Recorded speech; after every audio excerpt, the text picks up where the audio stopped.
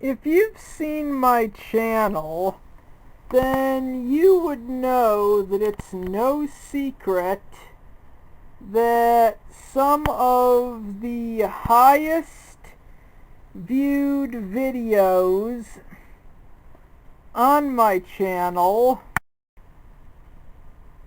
essentially revolve around a woman getting hypnotized. And as it turns out, DeviantArt is filled with stuff like that. And since the people of the internet love it so much, I, Shadow Hero 90, am going to give you my top 20 list of hypnosis fans within the DeviantArt community. Item Shoplifter with 589 watchers, 157.7k page views, and 641 deviations.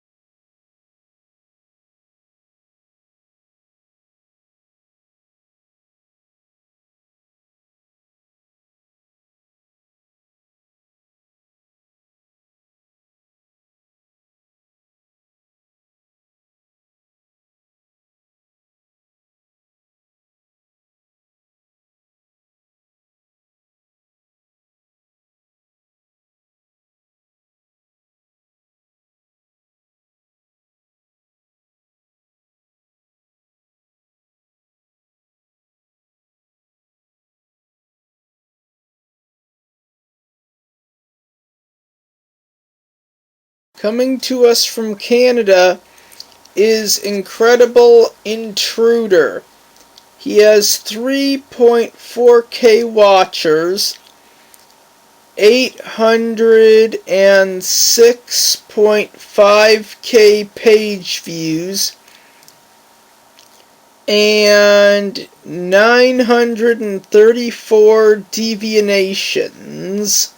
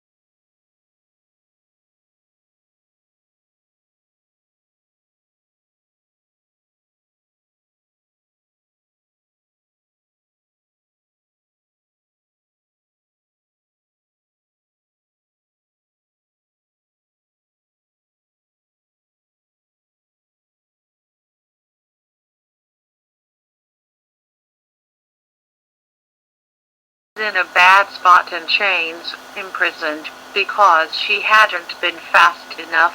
Her mission had been mostly a failure. She merely had to find an ancient artifact before this dark witch could, its power far too great for the likes of Catrafia to wield.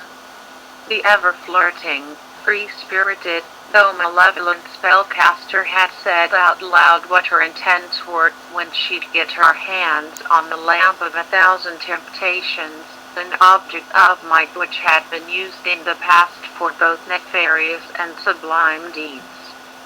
As a heroine, it was Louise's duty to go forth and find it before her along with her party of other heroines, but they failed. She could picture it now, Castrafia enchanting, ensorceling, mesmerizing, hypnotizing the others into becoming her slaves, part of her growing harem of female adventurers of all kinds, each on their knees, a smile on their lips, dressed like exotic maidens and dancers for her pleasure, and yet somehow she had sparred Louise.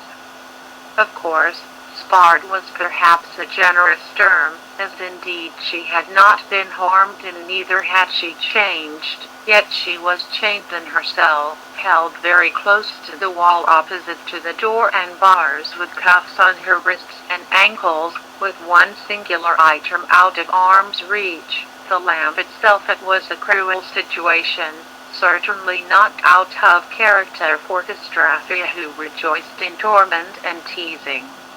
Their rivalry full of such moments, when she'd playfully make lewd comments on Louise, flirting and threats ever being balanced in their interaction, even with the former, was really just one-sided.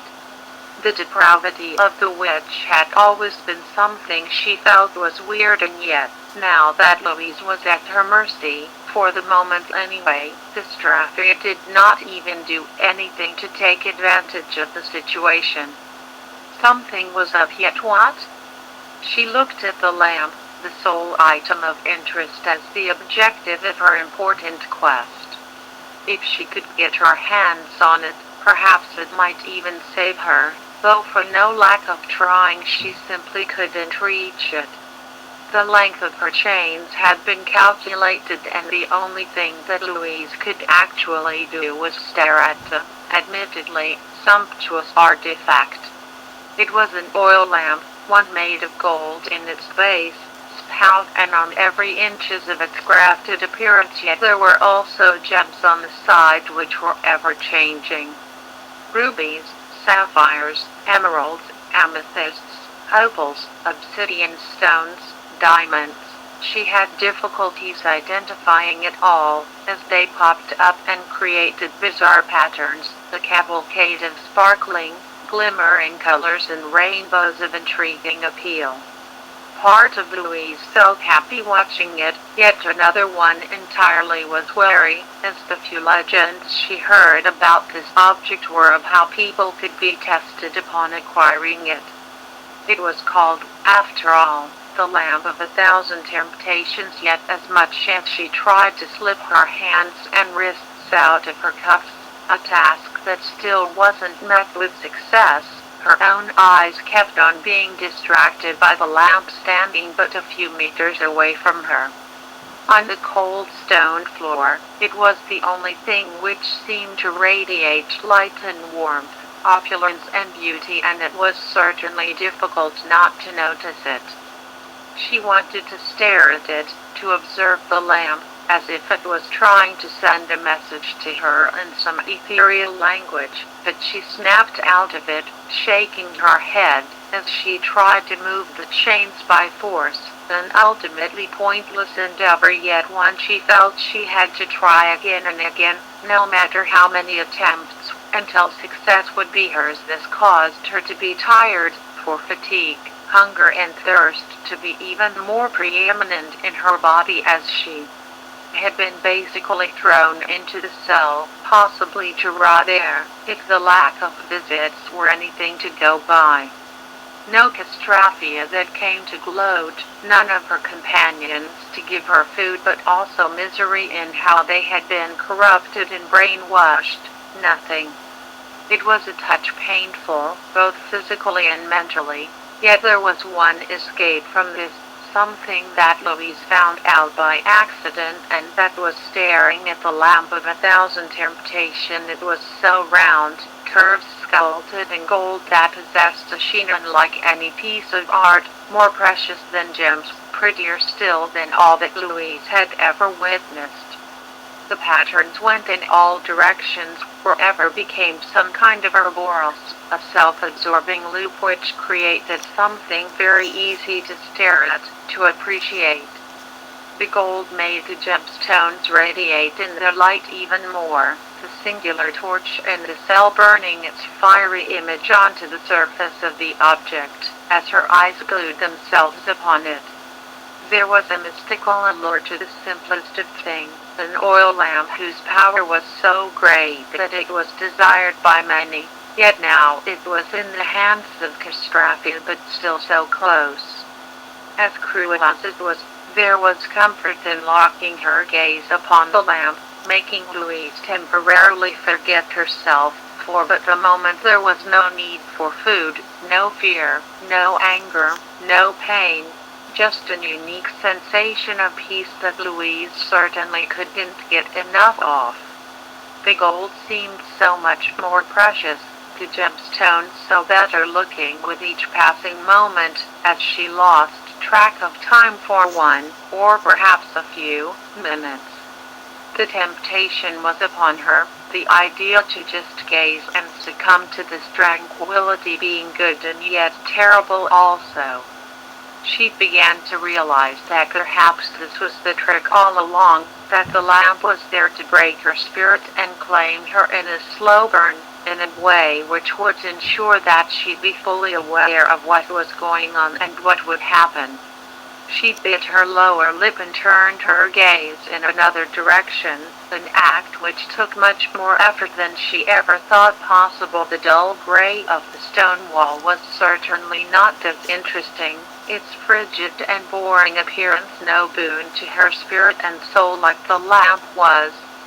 She could still see a phantom pattern in the corner of her eyes, an invitation that her mind conjured for her to just move her neck a little, to return to something more pleasant.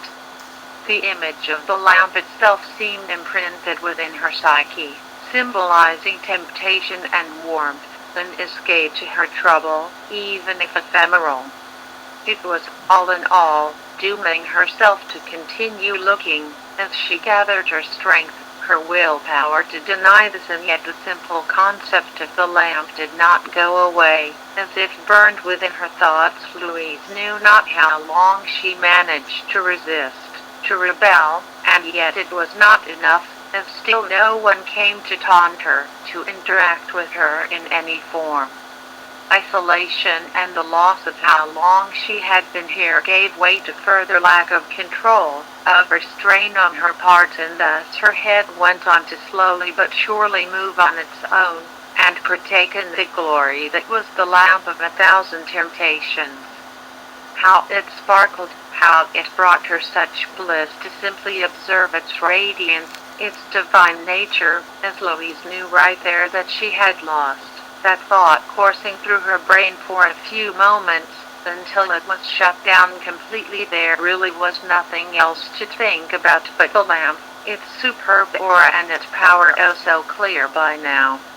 It gave way to contentment, to happiness, as her problems seemed to dissipate one by one. Her predicament, what led to it, how she got there, and every single circumstance is washed away by gems and gold, swirls of such wonderful colors that they pulsated, beginning to coat everything away in their beauty.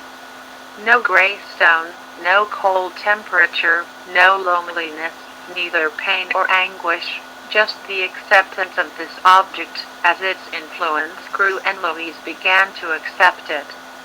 There was reluctance at first, fear of the unknown and of being unable to go back. Yet the way forward which was silently promised to her seemed so good, so fantastic and filled with wonders that truly there was no other choice but to accept everything she had lost.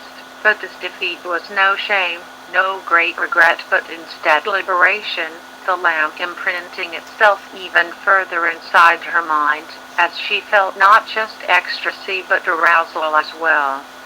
She was falling for this divine artifact, for its power and what it could do, as she stared loving, worshipful eyes ogling that which she had sought for so long. No matter who found it first, so long as she could stare, and as the lamp continued its work, immobile yet not without any particular magic or intent, smoke began to escape from the tip of the spout, a further invitation toward the inescapable, toward the sublime, as Louise grinned in delight, her eyes long since showcasing spirals of gold and multiple colors, as by now she was the subject of this lamp and all its glory. The smoke, thick and sparkling, came in toward her as she took deep breaths, filling her lungs with mouthful and heavy inhaling of this offering, this promise of eternal salvation. It was a mixture of drinking, inhaling and eating the substance, the way it was light, somewhat bubbly but yet akin to mist, as it was gulped down with eagerness, bringing volcanic heat and changes within her flesh, muscles, bones and her thoughts. It covered everything, then seeped in by bringing in magic of the likes Louise would never be able to identify, as it colored the core of her character in all the precious shades and glimmers that mesmerized her so. She was feeling so empty yet fulfilled that her own body began not just to absorb the smoke, but to actually reverse it all, as it was that content escaping the lamp which absorbed her, turning her from solid to gas in a way that felt simply incredible. Her arousal peaking, she understood nothing, less that it felt great and that she simply had to submit now, the easiest of tasks to accomplish soon. Her wrists and ankles were freed, the chains no longer relevant, as the smoke returned inside the lamp bit by bit, taking her along. It was no tragedy, nothing to be afraid of, as instead she was eager, excited at the thought of being one with the lamp of 1,000 temptations. It felt like part of her journey was complete, ready to move on to the next step, as the suction made it seem like it was unavoidable. She had no choice on the matter, but she wasn't fooled into thinking of this as a catastrophe but rather as something liberating. Docile, submissive, she was a sharp contrast to who she had been once, yet it was all for the better, as by now she floated in the middle of the room and then was integrated into the artifact, swallowed and sucked in, as she could feel the lamp shine and accept her wholeheartedly, as barrage of information came within, discarding thoughts and knowledge for more useful acquisitions and skills to replace it all she would know of fighting, of what she went through and of what she had once been, but she would also understand that this was the past and her present could be assigned to a role, genie slave. She was bound to the lamp, accepted in its sacred role of subservience, and as such magic, spells, wish-granting, servitude, devotion, loyalty, worship, and other such concepts poured in, overwhelming her for a few instants, until they became the norm. And as this went on, a pair of hands took in the lamp and brought it up from the floor. And now you shall be mine forever, Louise, my prized and pretty rival. How I've waited for the longest time to finally claim you, and now you shall serve me for eternity. No longer blocking my path, you will facilitate everything for me, grant me pleasure and satisfaction with your every thoughts and actions. Louise listened, that voice belonging to the one she intrinsically knew how to name, mistress. A rub of her receptacle, and there she was, unleashed, dressed in a bedlock of the most risky and sensual qualities, bowing in reverence, a smile on her face and the desire to obey firmly rooted in her psyche. Then, she committed to her role once more, declaring a sacred and "O glorious mistress, I'm Louise, the genie of the lamp of 1,000 temptations. Your wishes are my commands, and I'm all too eager to hear and obey them." Not here by choice, as her regular clothes were discarded, brown robes patched up with what she could afford. Her olive skin was made bare, as she was eyed by guards nearby and by those women who said nothing to her, basking the small room she entered in silence. Their motions were calculated and soft, yet they were cold, almost lifeless in both their looks and their gestures, acting more like cold, lifeless golems than actual living beings.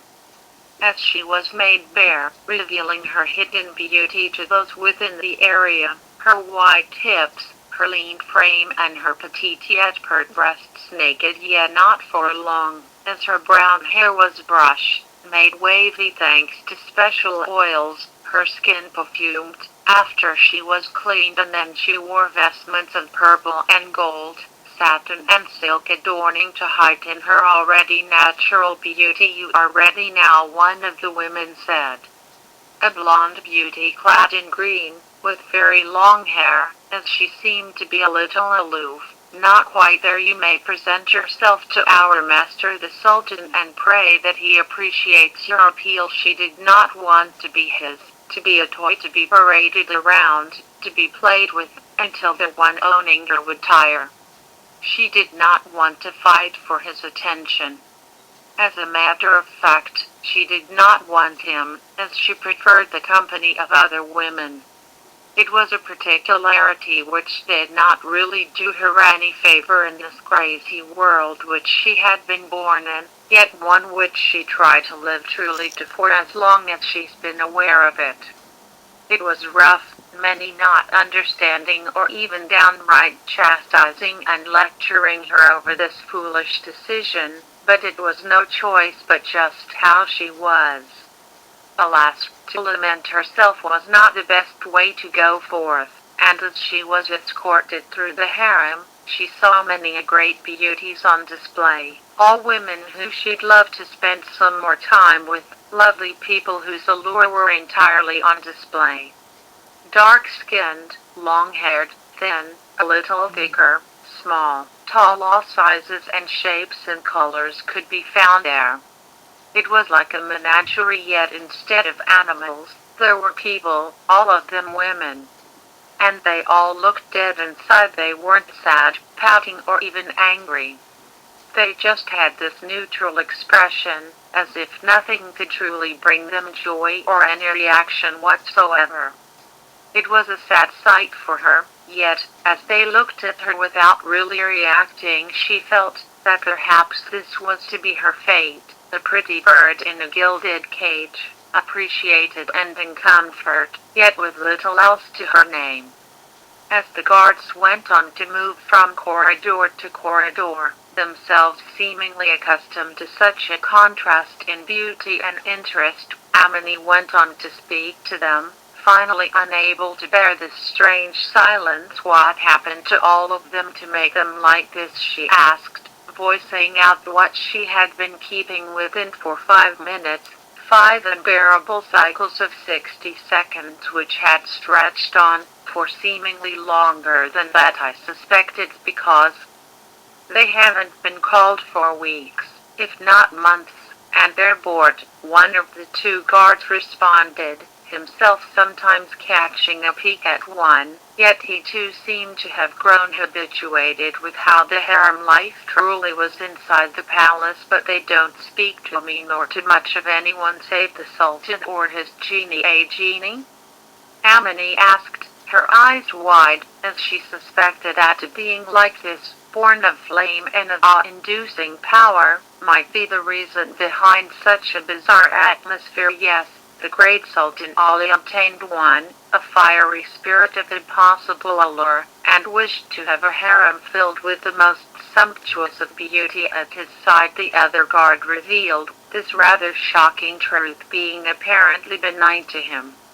It's probably why so many people went on to send their pretty daughters to him in the first place, though some of them I'm not quite sure why they weren't invited or sent. The genie said she would take care of it. This stressed her out, yet also gave her food for thought, as Amini began to ponder just why she was specifically chosen.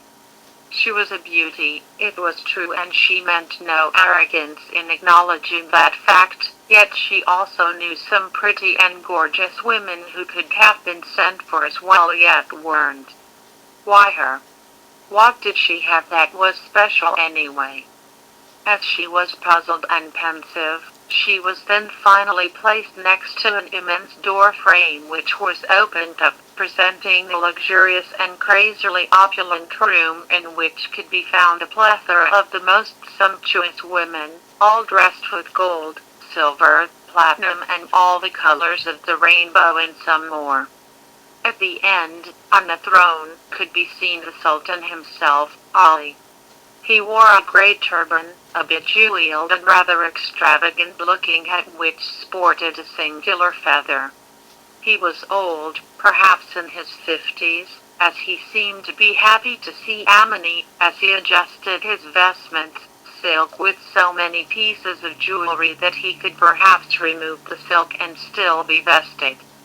On his side was a lamp from which the genie was revealed, a purple-skinned beauty of alien exoticism, curvaceous, luscious, and nearly glowing, as her long red hair, her open vest with no top beneath, and her puffy black pantaloons made it so she seemed out of place, yet was so striking that instead the others were out of place. "Ah, you have done a great job here, my most wonderful slave," the Sultan went on to say, looking at Amini as if she were a breath of fresh air in a dull and lifeless area, an oasis amidst a dry desert.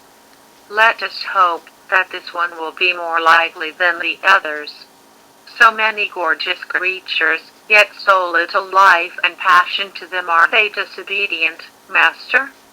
Perhaps in need of training, the genie went on to ask, bowing before him, as she floated above the ground in a seated position, cross-legged, as she went on to look at Amini, inspecting her. Let us see what kind of energy this one possessed. Yes. With a snap of her fingers, the genie sent some energy toward Amini, who felt a strong compulsion in her mind and her body, an aura which enveloped her and made her see the genie and the sultan and no one else. Her vision pulsated, her body animated by alien gestures, as she began to dance. She swayed her hips, brought her arms high and then crossed her wrists before lowering her hands, opening her stance, as she then shimmied in a fashion which she never thought she'd ever be able to do on her own. Her mind was focused solely on her dance, and soon even the figure of the sultan faded away, leaving only the genie in her supernatural appeal. That gaze, those deep eyes made of all shades of blue, drilled within Amini's heart and soul, captivating her with their mesmerizing power, as she felt faint and yet blissful. Hypnotized by the power that was the genie's, she whirled her hips, twisted them, her arms acting like serpents, as she bent forward then backward, getting on her knees, as she brushed the floor slightly with them, while she rolled her belly. Then the genie then clapped her hands twice, as Amini woke up and felt her heart beat faster. That had been an incredible experience, one which felt intense and yet a little invasive. As she got her bearings back slowly and surely, the sultan went on to clap his hands. "Oh yes, I like the fire in this one. She most definitely will do," Ali said, clapping his hands so that his nearby slaves would bring him wine to drink and fruits to eat, as he lounged and relaxed, seemingly not having a care in the world. "Now prepare her to be part of my close entourage. She'll need to be far prettier than this to be really worthy to be in my presence at almost all time, including in my bed at once, Master," the genie said, as she snapped her fingers and then transported Amini and herself to a room filled with outfits and ensembles, with jewelry and trinkets, as Amini rose up and looked at the genie, blushing and yet not desirous to go along with what would be going on now. "Let us know." "I refuse," Amini said. Moving past that dance and that trance she had been a part of somehow, "I do not want to be a slave, to be captured and played with. I wish to have a life. I know what the sultan wants and I can't give it to him. I refuse to deny myself for the sake of an old man with everything going for him." The genie looked at her with a calm, cold and neutral expression, which switched to a much warmer and amused little smile, as she glanced at Amini. "Oh, I like you," the genie said, clapping her hands, as she summoned her lamp and then did a curtsy to properly introduce herself. "Allow me to present myself, Yesenia, proud Jinn and soon to be savior to you." "Amini, is it? You've brought me here, ready to be enslaved like you are, and you say that you'll save me?" Amini said, confused and yet angry. "If this is a joke, it's not a funny one at all. No joke. I have brought you here, because we have similar penchants, and I've summoned all those poor souls whose preferences unfortunately bring them harm due to the ignorance of others," Yesenia explained, going on to snap her fingers, as she went on to invoke and create a creature made of clay which soon shaped itself to the spitting image of Amini. "And I shall bring you where nothing shall ever bring you pain and discomfort. Under my protection, for you to blossom and be loved." My sweet A kissed on her hand, and Amini looked at this version of her who was lifeless, neutral, and then she understood exactly what was going on, as she gasped and then looked at the genie, who showed her the most wonderful of smile. "You mean my master wished for a harem of pretty women at his side, and I delivered," Yesenia revealed, presenting the lamp, as the genie smirked. Each of these women are like us, and I can assure you that they are very welcoming and charming. Would you care to join us, Amini?" It was no choice at all, as if she stayed she would be the slave of this old man, and if she said yes she'd be among her people, under the proper care of the genie. "But won't you get in trouble if he finds out?" she voiced, working against herself, as she realized that and instead took on a chance. Yes, I want to be within your lamp, then so it shall be," Anisha declared, as the lamp shook. A tendril of purple smoke emerged and gently grabbed Amini, removing her from this world, as Anisha then returned to her master with a different, more monotone version of the lively girl he had seen dance prior. "She is ready, master.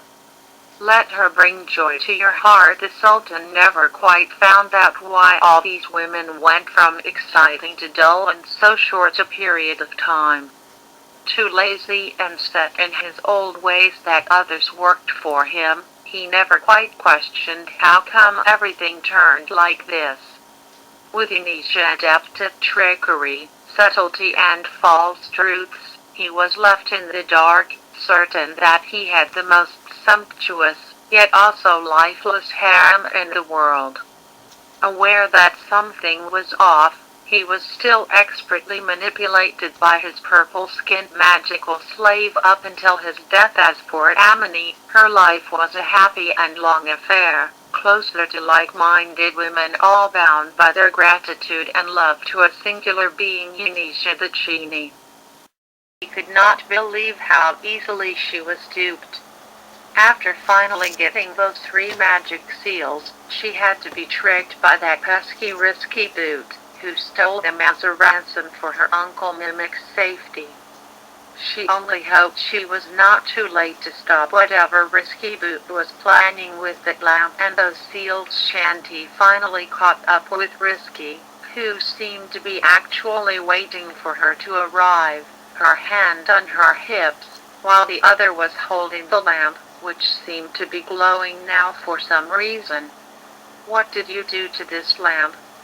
Shanti asked, with cautious and wary tone, not liking at all the unknown factor displayed by the shining object. "I only activated the 3 magic seals, thereby making sure the lamp I now hold can finally complete my plan," replied Risky with a confident, almost pleased tone. Soon after her reply, Risky moved her hand from her hips and began to rub the lamp, while watching Shanti with an interested look on her face. Shanti began to feel strange, feeling some amazing feeling of pleasure, while she witnessed Risky rub the lamp in front of her. The feeling only kept increasing, while Risky continued the rubbing of the lamp. Risky watched the half-genie girl with a satisfied grin on her face, knowing full well what would soon happen to her long-time nemesis. Shanti had to sit down, as she could not stand on her feet anymore. The pleasure increased and soon was accompanied with a feeling of weakness. Seeing how far her plan got, Risky continued to rub the lamp vigorously and proceeded to explain what was happening to the weakened foe, adding to her pleasure seeing Shanti like this. "Nobody told you about this lamp, I presume. Let me explain it to you, my dear. This is a genie lamp, but not just any genie lamp. This is yours. The lamp in which you were found. That fat fool, Mimic, thought to protect you by keeping it hidden, but I knew full well that a genie, even a half-breed like you, has a lamp bonded to her person. However, like I mentioned, you are only half genie, so I had to empower your lamp a bit to make sure it had its way over you. I had to activate those 3 seals, so that you would be under the power of your genie lamp. Even now, as I am rubbing it, the lamp is rewriting your being, erasing your human half, so that it may absorb and enslave you." Shanti could not believe that she was powerless against her enemy, who only had to continue one simple motion over an object to defeat her. "But then, what will happen?" After I become a full-fledged genie, she asked, trying not to sound defeated. It's an easy one, dear. You will be absorbed back into the lamp, which will turn you into a complete slave. You will gain incredible magic abilities, but be doomed to obey the one who rubs your lamp, in this case me. Soon after hearing her reply, Shanti despaired, feeling weaker by the second. The only good thing in the situation was the great pleasure the experience gave to her. She sensed her being turning into smoke, not feeling her legs anymore. The lamp then began absorbing her until nothing remained of Shanti in the physical world. Risky showed a wide smile, enjoying her victory. One mere movement away from her reward, Shanti woke up in a small circular room filled with cushions. She knew, now, that this place must be the lamp. She then heard a beautiful but commanding voice echoing, "Welcome back, Shanti. Who are you?" "I'm the lamp itself. Please help me out. I do not want to be anybody's slave. You do not have any say in this matter. You shall now listen to me." Shanti suddenly felt very obedient and submissive toward the voice, knowing that it belonged to her lamp. "Here are your tenets as a genie of the lamp. You will obey, revere and love whosoever rubs your lamp. You will address this person as your master or mistress, depending on the sex of this person. You shall never question the motives of this person. You will respect and serve this person for as long as she lives. Whenever she explicitly says that she wishes for something, you will use your vast magical abilities to make sure she gets what she desires. Is everything understood?" "Yes," Shanti replied. Risky proceeded to rub the magical lamp one more time, which made a small line of smoke appear. From this smoke materialized Shanti, now a complete genie. She wore the same clothes and jewelry as before, but did not have any legs. The legs were replaced by a tail made of mist and smoke, greeting, "Oh, most wonderful mistress. What can this humble genie do to please your person?" Shanti said in a submissive and loving tone. "I got some ideas," replied Risky. She certainly had plenty, enough only with the sight of her new acquisition. Broken Teapot. He has 16.7k watchers, 5.3m page views, and 2.5k deviations.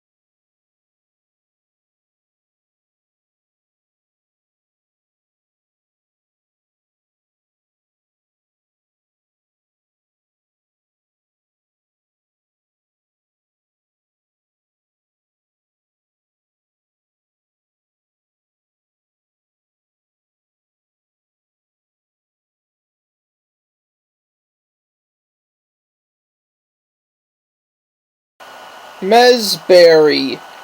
He has 1.5k watchers, 94.5k page views, and 66 deviations.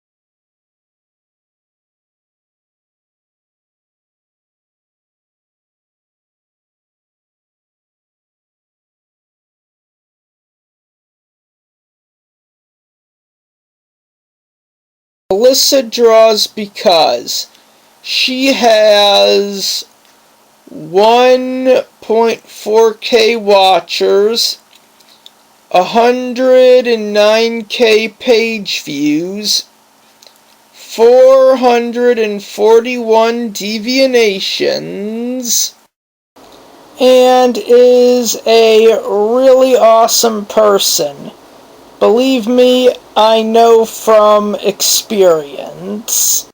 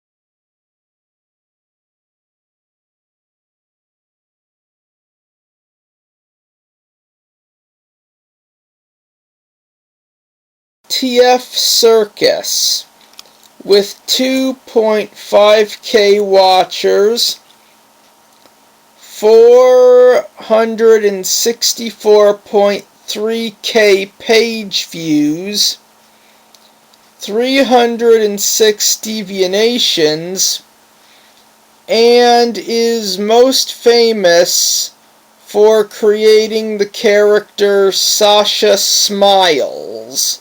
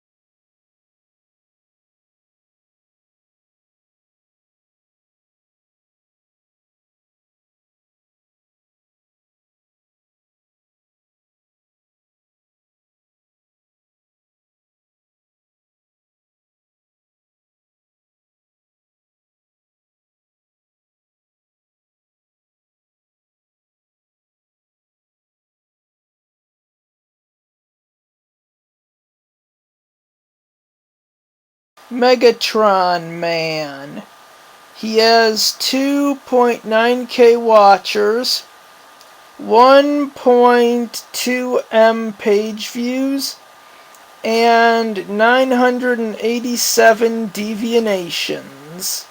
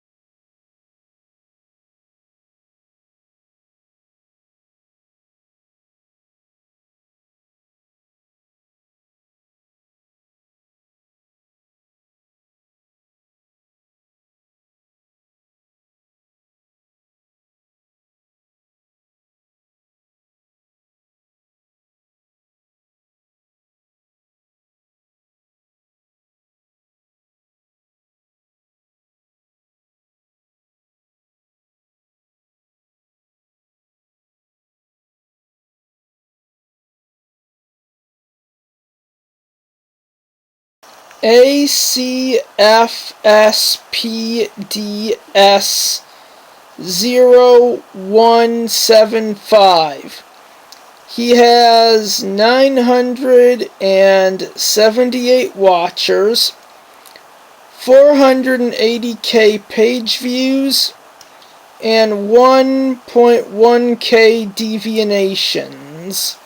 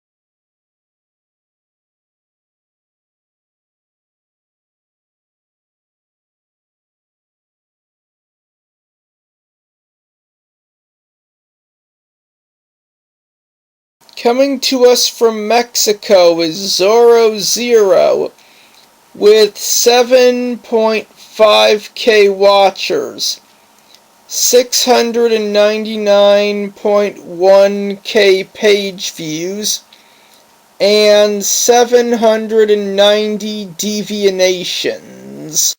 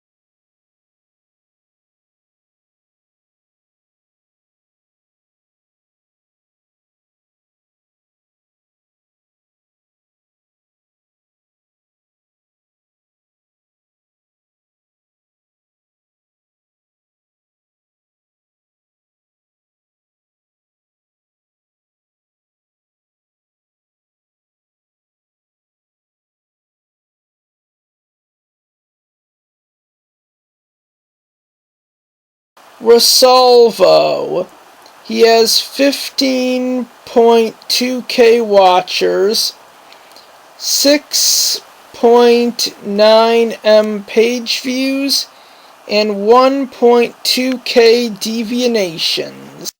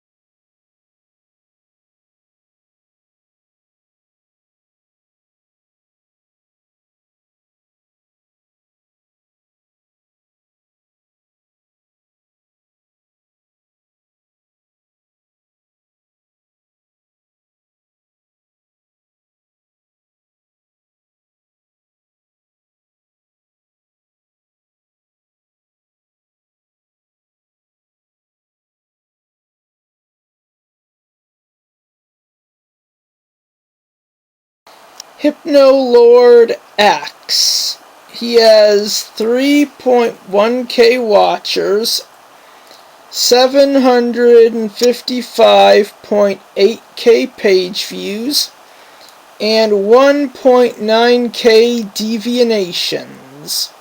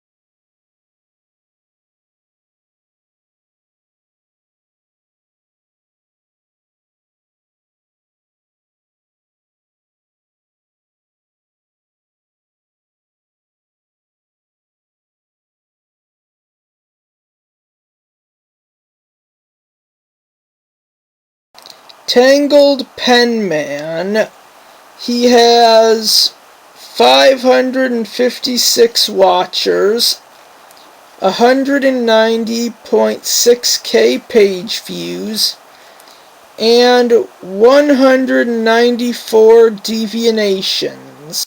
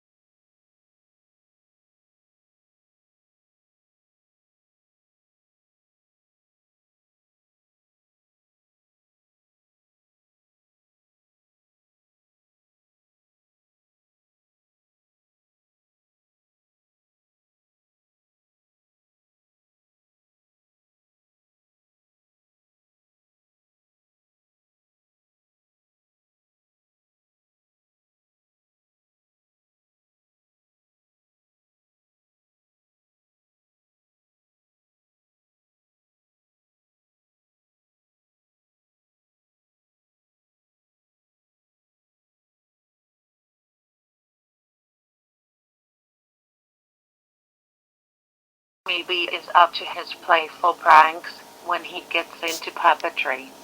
Tricking Amy into believing that Sonic is close by, Charmy manages to string her up as her puppet and make her do silly dances and poses. Unable to break free of the strings, Amy is forced to dance, getting angrier by the second. Charmy isn't quite done with his wacky antics. He expands his string quartet by tricking Cream the Rabbit and even Rouge the Bat into his little puppet show. Cream is the only one who sees this as Charmy expressing puppetry as an art form, so she suggests having them dress in ballerina skirts for a dance. Cream ends up having fun whilst Amy has grown numb to her rage and just waits for an opening to break free of her strings. As for Rouge, she is furious and starts coming up with a way to get back at the bee, as she dances against her control. The complete control over Hiruhi Suzumiya. It was that time again at North High. The Arts Festival was a few weeks away and students were coming together to come up with ideas on what they should do. The school was busier than ever, even with breaks after lessons. Almost every area of the school was packed with students walking to and fro. The SOS Brigade was, as usual, hanging out in their club room doing anything but being able to relax. As expected, Haruhi Suzumiya was making sure that Kyan, Mikuru, Yuki and Koizumi were all paying full attention during the meeting they were having. Haruhi, like the previous year, was once again in charge of coming up with a project for the arts festival. She was stressed out, as she was struggling to come up with any ideas. She acted like there were only a few days to think of something, even though there was still plenty of time to plan things out. Oh man, this is frustrating. Can't you guys think of anything? I'm doing all the work around here. Haruhi ranted. Oh come on, we have plenty of time to prepare. Can't you just call it a day already? It's nearly time for class, Kyan moaned. No way. The arts festival is something we at the SOS Brigade must make sure is something we excel at. I can't spend one day from now on not making any plans. If we are to succeed, I understand where she's coming from. You're bound to come up with something truly great. If you keep at it without anything keeping it in your mind, Koizumi responded. You're not helping, you know. Kyan grumbled. Exactly, I don't care. If it takes time out of your homework, all of you are to keep your minds focused on coming up with ideas. Haruhi agreed. As she raised her voice slightly, Kyan sighed, as he knew he wasn't going to get anywhere. Just then the school bell rang, meaning that break was now over. The group grabbed their things and headed out of the club room. I'll join you in a sec, Kyan. You go on ahead. I'll do clean-up duty today, Haruhi told him. Before he left the room, Kyan had no objections to that, so he left the room.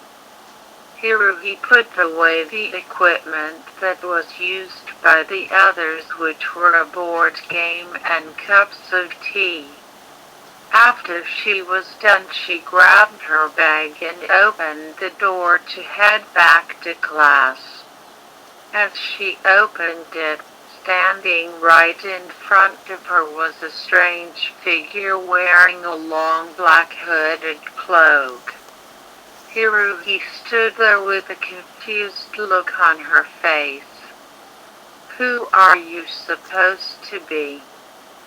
Some student making plans for an arts festival event?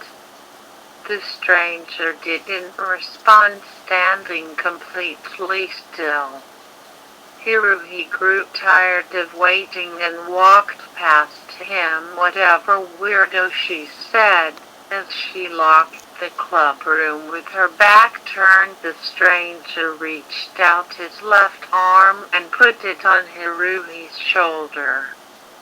She turned around, reacting to his strange behavior. Hey jerk, what's the big idea? She shouted, as she was prepared to punch him in the face.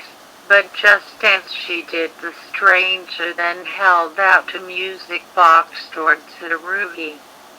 She stopped, looking quite confused as to why she was looking at the music box. The stranger opened it up and a tune began to play. Oh look, freak, If you're trying to impress me with that, then I'm she then found herself being unable to resist listening to the music. Her hands then flopped down and her posture was slanted along with her mouth being half open as she continued to listen. The stranger chuckled as Haruhi had a blank look on her face, as her eyes now looked completely lifeless.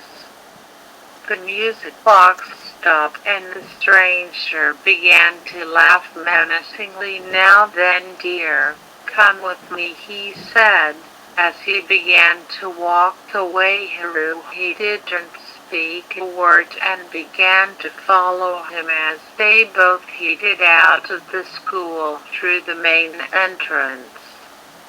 By the time he had made Haruhi follow him, all the students and staff were already back in class, so the stranger had nothing to fear about being noticed.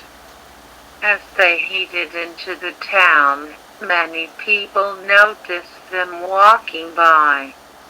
At this point, they were aware of Haruhi Suzumiya and her crazy antics.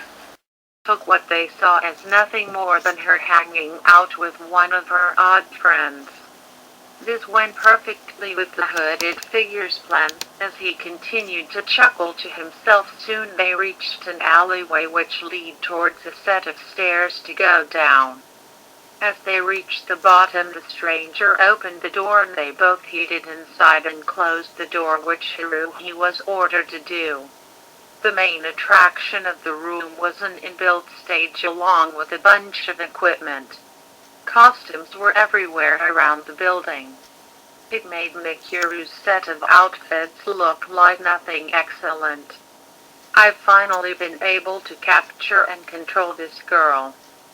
This music box is simply magnificent, he told himself with delight. He turned his attention to Haruhi, who was standing still with the same lifeless look on her face. You, my dear, you are going to be simply perfect for the show I have planned. He raised his hand into the air, really getting into the moment. I'm the great Mariano for tonight's entertainment. You are going to be the big star for my puppet show, he boomed out loud. Are you excited about this?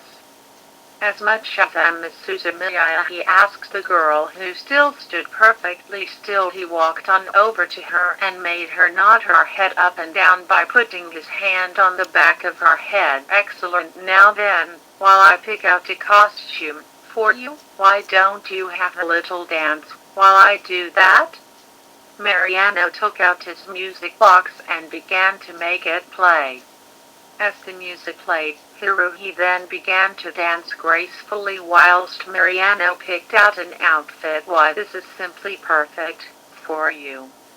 We shall begin the first part of the show with this one, he said, as he held out a ballerina costume. He commanded Haruhi to go into the changing room to prepare for the show, to which she did. Some time later, Haruhi had now changed into her ballerina outfit and was sitting down on a chair which was on stage. Mariano had got out a device he had created himself for the show. It was a marionette-style harness which consisted of straps made to attach themselves to various limbs of the human body, strings which attached themselves to the straps, and in front of the stage was a control mechanism which consisted of levers to control each limb strap. The head attachment was a little different from the straps. Mariano had wrapped a pink strap around Haruhi's head, which was connected to a ring which was held up by strings to give the head some movement. Mariano was finishing up putting straps on Haruhi's left arm, as the rest of her body had straps attached. With the wrist straps attached, Haruhi's wrists were suspended in mid-air. He looked up to Haruhi's blank-eyed face. You're all ready to go now, my little puppet. Let us begin the show. He then headed off the stage to head towards the lever mechanism.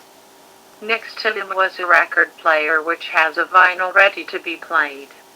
He gave one last look at Haruhi, as he then began to play the music. The music that played was the same tune that was used in the music box. It continued to have the same effect on Haruhi, which made Mariano's control over her much stronger. He pulled the first lever on the mechanism which controlled the string strap on Haruhi's right hand, making it rise up into the air. Then he began to pull a series of levers which pulled Haruhi out of her chair and began to dance stiffly. The moves that Mariano was making her do didn't come across that of a graceful ballerina, but more of a normal marionette. It didn't matter to him, as he enjoyed making the girl dance to, however, he made her do. Haruhi was wobbling around and floating slightly above the floor, as the strings pulled her up slightly. Mariano then pulled some levers to make Haruhi stiffly walk off the stage and towards him. The strings were not able to reach far enough to him, as she then fell onto the floor. Laughed from her fall, as he then pulled every lever possible which put her back on her feet very quickly. Haruhi stood in place wobbling, as the string strap on her back pulled the most weight. Marino took a break from pulling the levers, as he walked on over to Haruhi. That was wonderful, my beautiful little marionette. You're an absolute star who will go down in my personal history books, he laughed to himself, as he pinched on both of Haruhi's arm strings and moved them to make her clap her hands frantically. For the next part of the show, I think we shall have a new outfit for you. But first we will need to get you a partner for the next act, so I will be right back. He now had planned in mind to get another one of the SOS Brigade members that we were aware of. Before I go, I don't want to keep you standing around doing nothing. Why don't you have another little dance to yourself whilst I go and get our next puppet, he told the unresponsive Haruhi. He flicked a switch on the lever mechanism which put itself on autopilot, as the levers moved randomly. The strings began to manipulate Haruhi's body once again, as Mariano left the large room and locked the door. I'm coming for you next, Mrs. Satina, he said to himself menacingly. 2 days since Haruhi and Mikiru had been absent from school. Kain and the others were still getting on with regular life and trying to come up with ideas for the cultural festival whilst Haruhi was away. Kain had decided to head into school early before lessons started so he could try and help towards thinking of what to do for the festival.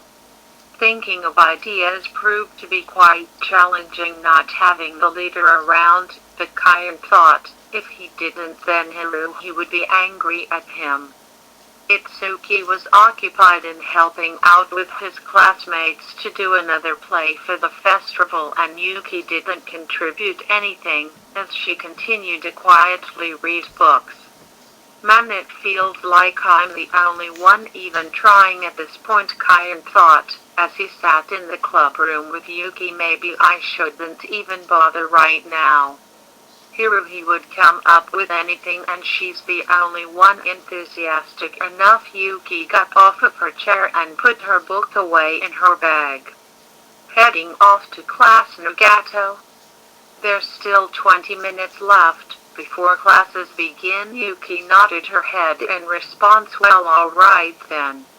Catch you later. Yuki took her leave. 10 minutes were left on the clock till Kain had finally given up on thinking of ideas. Screw this. I'll just head off to class now. He grabbed his bag and opened the door. What happened? As he opened it came as a surprise. There was Haruhi, standing outside the club room. Haruhi? Hey, are you feeling any now? He asked, feeling somewhat relieved to see her again. Haruhi had a blank, lifeless look on her face, as her lifeless eyes stared towards him. I'm fine. I'm looking for the one called Chiruaya. Where can I find her? She asked him in a monotone voice. Chiruaya.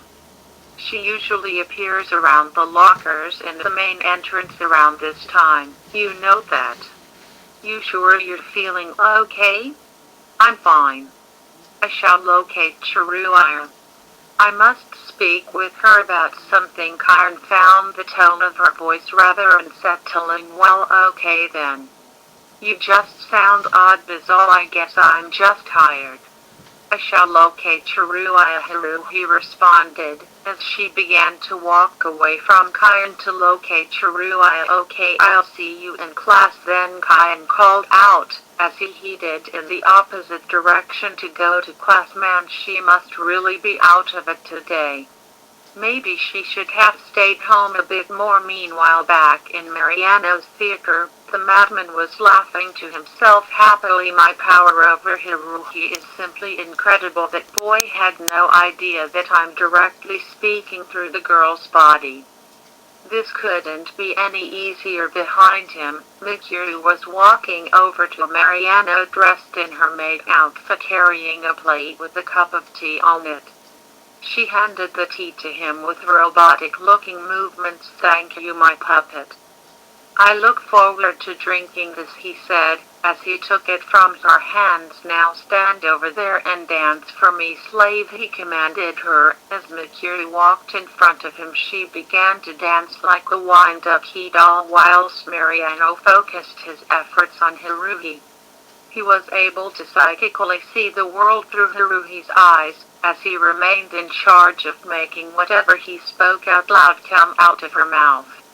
It was like a ventriloquist act for him. The mind-controlled Haruhi soon arrived at the main entrance.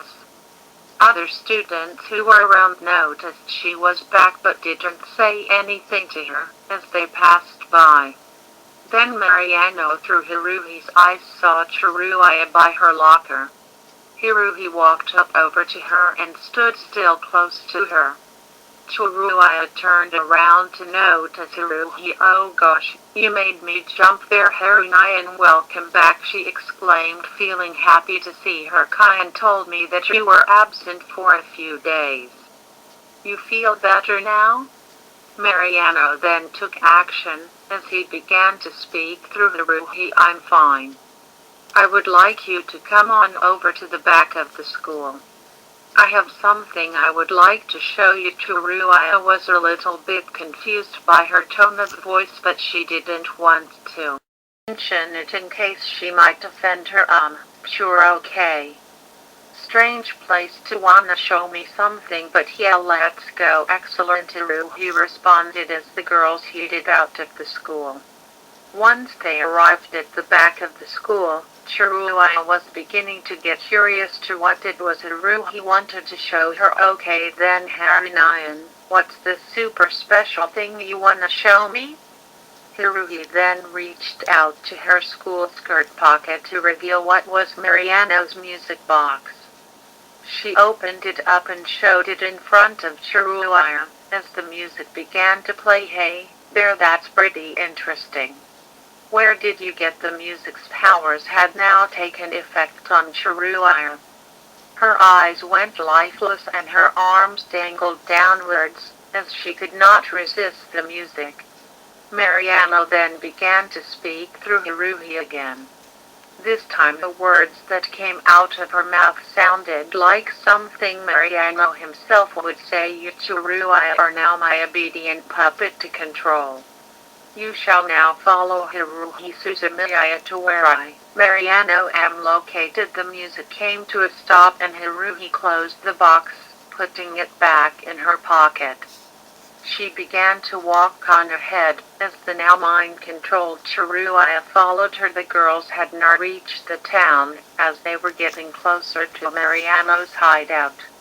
Up ahead, Kyan's friends Tanigachi and Kunikado were running as fast as they could. They were late for school and were arguing at each other. I should have just left you behind, you jerk. Now we're both gonna get punished. Oversleeping is not cool. Nikita said you didn't have to wait there for me, you know, Taniguchi replied, trying to catch his breath. You promised me you'd be up early to make plans for the cultural festival before class. Bet you were watching movies all night again. I did not. I went to bed at 3 a.m. Taniguchi replied, realizing what he said wasn't helping the situation. Nikita sighed as they both continued to run. Just then they passed by Haruhi and Shiruya, who were still walking towards the hideout. The boys dashed by so fast that they didn't notice at first who they were. Nikita then stopped, as he just realized who they were. Hey, stop a sec. It's Suzumiya and Shiruya over there, he said, as Taniguchi stopped to wait. What he said, as he looked back to notice them. Suzumiya hasn't been in school the past few days. What's she doing over there dressed in her school clothes with Shiruya walking away from the path to school? I dunno. Hey, come on, you're gonna make us late, Taniguchi said, not really concerned with Haruhi. He ran on ahead, as Nikita soon followed. He continued to wonder why the girls were walking away from school. The girls had finally arrived at Mariano's theater. The cloaked madman walked on over to the girls. Congratulations, Haruhi, you've been an excellent puppet indeed. Go on over to the table over there and take the costume on there to get ready for the show. Mikuru is already dressed and strung up on stage having a dance to herself, he instructed Haruhi, as she did what her master commanded. Mikuru was dressed up in a French-style dress colored red with puffy sleeves. She had long black arm gloves on her arms and wore black leather ankle boots on her feet. Her marionette harness was set on autopilot, which was making her do a stiff-looking can dance. Mariano then looked on over at the lifeless Shiruya standing still. Welcome, Shiruya, my newest puppet for the collection. We have been expecting you here for a while now. It is wonderful to welcome you into the family. He took Shiruya's hand as they walked on over to the stage to watch Mikuru. Here we have the greatest puppet show of all time. As you are the newest one of my puppets, you get to perform on stage with your fellow marionettes. It shall be wonderful. Later on, Mariano was at Haruhi and Mikuru's controls, making them do a can dance. Shiruya was sat in a chair with restraints locking her hands and ankles in front of the stage made to watch the girls dance. Shiruya stared towards the girls lifelessly, never once blinking or moving at all. Mariano brought the dance to a close, as he walked over to Shiruya. Bravo, that was a wonderful dance, my puppets. Next up will be Mikuru and Shiruya. He took off Haruhi and Mikuru's string straps and commanded Haruhi to change into more casual clothes, whilst he told Mikuru to change into the outfit he handed over to her.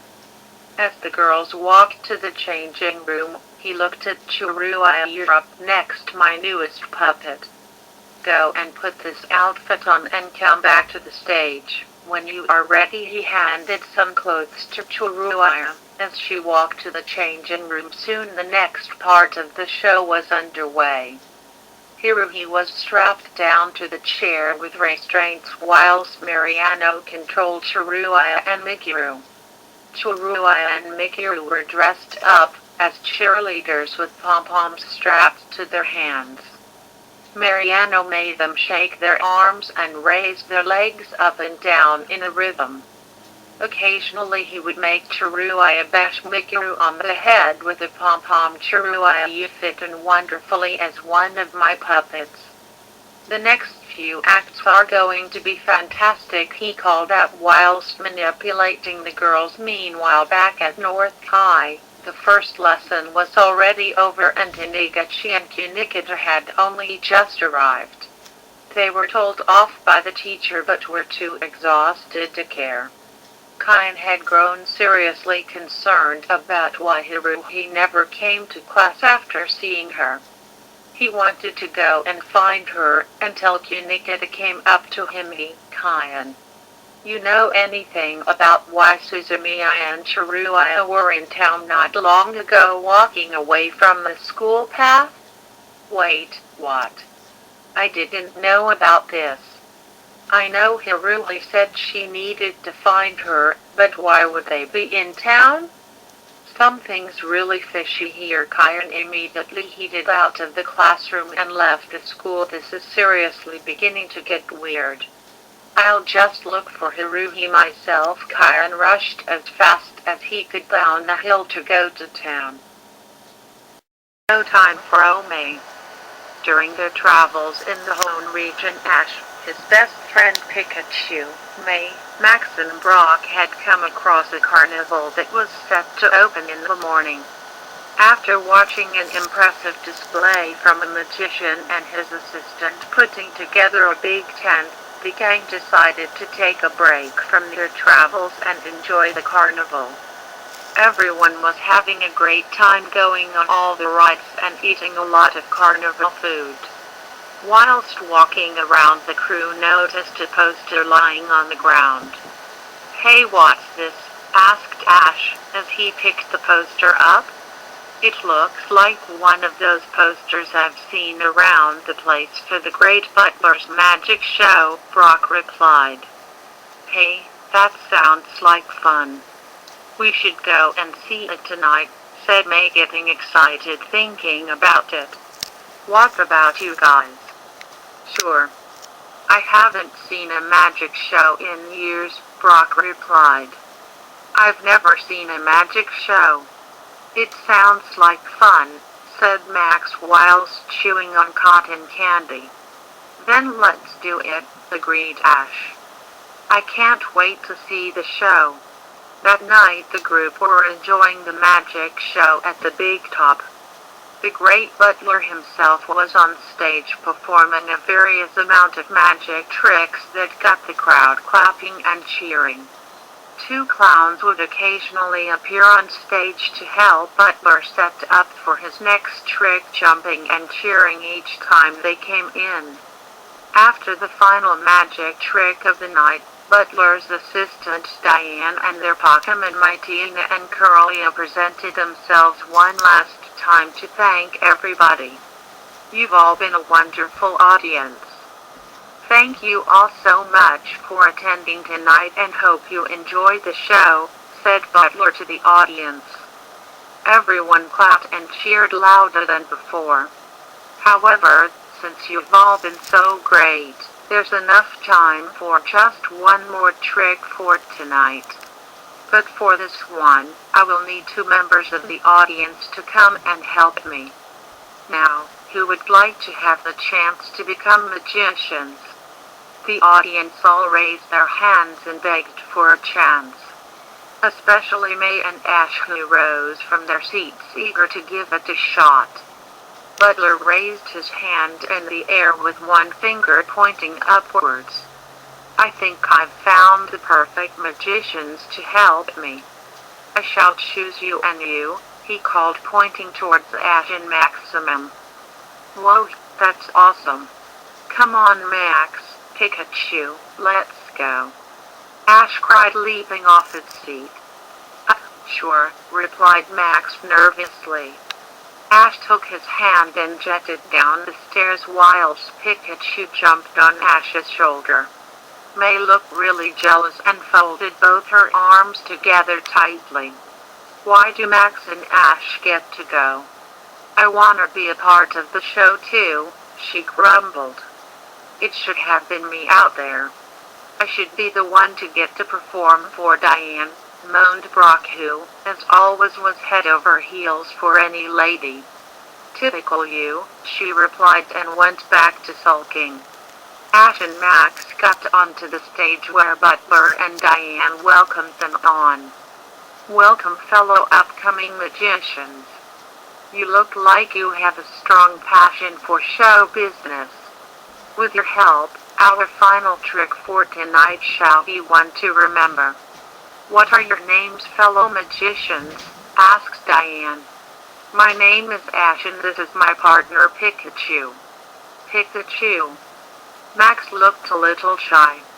My name is Maximum. The Great. Then let's get started. Butler called as the two clowns came back on stage to present a large box that they opened up. Seeing as you are already great magicians, let's see if you can escape the burning box. The burning box? Ash asked. All you have to do is escape the box before it bursts into flames. I don't think I can, said Max nervously. It'll be fine, trust me, said Diane with confidence. You're magicians now, so you can do it. But we aren't really magicians. The two clowns got behind the boys and gently pushed them forward. Yeah, sure, but we aren't really clowns, said one of them, as they continued to push them forward until they were sitting in the box and closed the doors. Dusclops, step forward. Butler called out to one of his Pokemon assistants. Dusclops, it replied as it walked towards the box. The clowns spun and jumped their way cheerfully off the stage as Butler began to speak to the audience again. Seeing as Ash and Max are great magicians already, they should have no trouble in escaping this box before it is destroyed by Dusclops' hyper beam. The audience gasped in shock. They will only have 10 seconds to escape before it is destroyed, so let's begin the countdown. Butler began to start counting down whilst Dusclops began to charge up its hyper beam. How are we supposed to get out of here? Ash asked. I dunno. There's got to be some sort of trick to this somehow. I hope, replied Max nervously. The countdown was getting closer to the end and the audience were on the edge of their seat. Especially May, who was chewing on her popcorn fiercely. 2-1. Dusclops, hyper beam, called out Butler. With that, Dusclops fired the beam towards the box. Ash, Pikachu and Max suddenly went downwards inside the box to find themselves in a small room where the floor elevated them backwards. The hyper beam had now destroyed the box, leaving a trail of smoke and bouquets of flowers descending towards the audience, who were in awe. Meanwhile, Ash, Pikachu and Max had stopped moving down below and started to be elevated upwards. The audience cheered as they saw that the boys had managed to escape the box perfectly. Incredible. Not only did they escape the box just in the nick of time, but they made bouquets of flowers appear as well. Just then, Ash, Pikachu and Max were brought back to the top of the seating area. Let's give it up for our new magicians, Ash, Pikachu and Max the Great. The spotlights aimed themselves towards the boys and the audience clapped and cheered for them. Thank you, said Ash cheerfully, with Pikachu thanking everybody back. The boys ran back down towards the stage where Ash waved and thanked everybody once again. Just then a grabbing device appeared out of nowhere and got a hold of Pikachu, dragging it away. Pika, it jolted out as Ash turned around. Pikachu, he cried out as the device formed itself into a ball cage and landed in the hands of the two clowns from earlier up high on a mini blimp. Now that's magic, said the female clown, as Pikachu tried to electric shock itself out of the cage. However, it didn't work and it kept trying again. Your electric attacks won't work in our zap trap. Give it up, replied the male clown. With that, the clowns flipped off their attire to reveal themselves as Jesse and James of Team Rocket. Now on with the show, they both said. It's Team Rocket, said Ash in anger. Give me back Pikachu. For the final trick of the evening, we are going to make all the Pokemon disappear. Jessie said there's a net containing my DNA and Curlia D from below the blimp. The Pokemon tried desperately to get out but just couldn't do it. The best part of the show begins now, said Team Rocket's third member, the talking cat Pokemon Meowth, who activated a switch by the spotlights to open up the big top's roof. He joined the rest of his team as the blimp began to float away. Who's the clowns now? They all said as they began to laugh. We have to stop them, Brock said as he and May were preparing to get up from their seats to help. I'll get M. Ash said, ready to throw one of his Pokeballs. Allow me, Butler said, looking calm and confident. Behold, he called to the audience. For our final performance, we have an encore. Dusclops, Capitata. Dusclops summoned up a blue flame and fired it towards Team Rocket's blimp. One of the ropes came loose and Jessica dropped the cage containing Pikachu as it opened up, freeing it. Ash caught Pikachu just in time before it hit the ground. Pikachu, he said, feeling relieved. What say we have an encore of our own? Pikachu fired a thunderbolt attack hitting Team Rocket, which broke the rope of the net containing Medina and Curlia. The two Pokemon landed on their feet just fine. No magic show is complete without a vanishing act, so we saved the best part for last, called Butler, still making sure he was entering his audience. Dusclops, use Nightshade. Dusclops then fired out a Nightshade attack which sent Team Rocket flying upwards towards the sky. Looks like Team Rocket's blasting off again, they cried, as they soon disappeared. Bravo, the audience cheered, all thinking that Team Rocket was all a part of the show.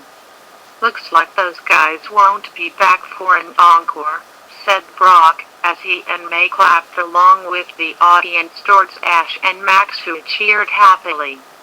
Later that night, after all the audience had gone, Butler, Diane and their Pokemon kept Ash and friends behind to thank them for their help. It was no problem, Ash said happily. Thanks for letting us be a part of the show. The pleasure is all mine, gentlemen, replied Butler. I'm sure you'll become great magicians someday. We hope you get to come tomorrow night as well, said Diane. Sure, we'd love to, Max said, not feeling so shy anymore. May was desperate to ask Butler a question and walked closer towards him. Hey, Mr. Butler, sir. Do you think I could be a part of the show tomorrow night? Please, please, please, please, she asked desperately. Well, I shall see what I can do, replied Butler, unsure of what to say. If some of these guys want to be a replacement assistant for you tonight, maybe I could book you a seat with me, Diane, said Brock, trying to make the moves on her. Max grabbed him by the ear and dragged him away. The only assistant she needs is one to keep her away from you, said Max, feeling embarrassed. Diane didn't reply and just looked confused. Butler was deep in thought and then snapped his fingers. Well, I just might have the perfect troll for you, if you'd like, he said towards May. Really, you'll let me help you with the show? She asked excitedly. The next morning, Max, Brock, Pikachu and Diane were outside the tent preparing to help set up for the show. They were waiting for Butler to appear out of the tent so he could show them something. May I introduce to you our newest clowns, Ash and May, he called, as Ash jumped outside the tent. Tada, he called out happily, wearing a big clown jumpsuit with yellow and orange stripes, a big matching hat of the same colors, purple neck collar with big cotton balls and curled shoes.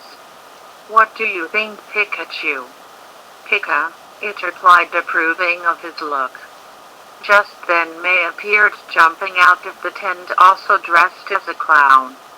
"Tadwo!" she cried, as she tripped over and landed face first on the ground. "Are you okay?" asked Ash, as he helped pick her up. "Yeah, I'm fine," she mumbled, feeling totally embarrassed. Her clown outfit was quite different to the one that was previously worn by James. She wore a pink-colored jumpsuit with yellow bow ties, 4 buttons covered in yellow polka dots, white puffy gloves, big red clown boots that curled at the tip with jingling bells attached, a white neck collar, and a pink hat with jingle bells dangling off the ends. Her face was colored with white face paint and 2 hearts painted on her cheeks. To top off her costume was a big red rubber nose. "You look great, sis," said Max, looking at her costume. "Yeah, you really look the part," replied Brock. "Thanks," she said, feeling a bit happier. "I asked if I could have something a bit cuter from what that creep James had on last night." "Well, it suits you nicely," said Diane. "You'll be a great clown, I just know it." "Just remember to take it easy and do your best," said Butler. "I'm sure you'll be able to entertain everybody." "We sure will." "Come on, May, let's get ready for when all the people arrive," said Ash, encouraging his friend. "Then," she replied, following him. As the day went on, Ash and May were walking around the carnival, handing out posters to Butler's magic show and doing their best to entertain anybody that came to see them. Ash was really getting into the swing of things and having a great time. He wasn't the best at trying to tell jokes, but he was quite animated and was slowly getting decent at juggling rubber balls. May, however, was finding it a bit hard. Her attempts to juggle resulted in getting hit on the head several times, and she often tripped over when trying to bounce around a lot. Eventually, Ash and May took a quick break after going around the carnival a lot to grab some food and sat down on a nearby bench with Pikachu joining them. Ash noticed that May wasn't all that talkative and looked a bit down.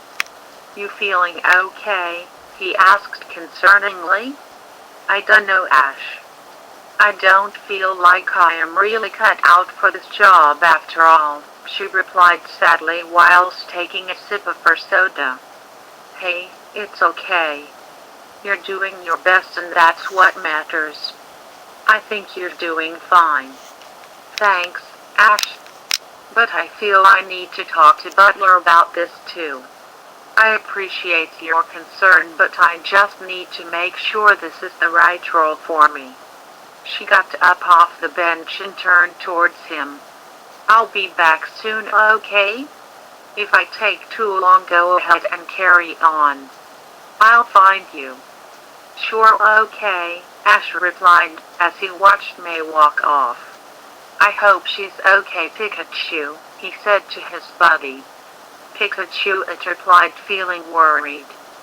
May arrived at the big top where only Butler, along with his Medina, Curly, and Dusclops were inside practicing for the show. "Oh, hello there, May. How is it going out there? Are you being the best clown you can be?" "I'm trying to, sir, but I just don't think this is working for me," she said sadly. "Oh, but why not? I can't seem to get into the rhythm of this at all. I keep falling over. I can't make the audience laugh, unless it involves me being clumsy without intending to be. I can't think of any funny jokes. Maybe I'm just not cut out for this." Butler put his hands on May's shoulders, looking serious. "I'm so sorry this is happening to you. But you should never worry, my dear, because I can help you become the best clown you can be. I know just the thing that can help you. Really? You know how to help me? She asked, feeling a bit more hopeful. Certainly.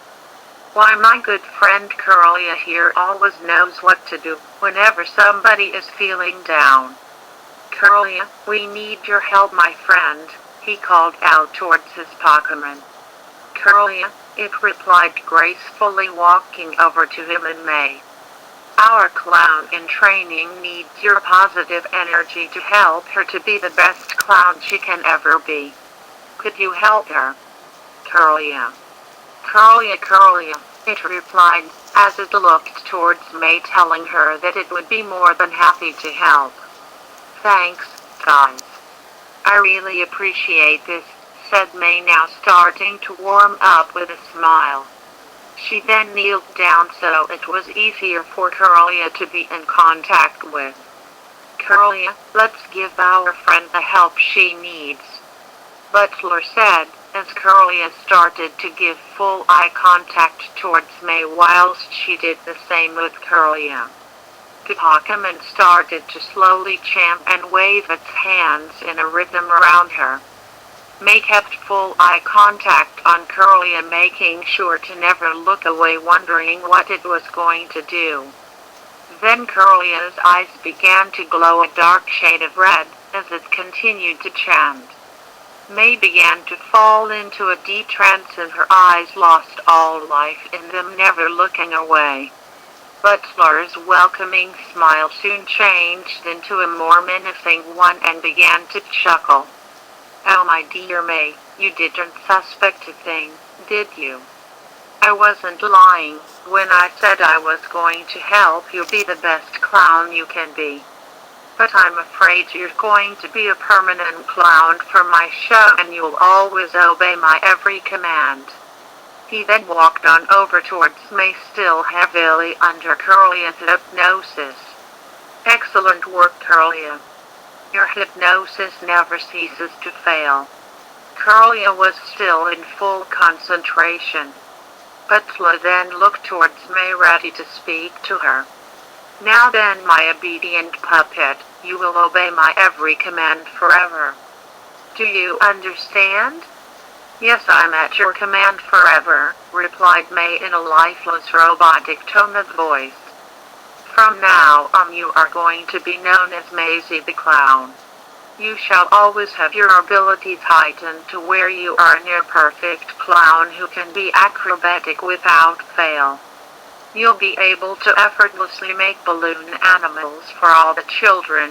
You'll be a great tamer for any dangerously wild Pokemon acts, be great at slapstick humor, know how to juggle without fail, and be a great assistant in my magic tricks. You will now address me as Master, but when around others you shall call me by the Great Butler. You will be my clown for life. So then, who am I? You are my master. Who am I when you are around others? The Great Butler. What is your new role in life and what is your name? My role is to be your clown for life. My name is Maisie the Clown. Excellent. You are very obedient, Maisie. You shall also allow me to take care of your Pokemon forever too. Yes, Master, you shall keep my Pokemon forever. Fantastic. Now then, I want you to test your new abilities as a clown. Climb up that pole there and walk across the tightrope. Yes, Master. May climbed her way up the pole, ready to start walking the tightrope. Being under deep hypnosis, following Butler's orders was actually working at making her have better coordination. She walked across the tightrope effortlessly, not having any trouble at all. That's incredible, Maisie. Now then, come down here. May made her way back down and walked back to Butler, standing motionlessly waiting for an order. Now have a little dance using all those jumps and spins you were having trouble with before. May started to dance for him now, pulling off the spins and jumps without ever losing her balance this time. Butler chuckled to himself, feeling proud that he got May the way he wanted her to be. Well done, Maisie. I think you're just about ready to get back out there and continue to entertain everybody. Now go back out and be the best clown you can be. Yes, Master. May obediently walked out of the big top off to do what Butler had ordered. Butler chuckled, feeling very proud of himself. Excellent work, Curlia. The girl really wants to be in the show and be the best she can be, so I think we've done her a big favor. It also helps to have somebody completely obedient around after losing last night's clowns. People have quit being clowns for me far too many times in the past, but that won't happen ever again thanks to you. It couldn't have come soon enough that you would finally learn hypnosis, my faithful companion. The great Butler's magic show shall continue on with no more interruptions ever again. Curlia smiled for its trainer, but deep down inside it wasn't at all happy with what it had been asked to do. It worried for the state of its dear friend. At the carnival, Ash was now passing flyers around to advertise 2 shows happening at the Big Tent that night. One was for a circus show and the other was for another showing of the great Butler's magic show. He was also trying to find May, who still had not returned back. Pikachu, who sat on his shoulder, had now joined him, hoping to find her as well. Still no sign of May, buddy? Ash asked. It replied with a sigh of disappointment. I'm sure she's somewhere around here. Maybe she went to grab a snack or something. Pikachu suddenly raised its ears, hearing the sound of jingling bells. It recognized them from earlier. Pika-Pie, Pika-Pika, it cried out, pointing its hand out forward. You found her, Pikachu? Where? He looked on ahead and at long last noticed a familiar-looking clown. It was indeed May, who seemed a lot more acrobatic than earlier. She skipped, spun and jumped around, entertaining people who were passing by. They all were amazed at how flexible she was and were clapping for her. She would also stop for some children and make some balloon Pokemon for them like an expert. Despite wearing huge puffy gloves on her hands, she made the kids laugh by squeezing her rubber nose that made a honking noise when pressed. Whoa, Pikachu, look at her go. When did she learn to get so good that fast? Said Ash, looking in amazement. Pika-May headed towards them, still with the intent of entertaining people. Ash and Pikachu smiled as she got closer to them. Hey, May, you're rocking it right now. Way to go. Pika-May didn't even acknowledge them and passed on by continuing to do as she was ordered by her master Butler. Ash and Pikachu watched as she skipped away, wondering if she had even heard them. I guess she's just really into the rhythm of it all right now. Guess we better carry on to Buddy, he said. Pikachu agreed, as the two of them carried on, passing flyers. May continued to entertain audiences throughout the day under the constant trigger in her mind telling her to do everything Butler had ordered her to do. Eventually, she passed by the trailer where Butler was inside having a cup of coffee. He saw May jumping around outside the window and rushed on over to get her attention. Oh, Maisie, my dear, come on over here for a few minutes, would you? May stopped on a dime, hearing her master, and walked on over to him, devoid of any life she had been demonstrating before. Her empty, lifeless eyes were fixated on Butler, never looking away as she headed towards him.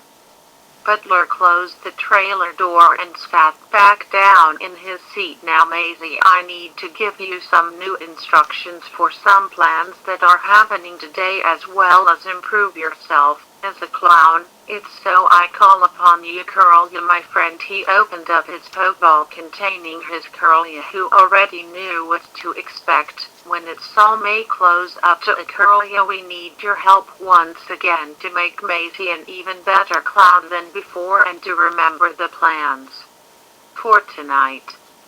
Do your thing, the Curlia agreed, even though that deep down inside it wasn't happy with what it was asked to do. It felt too scared to retaliate against its hypnosis on May again because of how long it had been friends with Butler. But despite how it felt, Curlia did what Butler requested and began to use its hypnosis on May.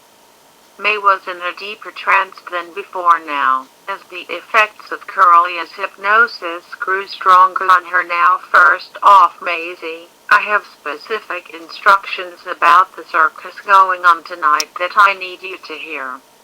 One of the performers has grown terribly ill and can no longer be on the show tonight. I need you to take this performer's place and take part in that show tonight. I trust in your incredible abilities and just know you'll be able to put on a great show for everybody. Do you understand what you need to do? Yes, Master, May replied robotically. Fantastic. Next, I will need you to improve your skills as a clown. I forgot to take into account that whilst you have your amazing acrobatic skills along with everything else, you don't seem to show any emotion at all. I know. For you right now in your current state, but I need you to be jollier for me, okay? I have a reputation to keep and I can't let anyone be suspicious about what is going on here. If anyone asks anything about me, you will tell them that I gave you helpful advice to be the best clown you can be. So just enjoy your new life when around others, when I'm not here. When around me, be as monotone as you want. It only proves your loyalty to me. Yes, Master. The more in control Butler felt, the more devious he was beginning to sound. Never before had he ever felt like this, as he loved every single minute. He then got out a watch from his pocket. Now then, Maisie, go back out there and continue doing what you do best. Only this time you will act a bit more human and love your life as a clown. When the time reaches 5 p.m. this watch I shall strap to your wrist will ring, and that's when you must return to me in this trailer. We need to get prepared for both the circus and my show around that time. Understand? Yes, Master. Excellent, Curlia. That will be enough now, please. Thank you very much, Curlia, it replied weakly, feeling tired. I'll take a good rest now, my friend, Butler said, as he returned Curlia to its pokeball. Now then, Maisie, do you love being a clown? Tell me with some emotion in that voice of yours. Yes, Master, being a clown is what I was always meant to be, May replied in a jolly tone of voice. She was acting much happier now, even if it was completely forced and the life in her eyes was still gone. Fantastic, now get back out there and have some fun, your eye, she cheered, as she danced out the trailer heading back to the carnival. Butler chuckled to himself, feeling very proud as he closed the door. Meanwhile, Max and Brock, who were having fun on some carnival rides, had eventually joined up with Ash, who was now out of costume, taking a well-deserved break. After feeling dizzy from a few of the rides, they sat down on a bench to relax. So May must still be going around the place as a clown, has said Brock, asking on her whereabouts yet. She must be, 'cause I haven't seen her most of the day. She took off after feeling down about getting her role as a clown wrong, but she comes back later and now she's showing off tricks I never knew she had in her. It's a pretty amazing switch from what she was like earlier, Pika replied Pikachu in agreement with him. What kind of stuff was she doing then? Ash asked Maximum. I know my sister, and I know she's never been the most flexible person in the world. She was twirling, spinning, and dancing around the place like an expert. She was even making balloon Pokemon like she had been doing it all her life. Whoa, now that doesn't sound like the kind of things she would be doing. Are you sure it wasn't just a different clown? She did have a lot of white face paint on her, and most clowns wear that stuff. It was definitely May for sure. It's pretty easy to tell who it is under the face paint, and the costume was the same one she was wearing. How odd indeed, replied Max, thinking deeply about it. Just then a big pie appeared right before Ash's eyes and slammed right into his face. Pikachu jumped off his shoulder just in time to avoid being hit. Gaia cried out a familiar voice as the boys turned around to see who it was. It was May, who was laughing at her antics and skipped off to continue going around the carnival maze. Hey, come back, Max cried out as he chased after her. Hey May, wait! Followed Brock as he ran off to catch her as well. Ash just watched in a state of confusion, covered completely in cream pie all over his face. May, come back here a sec, Max called as he and Brock continued to chase her. May looked back, giggling as she skipped and twirled around the place. Eventually, she stopped and kneeled down to Max's height. Max and Brock stopped to catch their breath as May got closer to her brother. Her state of mind didn't even recognize Max as her brother and treated him like any other child around the carnival. What would you like then, little boy? She asked in a soft and gentle tone of voice. It's me. I know just what you would like. A special balloon Pokemon just for you. May then took a couple of balloons out of her big pocket and began to start shaping them up into a balloon. Jigglypuff, here you go, little guy. It's a Jigglypuff balloon just for you. She handed it over to a speechless Max, who was shocked at what she just did. She skipped on over to Brock. For you, sir, a flower, she said, handing over a single daisy to him. Brock didn't even have the time to react, as May squeezed it and water shot out, hitting him in the face. May laughed at him and fell back on the floor, continuing to do so. It almost sounded genuine, if a bit forced. Let's play again sometime. Goodbye now, she said, and honked her rubber nose before jetting off. Max tried to hold in, giggling at the noise the rubber nose made. Ash had caught up with them with most of the cream pie now off his face. Hey, guys, did you find her? Yeah, we did, replied Max, just looking confused. I guess she's super into her role now, replied Brock. I can't understand how she got good enough to be that acrobatic and make amazing balloon Pokemon in just a short span of time. Maybe she has been keeping that talent hidden after all. Max pondered. Whatever it is, she's pretty good at being a clown now. Hopefully, we can meet up with her later and ask about it, said Ash. Hey, wait a sec, said Brock, who just remembered something. There's that circus happening tonight at the tent before Butler's next magic show. Maybe she's going to be taking part in that tonight as well. Good thinking, Brock. We'll watch it tonight and see if my sister shows up, replied Max. She's probably really busy getting ready for it later on. Sounds like a plan then, said Ash. Let's head on over there tonight and catch up with her afterwards. The day progressed as expected, with May continuing in her role she was forced to play without ever taking a break. She showed no signs of stopping unless she was ordered to.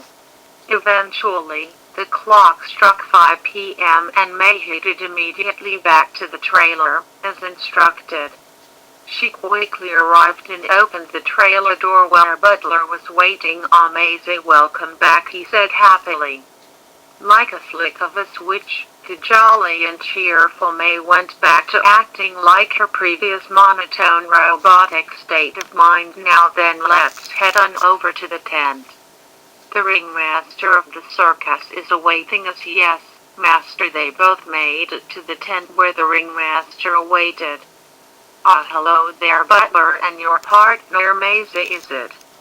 Hello there, sir, and yes, this is indeed Maisie, he replied and shook his hand with the ringmaster. May remained in a lifeless state, staring blankly at the ringmaster. Don't be shy now, my dear, say hello, butler told her in a friendly manner, even though to him it was an instruction. Hello, she replied, now switched back to being jolly. Why, hello there to you as well. Thank you so much for helping me out tonight. We could really use your help. Leave it to Maisie, sir. She'll put on a show and the likes you have never seen before. Many, she's so good that all she will need is just one practice run. Why, she'll be asked for an encore. I just know it. Fantastic. So then, Maisie, let me show you exactly what you're going to be doing tonight, said the ringmaster. I'll stick around, if that's okay, said butler. Maisie might want me around for some encouragement whilst you teach her. That's fine with me, replied the ringmaster with a smile. As he began to show May the acts she would be doing, butler chuckled to himself. He felt proud that the ringmaster had no idea on what he had done to May to get her where she was now. The evening arrived and the circus was just about to begin. It was a full house with not a single seat left open. Ash and the gang waited patiently with popcorn in hand, waiting to see if May was going to show up. The lights then dimmed and the ringmaster appeared in the center of the tent with the spotlight shining down on him. Ladies and gentlemen, boys and girls of all ages, welcome to tonight's circus. We've got a great show lined up for you all tonight, so prepare yourselves for some spectacular acts. So without further ado, the show, the audience clapped as he left the ring and the acts commenced. The show had a variety of acts throughout, such as the human cannonball, artistic cycling, fire dancing, Pokemon taming, much more. The crowd were in awe watching the highly trained professionals show all their skills. So when do you think May is gonna show up? Max asked. Probably towards the end, I would assume. It's just gone past the halfway point and still no sign of her, replied Brock. Well, whenever she shows up, seeing what she's been working towards should be good, said Ash, hopeful of seeing her. Before the next act began, the ringmaster appeared again. Before we begin our next act, I'd like to inform you all that sadly one of our performers couldn't make it tonight, as she has fallen ill. But never fear, because a very kind volunteer has stepped in and has shown us some truly amazing skills. Prepare to be amazed, because it's going to be spectacular. Butler, who watched from the shadows, chuckled to himself. Oh, they will be indeed. My creation is going to be a hit. I can see the money just rolling in now, he said to himself quietly. The lights dimmed as the next act began. It started out with a man acting the role of a boy sitting down on the floor looking sad. The spotlight shone on him, showing the audience the sadness he was conveying.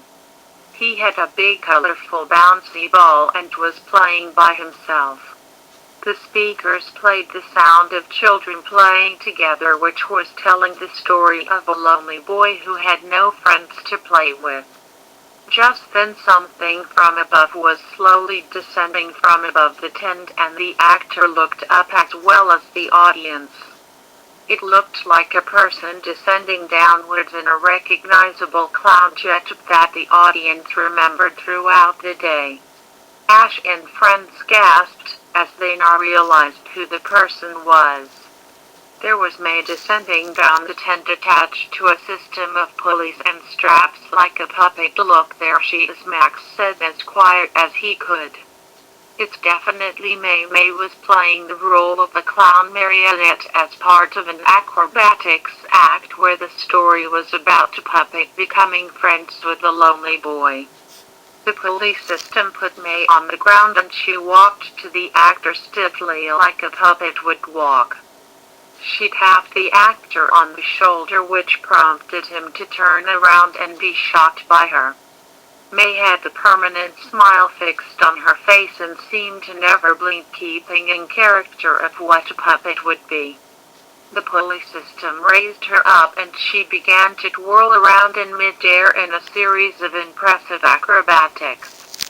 She was put back on the ground and raised her arms out stiffly and was trying to tell the actor without any dialogue to throw the ball to her. The actor did just that and they both began to throw the ball back and forth, with May doing more acrobatics whilst she played with him. The actor playing the boy was showing happiness and was often being playfully tricked by May's antics. She would make him think someone was behind him or even pretend to not give him back the ball. Her antics made the audience laugh except for Max, who was more fascinated than anything else. Then the pulleys were dragging May back into the air as she waved goodbye to the actor. The actor didn't want her to go and pulled her back down and removed the straps connecting her to the wires, as if it were to break her free from her strings. May collapsed to the floor and sat motionless for a few seconds. She then jolted up on her feet and began to dance around the stage. She did her series of twirls and spins and even interacted with some of the audience as she skipped on over to the seats. She then got on a nearby unicycle and juggled some balls whilst she rode on it. The audience clapped and cheered loudly, feeling impressed with her skills.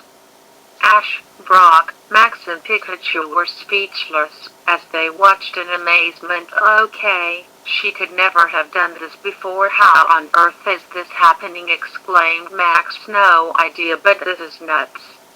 How on earth is she this good?"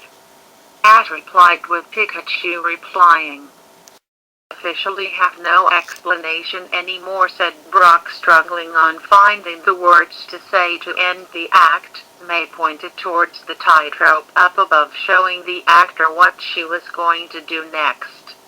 She climbed up the pole and started to walk across the tightrope like an expert.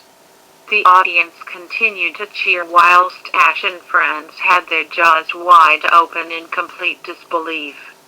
May then stood on one foot and spread her arms out to keep in balance.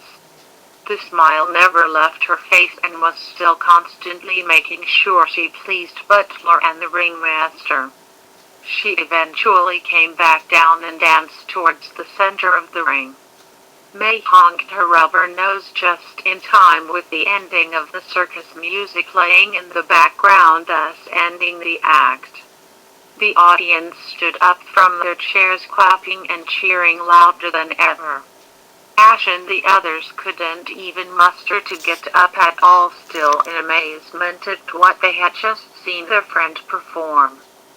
The ringmaster headed back onto the stage and stood next to May. "Ladies, gentlemen, boys and girls, give it up for Maisie the Clown," he cried. "Maisie the Clown," Max called out in shock. "That must be her stage name," Brock replied. "Never expected that, but it in the works, I guess," said Ash. Pikachu agreed. "What an amazing performance, folks.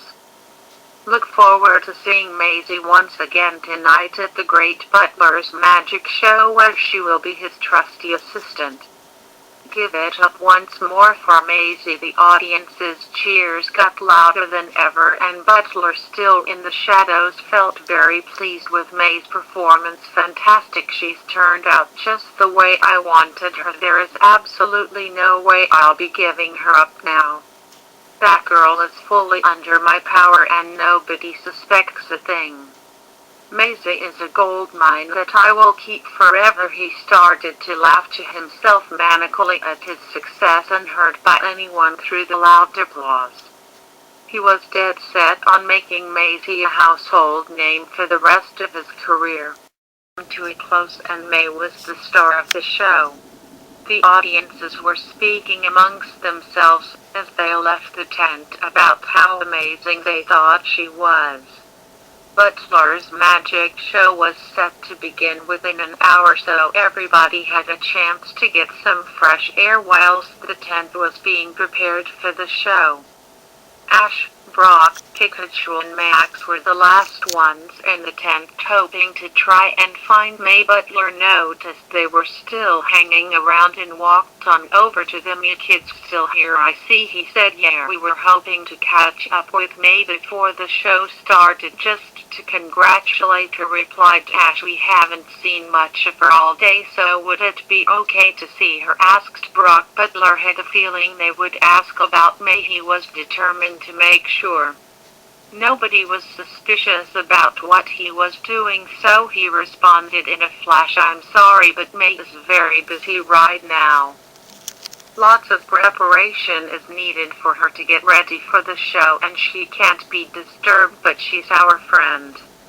She probably appreciate getting to see us before the show," said Ash. "I understand that, Ash, but show business is a very busy process."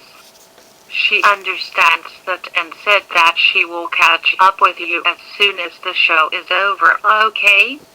Ash and the others looked disappointed. Max was especially annoyed because he had so much he wanted to ask her about how on earth she got so acrobatic. Ash suddenly realized something and spoke up. "Hey, Butler. You had 2 clowns in your previous show, so I still need to do my part, right? You said you needed some replacements, and May wasn't the only one. Blast, I completely forgot about this brat," he thought to himself. "I don't need his help anymore, now that Maisie is the only clown I need.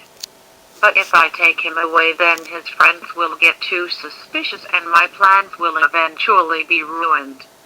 I can't afford to lose my gold mine and give her back to her friends. If I'm going to keep her in my services, then I need to settle this tonight." Butler asked Ash, wondering why the few moments of silence. "Oh, I'm sorry there. I just realized something about the show. We won't be needing your assistance after all." "What? But why?" "Because some of the tricks I'll be performing tonight won't require you both. Based on you and May's performance, I feel that she will be best suited for tonight's show." "Really?"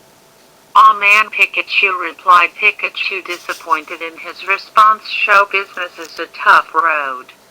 Trust me, it was very difficult to pick between you both, as the both of you are so good, but in the end only one is required tonight, and after being the judge I have had to go along with May." "I'm sorry, Ash." "No, it's okay.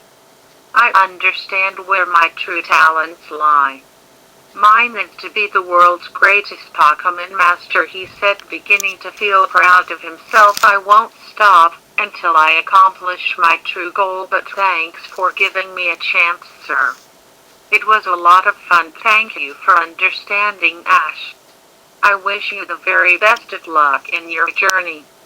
I'll be waiting for you to appear in the Pokemon League." Butler smiled, not only to keep his cover intact, but at the same time he did slightly admire his determination. Ash reminded him of when he was his age. "So we can see May after the show for sure, right?" asked Max, starting to feel impatient. "Of course, Max the Great. She has said she will see you immediately afterwards, so don't worry." "Okay then," he replied with a sigh. Then we have a lot of work to do, kids, so I'll need you to step outside while we prepare. See you later on." "Sure, okay. Looking forward to watching you and May again," said Ash with a smile as the group headed outside. Butler started walking backstage to find May, feeling relieved he had got rid of the kids. Now the show can go on without a problem. After tonight, Maisie will be mine forever. Butler found May standing perfectly still in one spot backstage whilst crew members were carrying out equipment to put on the stage. The bells on her costume jingled as she turned around to face Butler walking towards her. "Aw, there you are, Maisie, my number one clown. You were truly amazing out there." May didn't respond and just continued to stare lifelessly at him, awaiting an order. "Let's head back to the trailer quickly and go over plans. Show coming up? Follow me, my dear." Diane, who had been busy all day preparing for the show, appeared backstage and caught up with Butler. "Hello, dear. Horror preparations going?" she asked. "Everything is going just fine, Diane. You missed out on an amazing circus. May here is a truly gifted individual and stole the show you performed in the circus." Diane asked, looking at May. Being asked a question from somebody else from Butler triggered May into acting happy and jolly. "Yes. I was the best clown ever in the circus," she replied enthusiastically. "I took over for somebody who was feeling sick." "Oh, I see. Well, I'm sure you were brilliant out there. Thank you very much for helping out with that in our magic show. We really appreciate all your hard work." She smiled. "Thank you," May replied and did a jumping twirl. "Diane, I need to head back to the trailer with Maisie really quickly. I shall rejoin you shortly." "Okay then. See you both very soon," she said, then walked off to go and help set the stage up. May then went back to being monotone and looked towards Butler. "Well then, Maisie, let's go to the trailer now." "Yes, master," she replied and walked behind him inside the trailer. He instructed May on how she would make her entrance and what she would need to bring out on stage for his magic acts. Before heading back out, he remembered he had to make sure he found a way to keep May to himself after the carnival would be over. Knowing everything would be packing up and leaving in the morning, he then started to get serious with her. "Now listen to me, Maisie. After tonight's show, we will be leaving this place to go traveling around the world to do our shows for many other people. With your amazing performance today, I have decided that you will be staying as my clown forever. Of all the clowns I've ever worked with, you are the greatest one I have ever known and really want you to stay with us. I know you must have your own goals being with your friends and brother, but the time has come for you to say goodbye to them. You are a clown now, and your destiny is to entertain thousands of people throughout the world." He took a deep breath before speaking again. No response came from May, as she obediently listened to his every word. He took out his poke ball containing Curlia, ready to deepen his grip on her. "Come on out, Curlia," he said, this time sounding more serious than enthusiastic. He opened the ball and Curlia was released. It was looking a little bit puffed out. "Curlia, my friend, I need your help one last time today. Maisie is taking part in our show and needs your assistance." Curlia, it replied, not feeling all that good.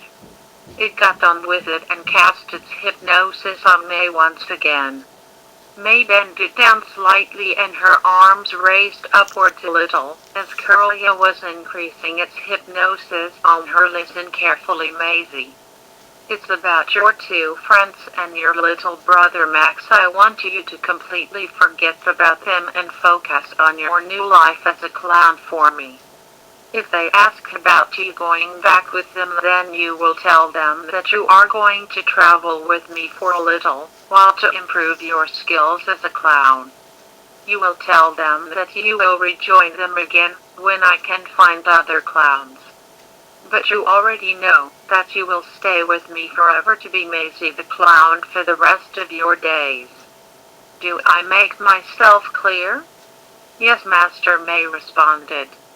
"I'm Maisie the clown now and will leave my friends and brother Max to be with you." "Excellent. Curlia, you may stop now. Curlia stopped its hypnosis and was starting to wobble around a bit. Now then, Maisie and Curlia, let's get back to, but before he could finish his sentence, Curlia then collapsed on the floor and passed out. Curlia, Butler cried and picked up his Pokemon, feeling really worried. Curlia, please open your eyes. Curlia opened its eyes weakly and tried to move. Kiki, oh no, this is terrible. We need to get you help, and quick. Just then Diane came rushing into the trailer, slamming the door open. As she came in, Butler, what's wrong? I heard you calling out just now. What's going on? She saw Curlia in his arms. Deacon rushed over to his side. Oh no, what's wrong with Curlia? Curlia, are you alright? Butler's mental state was all over the place. He was scared for his friend and didn't even realize that it was his own fault. He didn't consider that Curlia would tire out from using its new hypnosis ability too much. At the same time, he was dead set on making sure the magic show was a success, but without Curlia being able to do it, he was lost. Butler, what happened to Curlia? How did it get like this? Diane asked. I have no idea. We were just about to get ready for the show and it just suddenly fainted. What am I going to do now? Curlia looked upon Butler with a sad look, knowing that what its friend had asked was too much for it to handle. Deep inside its heart, it felt terrible for making May a slave for Butler and wanted to show anger towards him. But it was too tired out to do so and felt scared about how Butler would react. Butler just looked at it in a state of confusion. He had gone so mad with power that he was no longer thinking straight. Butler, I'll stay here and look after Curlia. You need to get ready and put on the magic show, she told him. But Diane, I need you. Without you or Curlia, what am I going to do without my helpful assistance? Diane then just realized that May was in the trailer as well. She was so focused on what was wrong with Curlia that she didn't notice her. What about May? She said, and stood up, holding Curlia in her hands to talk with May. May, I know you've been really busy already today, but can I be a pest and ask for your help on this one? I hate to ask when you have enough on your plate, but would you be okay with taking over the roles Curlia and I do? We have separate acts, so you won't need to play double roles. May just stood there, still in a slanted posture, staring blankly forwards. May, are you alright? She asked, looking concerned. You seem to be a bit lost. Butler dashed towards May and immediately took action. Please, could you help us out? I'll show you what you need to do, he asked, knowing full well she would agree. May triggered into her jolly state of mind. Yes. I'll help you, she replied cheerfully. Diane wanted to say thanks, but found her behavior quite strange. Her reaction and behavior, something about it seemed quite unnatural. She didn't look concerned at all for Curlia and looked really out of it. Is something the matter? Oh, thank you so much, my dear. We are eternally grateful for your assistance today. We must leave at once and get prepared for the show. Okay. Let's go, she replied and did the spin. Diane was still watching May, not feeling entirely convinced that she was alright. Thank you, Diane. As soon as this is over, I'll get back to Curlia right away and do what I can. Okay then. Good luck, you two. Curlia will be just fine, so don't worry too much. I'll take good care of it, Diane replied, trying to give Butler some encouragement. Thank you. Let's go, Maisie the clown, and get this show ready. Yay, showtime. They both left the trailer and headed off back towards the tent. Diane sat down with Curlia, still thinking about the situation. It's okay, Curlia, I'm right here. For you, she said, smiling. Curlia, it replied weakly. Time passed and the audience were all sat back in their seats, eagerly waiting for the show to begin. Ash, Brock and Pikachu were excited to watch it again, mainly for how May would take part. Max wanted to feel the same but still couldn't shake the feeling that something felt off. The boys looked towards him, wondering what was up with him. Aren't you excited to see May perform again, Max? She's been amazing tonight, so cheer up. She'll need you to cheer her on, Brock told him. Yeah, I know, but I feel like something is wrong and it's really bugging me. Like what? Asks Ash. I dunno. I just feel like something isn't quite right. Maybe you're just feeling impatient on finding out how your sister was so talented.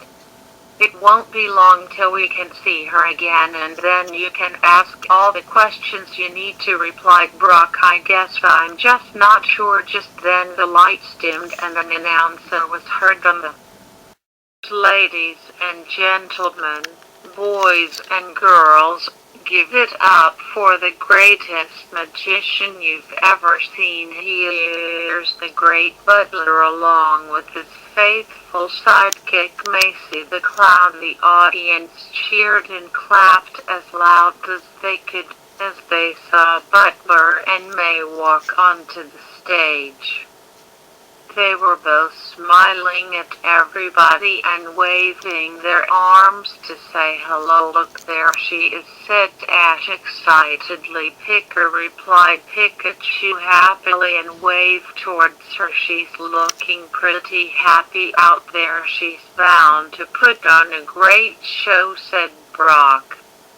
Max didn't say anything and just clapped. Welcome everybody once again to the great Butler's Magic Show. Butler called out, tonight we've got an even greater amount of tricks up our sleeves, even better than the previous night. For those new to the show, don't worry, because some of our most spectacular tricks will get another showing tonight. But before we begin, I'd like to make an announcement. Unfortunately, my lovely assistant Diane and my good friend Curlia are unable to perform tonight due to some unexpected events, but do not worry. They will be just fine and are with you all in spirit. But tonight we have the one and only Maisie the Clown to help us out in their absence. Please give this amazing clown the applause she deserves. The audience did just that and even rose from their chairs to root her on. May waved at the audience and did a few spins on the spot. Thank you, everybody. I'll do my best, she said cheerfully. Now then, let's get on with the show, Butler called out, and the show got well underway. Just as Butler had hoped, the show went on well without any issues. May was doing exactly as instructed for each act and never once got anything wrong in the short time she had to practice. The audience were giving the biggest applause for all the acts May was a part of, as she was the most impressive to them. Meanwhile, back in the trailer, Diane sat quietly with Curlia, who was fast asleep on her lap. She was still pondering about what caused it to get this tired, as well as May's behavior. I may be overthinking all this, but what if both of these events are somehow connected? Am I just getting ahead of myself, or is there perhaps some truth to it all? The trailer door opened and a crew member came in to check up on the both of them. Hey, How you holding up here? Some of the guys spread the word that Curly wasn't feeling too good, so I came to see if you were okay. Thank you, she replied. Curly is just taking a rest. Hopefully, it'll be okay once it wakes up, poor little thing. Wonder what exactly happened to it. I don't know. But I can't help shake the feeling that something is going on and that it isn't good. Just then Curly opened its eyes, noticing Diane and the staff member. Hey Curly, how are you feeling? Diane asked it till it replied with a faint smile. We are all here for you and will do what we can to help you feel better, she replied, smiling back. Curly then looked towards the staff member and then got an idea.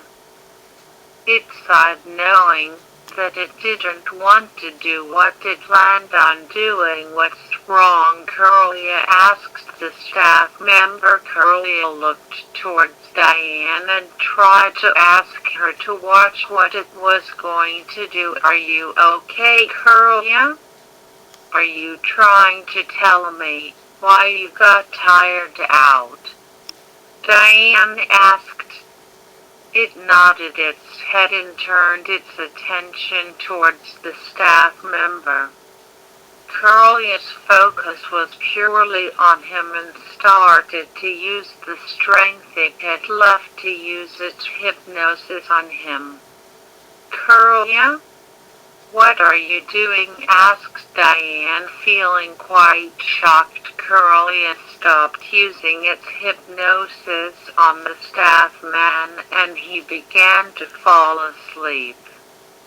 It then looked towards Diane, still in complete shock, and tried to explain to her what Butler had been up to.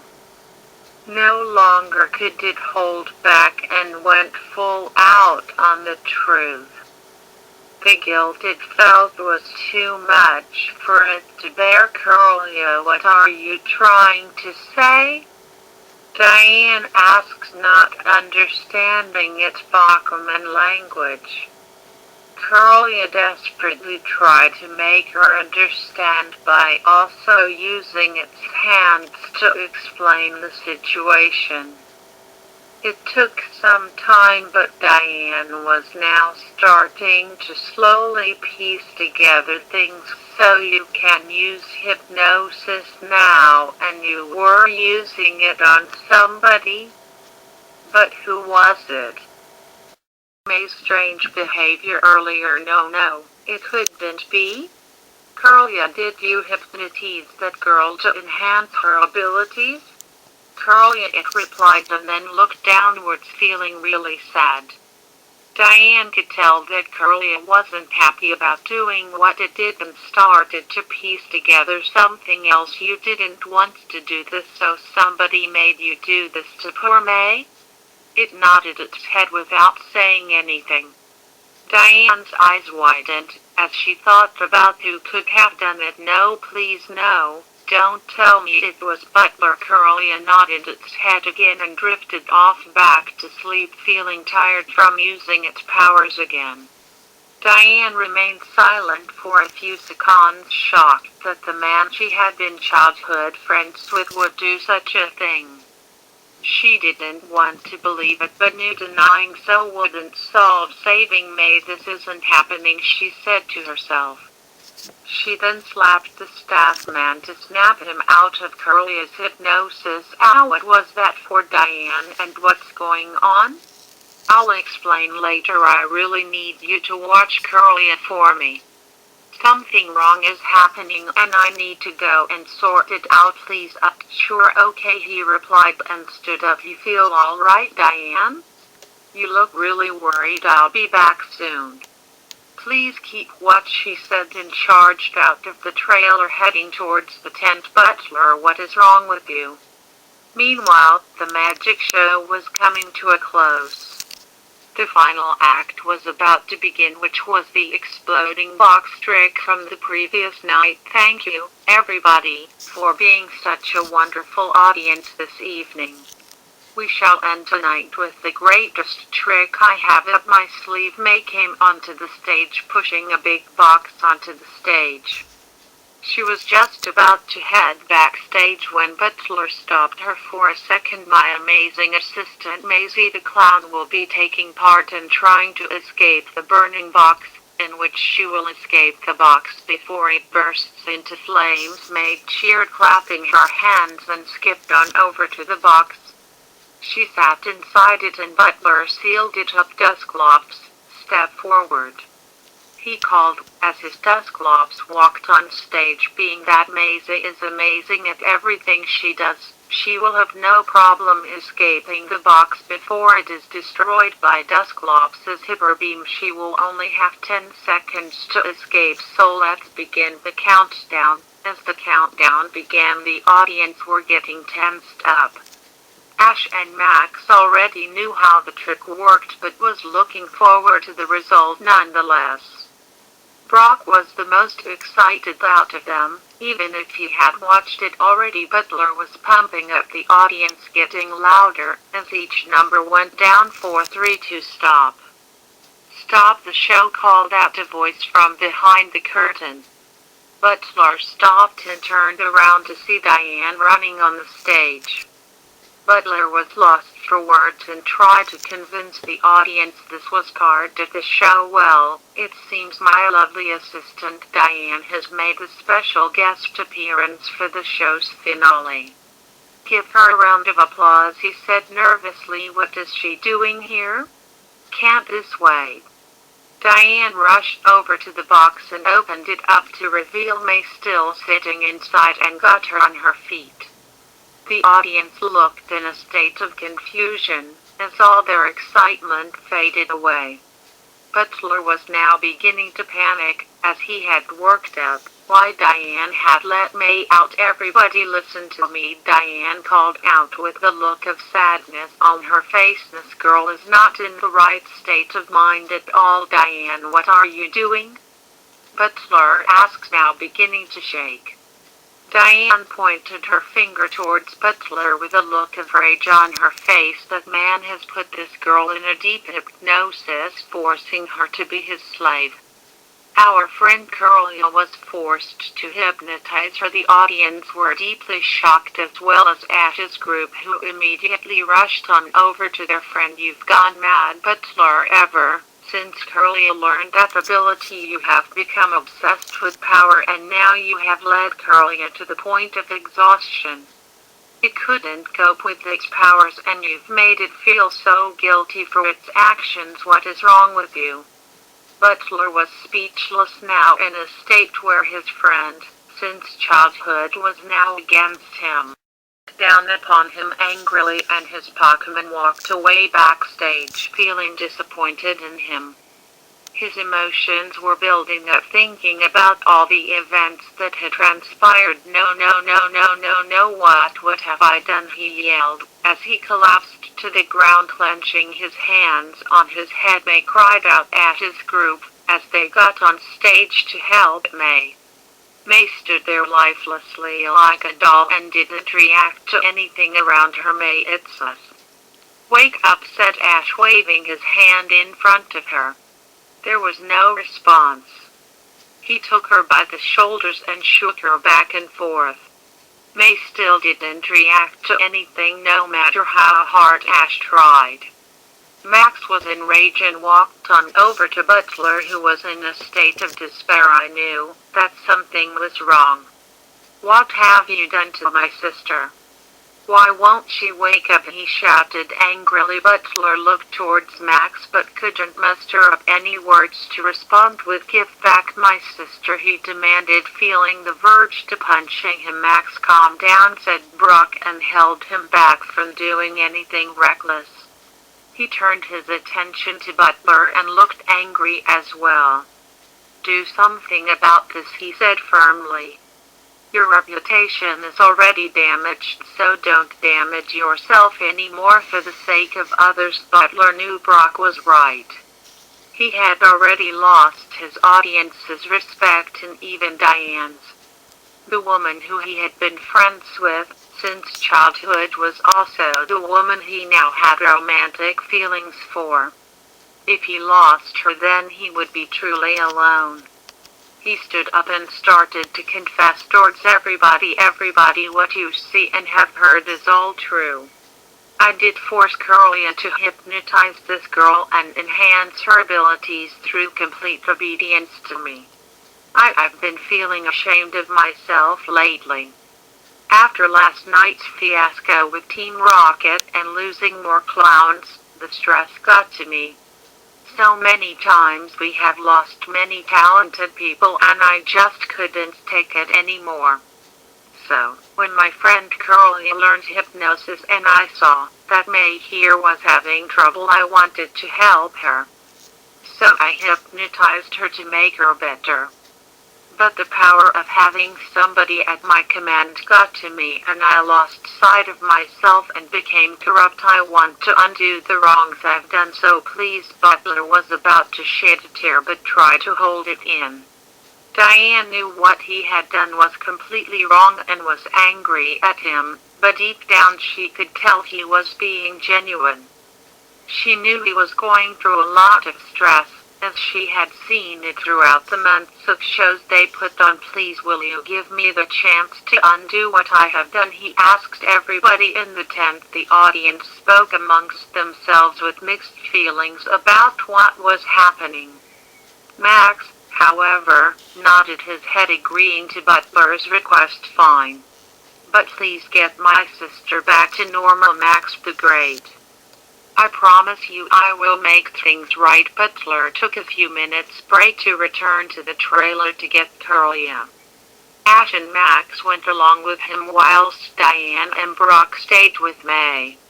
Curlia opened its eyes to see Butler walk in and immediately hesitated to look at him. Curlia, I understand now that what I have done was wrong. I forced you into doing something you didn't want to do and have tired you out to the point of exhaustion. I feel like the worst friend ever. Curlia was surprised to hear him feel guilty for what he had done. It turned to look at him and could see the guilt in his eyes. I promise you that I will never do this to you ever again. From now on I'll wait the normal way for a new clown to help us in future shows. I'll never force it upon people ever again. Nobody should be forced into becoming something they are obeyed to do. They have the choice to do what they can. So please, Curlia, can you ever forgive me? Curlia felt the truth in his words and felt like that its friend had finally woken up and seen the light. It managed to walk on its own 2 feet and jumped into his arms, cuddling him. You forgive me? Curlia, it replied happily, meaning that it said yes. Tears of joy began to stream down Butler's face as he cuddled his Pokemon. I'm so sorry, he sobbed. Curlia, it replied with a tear in its eye. Ash and Max smiled, knowing that Butler was now back to being himself. In order to fix this mess I've caused, I need your help one last time. Curlia, Butler told it. Curlia, it replied, knowing what he was going to say. I need you to break May out of the hypnosis and return her to normal. Can you do that? Curlia, fantastic. Now everybody, let's get back and fix this. Got it, replied both Ash and Max. As they headed back to the tent, Butler and the others returned to the stage with Curlia in tow, ready to finally fix things. Butler, Curlia, said Diane in relief, knowing that Butler was going to keep true to his word. Everybody in the audience, once again I apologize for the monster I have been and will now show my apologies by getting May back to her normal state. Curlia, do you think? Curlia, it replied happily and gracefully danced its way over to May, who was still standing lifelessly. Curly, now energized with hope, concentrated on May and began to chant in front of her. May's attention was focused on Curly as Butler walked on over to instruct May one last time. Maisie, no. May. When I snap my fingers at the count of 3, you will return to your normal self. Maisie, the clown is over now, and the girl you once were will return. 1, 2, 3. He snapped his fingers and Curly finished chanting. The life had completely returned to May's eyes, and she jumped, seeing the audience and realizing she was on the stage. Where am I and what's going on? She cried in a state of shock. May. You're back, cheered Max, as he went to cuddle his sister happily back. What's going on here? What am I doing in the tent? It's a long story, May. We'll explain later, once the audience has finished cheering for you. Ash smiled and pointed to her, the audience, who clapped and cheered for her and Butler. May had no idea what was going on and looked really confused. She turned around to see everyone else smile at her, give them a wave. May. We'll explain everything afterwards, Diane insisted. Oh. Okay, she replied. She waved at the audience and began to smile. Thank you, she called out, even if she still didn't know what to think. Diane looked towards Butler and smiled at him. Diane, I'm so sorry for everything I've done. I lost sight of myself and became somebody I'm not. You must hate me, right? Diane walked closer to him and took his hand. What you did was wrong, Butler. But at least you realized your mistakes before it was too late and corrected them. I'm just happy the Butler I know is back. I have you to thank, Diane. If it were not for you and Curly, then I would have gone down the wrong path. Thank you for stopping me. The both of them hugged each other happily, as Ash and the others smiled, for the morning had arrived and the carnival had come to an end.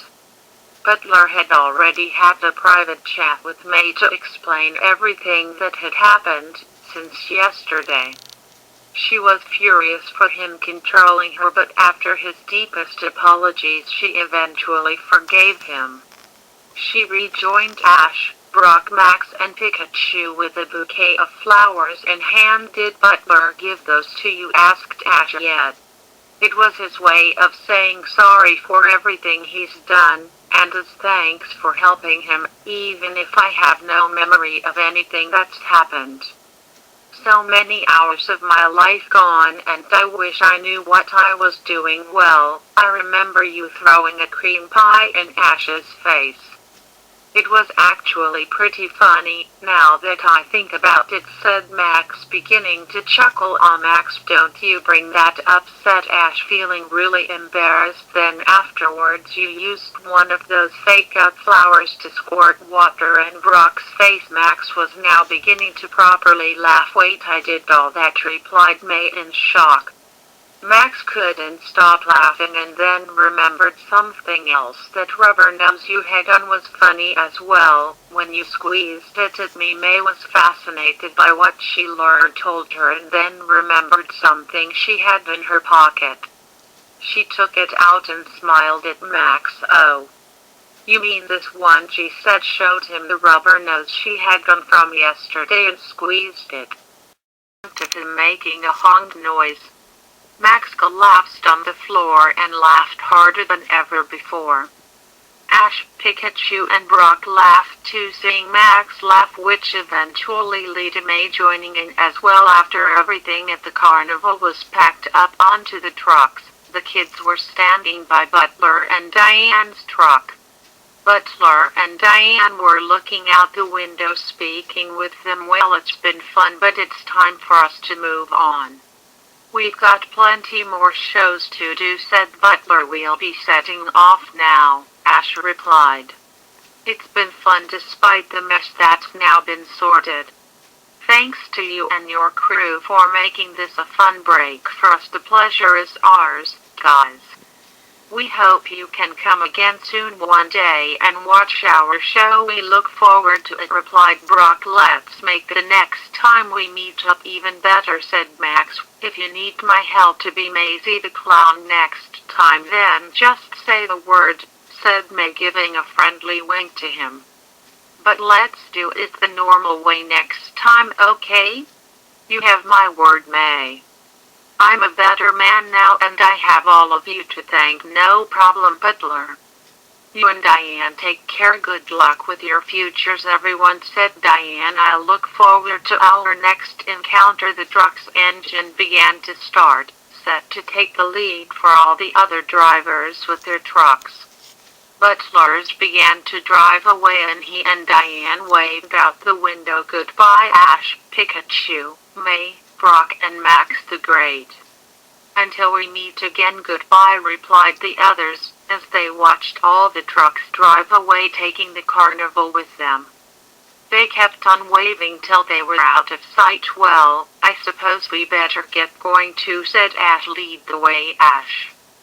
To our next adventure, replied May happily, as they all headed off in the opposite direction to continue their journey. As Butler and Diane drove away, they looked back at the empty field where the carnival once stood. It's only been for a little while, but I'm already starting to miss those kids, said Diane, recollecting on the events that transpired. As will I, Diane.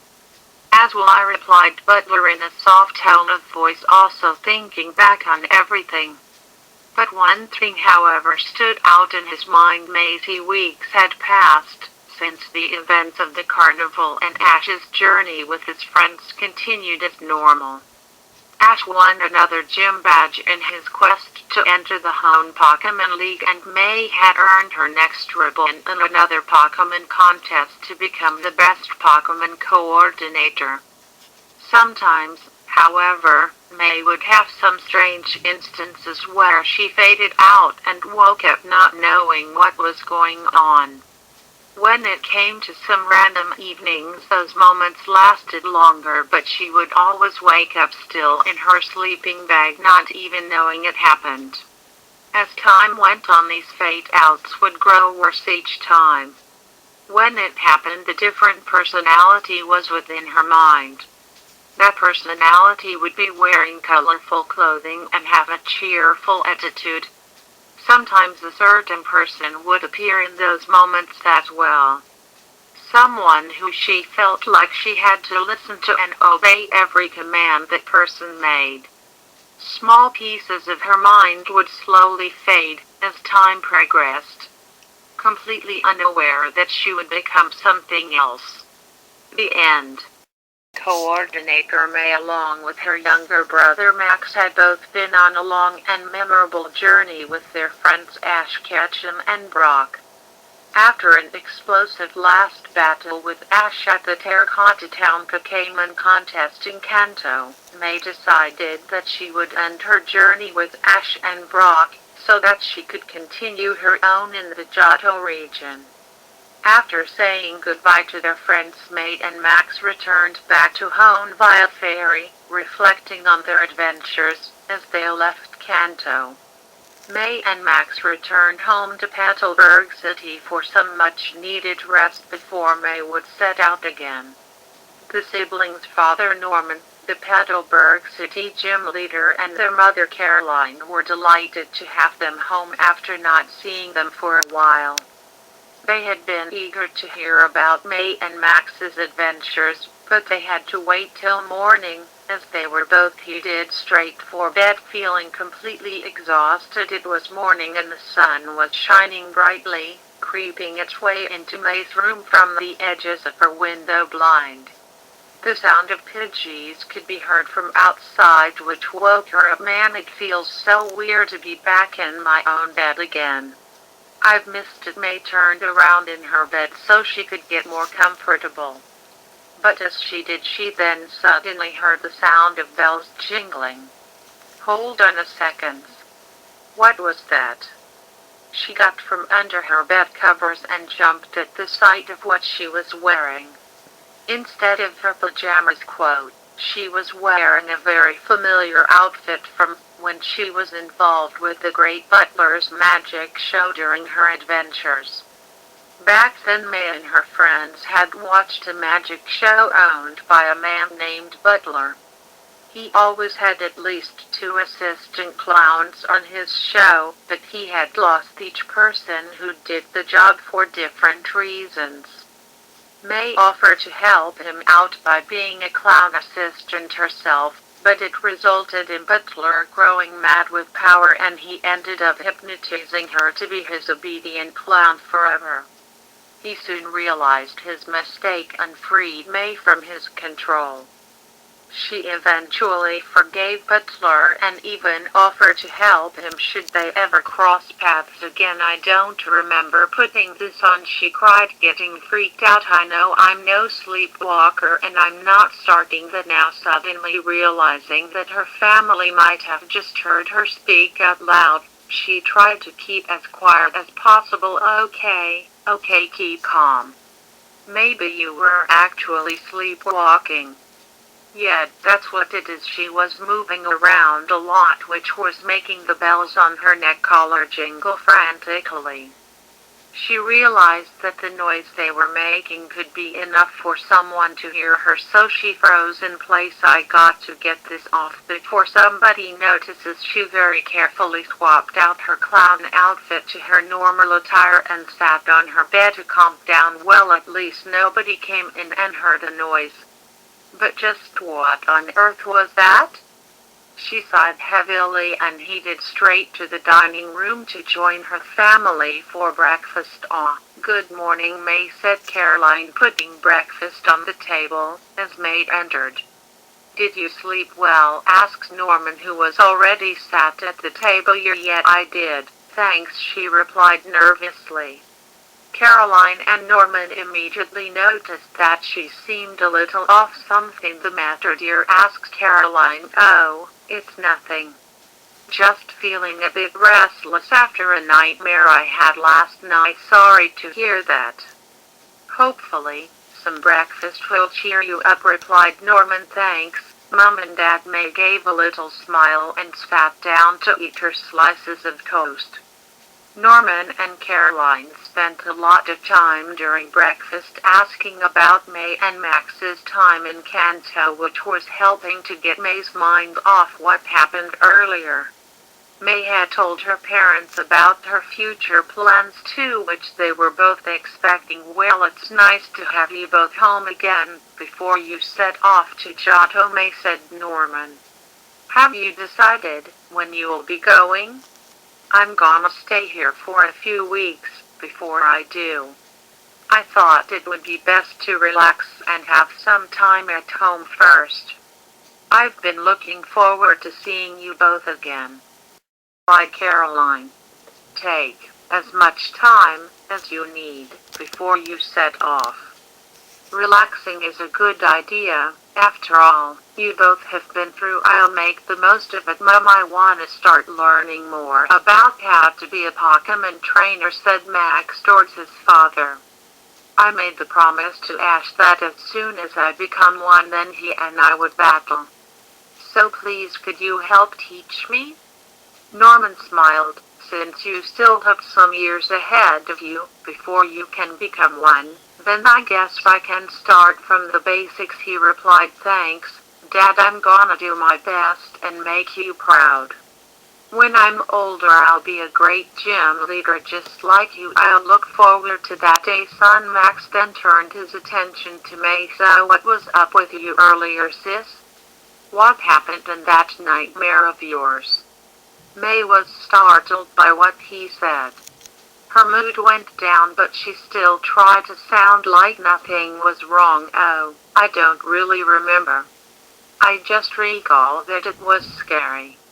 Max wasn't entirely convinced. However, perhaps it was about being chased by a giant tentacruel, or maybe it was a tornado carrying a large group of Sharpedo coming towards you. Tornado of Sharpedos?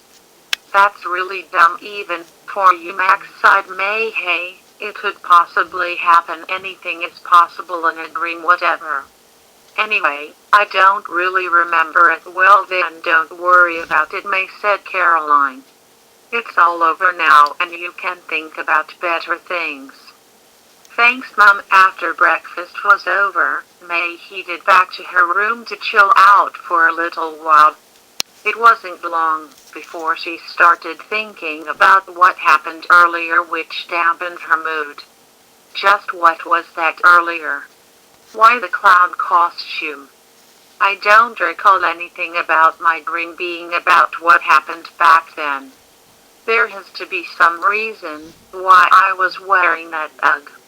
I need some fresh air. May decided to leave the house for a while and go for a walk by herself around town to clear her head. The rest of the family had to go out as well to buy some groceries, so May left before they did. Petalburg City was rather quiet as May walked around the town and through the parks. It was the perfect atmosphere for her to think things over. She tried to mostly reflect on her long journey and what the future would have in store for her. But no matter how much she wanted to black it out, the thought of what happened in the morning kept crawling back in her head. It's probably nothing, she thought, as she sat on a swing at an empty playground.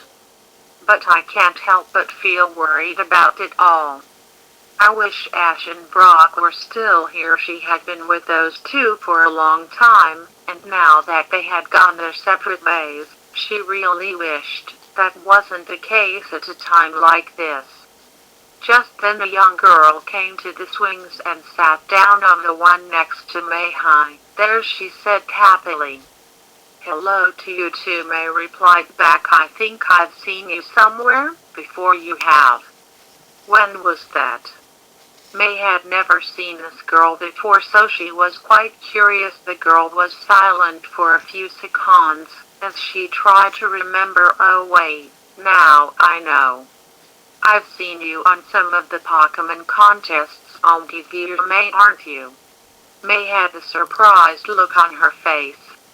She forgot that some of the Pokemon contests were aired on TV, so she started to get shy. "Yes, that's me. Oh wow, I can't believe I'm actually meeting you. You're like the coolest Pokemon coordinator ever." May was getting even shyer. "Oh come on, I'm not that great." "Of course you are. I wanna be just like you when I grow up and can have my own Pokemon." "Oh, how sweet of you." May's shyness went away and was replaced by happy appreciation from the girl's nice comments. "What's your name?" "My name is Alexandra. But you can just call me Alex." "It's really nice to meet you, Alex. I know that someday you'll be a great Pokemon coordinator with plenty of practice and appreciation for whatever Pokemon you own." "Thank you, May. I can't believe that we live in the same city as each other. This is so cool." May and Alexandra spoke for a good amount of time talking about contests and what it's like to have Pokemon. May was completely cheered up as her worries about earlier had gone away from speaking with a fan. Alexandra eventually got off the swing after speaking for ages. "Are you leaving, Alex?" May asked. "Yeah, I gotta go now. My mom is waiting for me to join up with her so we can head home." "I loved being able to meet you, May. The pleasure is mine, Alex. Take care now, okay?" That Alexandra left the playground and ran off to meet her mother. After she left, May decided that she was going to leave too. She was a really nice girl. "If we meet up again, then maybe I could show her my Pokemon." Now in much higher spirits, she set off to go and grab some lunch at one of the restaurants in town. The town was quite busy as May entered the main shopping block. It was Saturday, which was the day that most people were around town. Sales were also going on at some clothes shops, which got May's attention. "If I'm going on a new journey, then maybe I should go in a new set of clothes. I've worn these for a long time now, so maybe it's time for a change." May spent the next hour going around clothes shops, hoping to find something suitable for her Giotto journey. After shopping at a few of them, she came out with a new set of clothes consisting of a green bandana, a short sleeveless orange tunic with a black collar, black bike shorts, black socks, and a pair of red and white sneakers. These will do great for my next journey.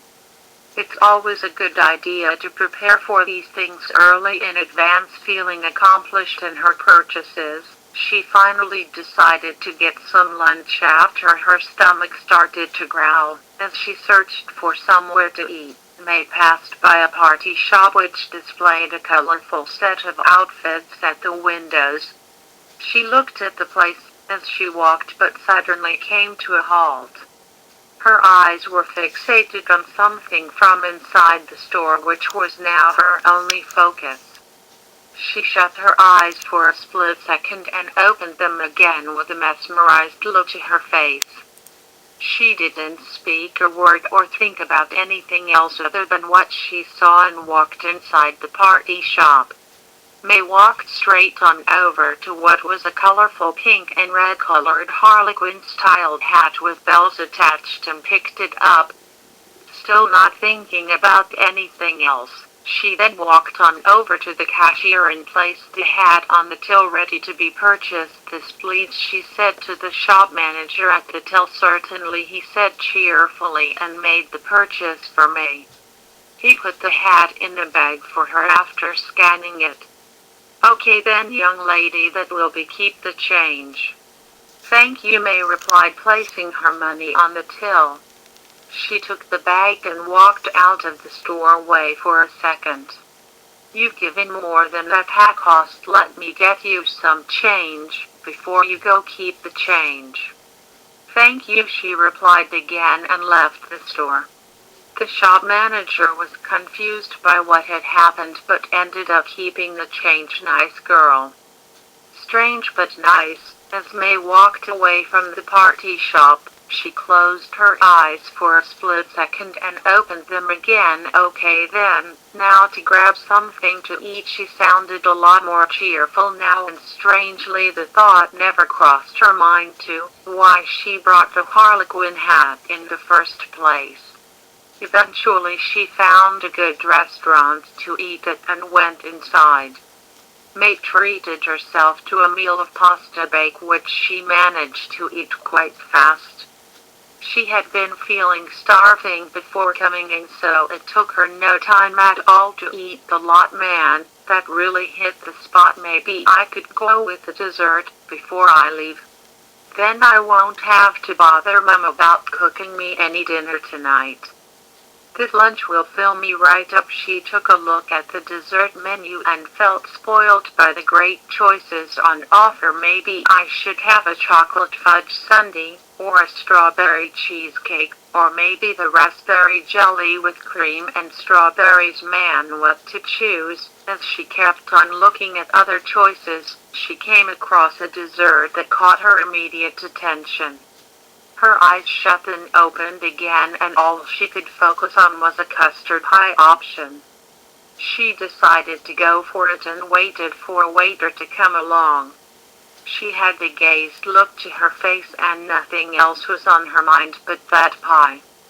Finally a waiter arrived. "Have you decided what you would like for dessert, young madam?" he asked. "Custard pie, please," she responded. "An excellent choice. It'll be on the way soon. Change for my bill." "Please take it." May handed out some money for her meal, which was more than what it cost. "Are you sure you want to pay in advance? You might be paying more than what the meal costs." "Keep the change." "Please take it, if you insist." "Then thank you for the tip." The waiter was confused but took the money, as May looked quite insistent on him doing so. Whilst May waited for her pie, she suddenly closed her eyes again, this time keeping them shut for longer. May's mind clocked out and sat motionlessly for about 30 seconds, before she finally opened her eyes again.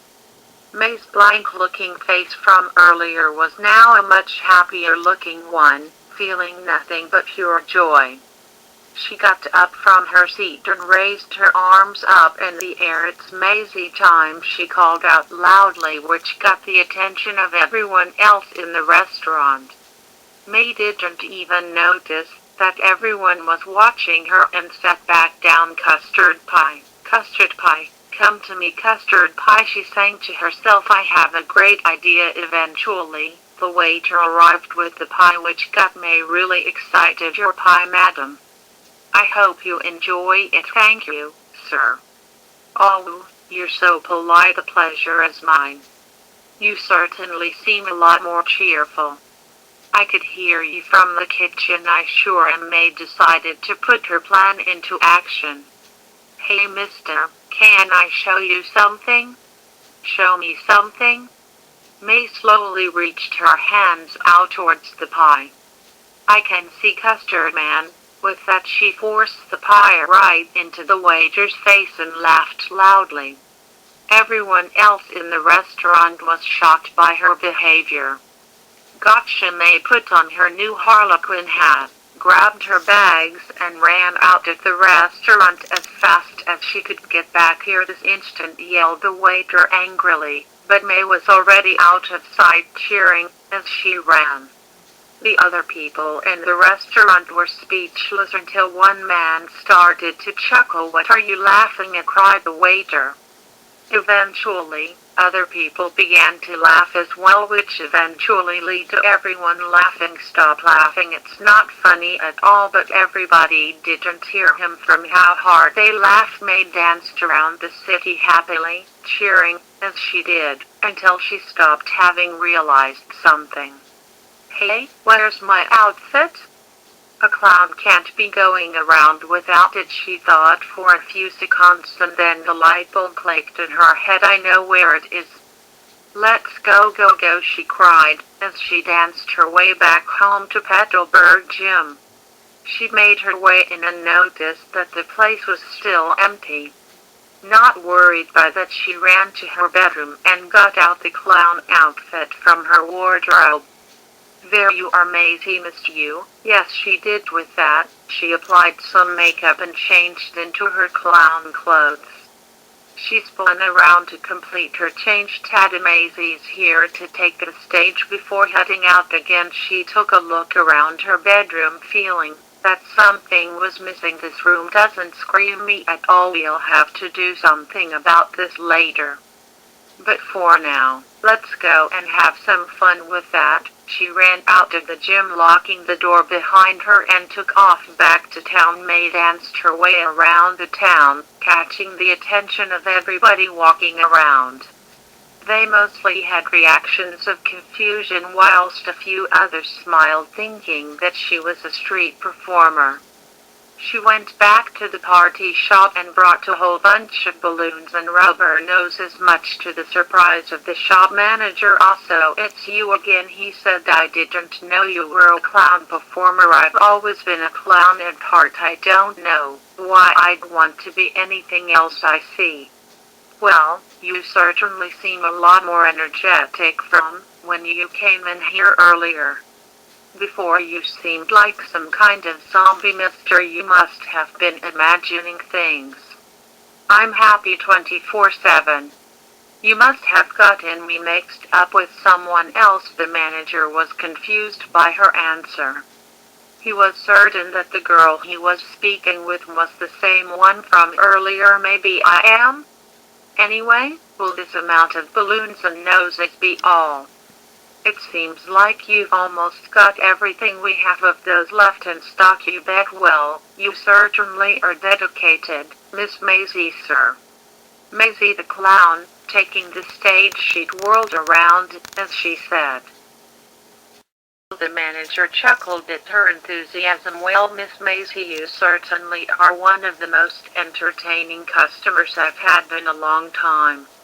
I'll make the purchase for you after everything was paid for." Maisie thanked the manager at least 5 times before she took the bag from him. "Oh, before I go, what is it, Maisie?" "What's that down below you?" she cried out loudly. The manager looked down at the till and Maisie quickly put a rubber nose on his face and gave it the honk. "Made you look, bye-bye," she laughed, as she danced out of the store cheering happily. The manager couldn't help but chuckle. "That kid is something else," he said, watching her leave. May continued to dance her way around the town looking for fun things to do. She had so much energy that felt like it was infinite, which was a lot more than what it was back when she was at the carnival from a while back. She noticed a mother with her 2 kids holding her hands, and she walked on up to them. "Hello there. I'm Maisie the clown, taking the stage," she said, doing a twirl. The mother smiled at her. "Well, it's nice to meet you, Maisie," the mother replied back. "Hi," replied the kids. "Say, would you guys like to have a balloon Pokemon?" May asked. The kids' eyes lighted up. "Oh yes, please," said the boy excitedly. "Please, could we please have a balloon Jigglypuff?" asked the girl. "That's our favorite Pokemon. Common right up, guys," replied May happily, as she got out a pink balloon from one of her huge pockets and got to work.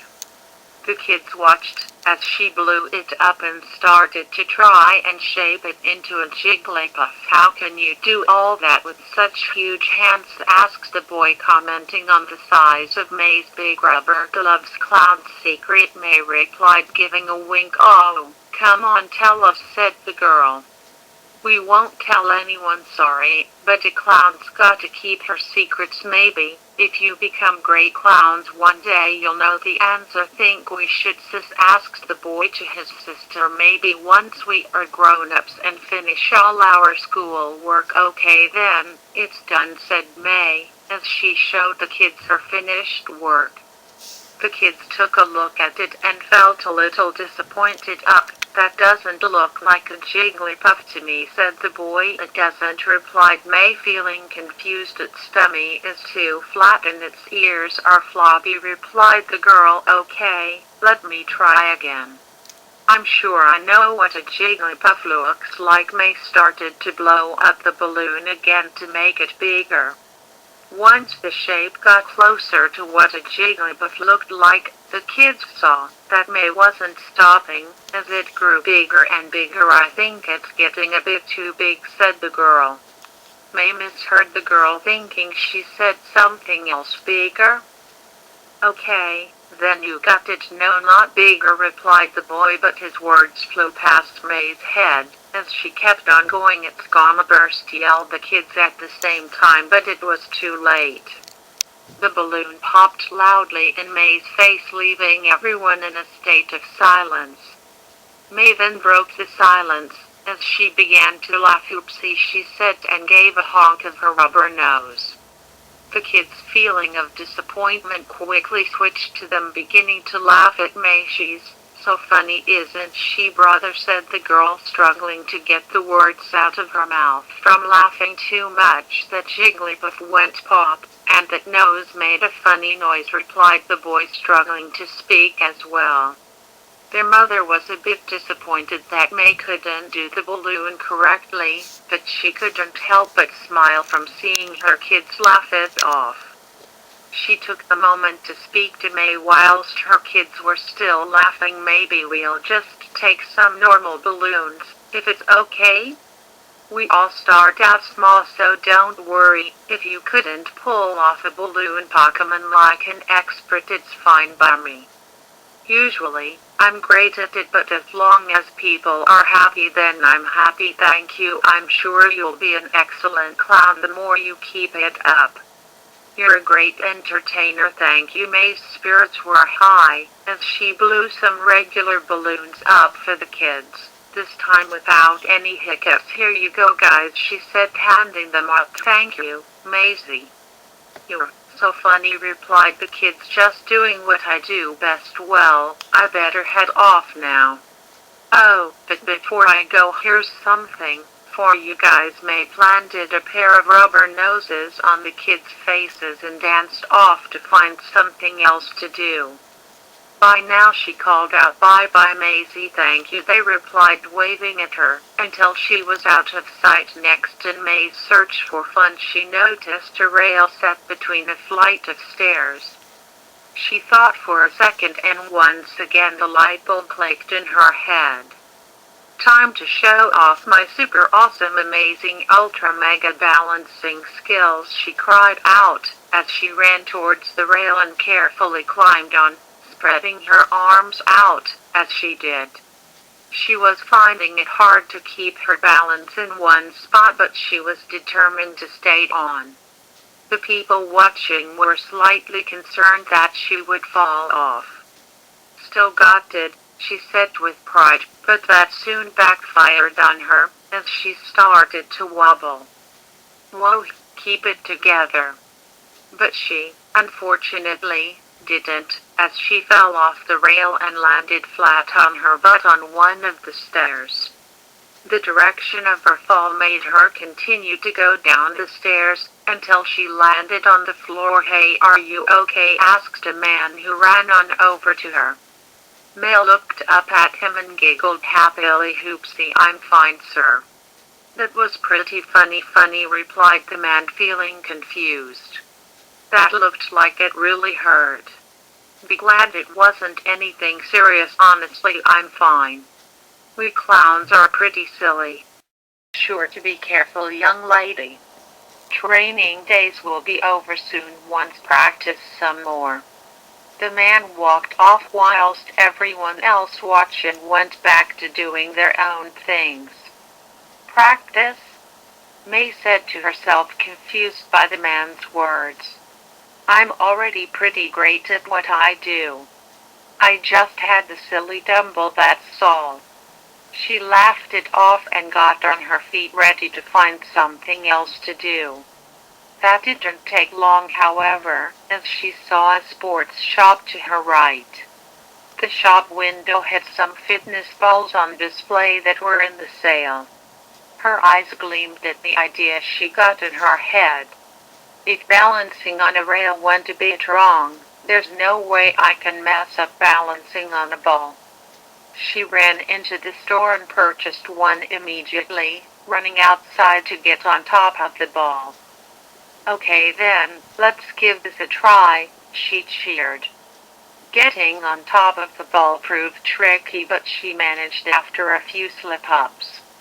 She started out pretty well balancing on it, considering it was a lot harder than the rail. More people were watching her do it and were fairly impressed.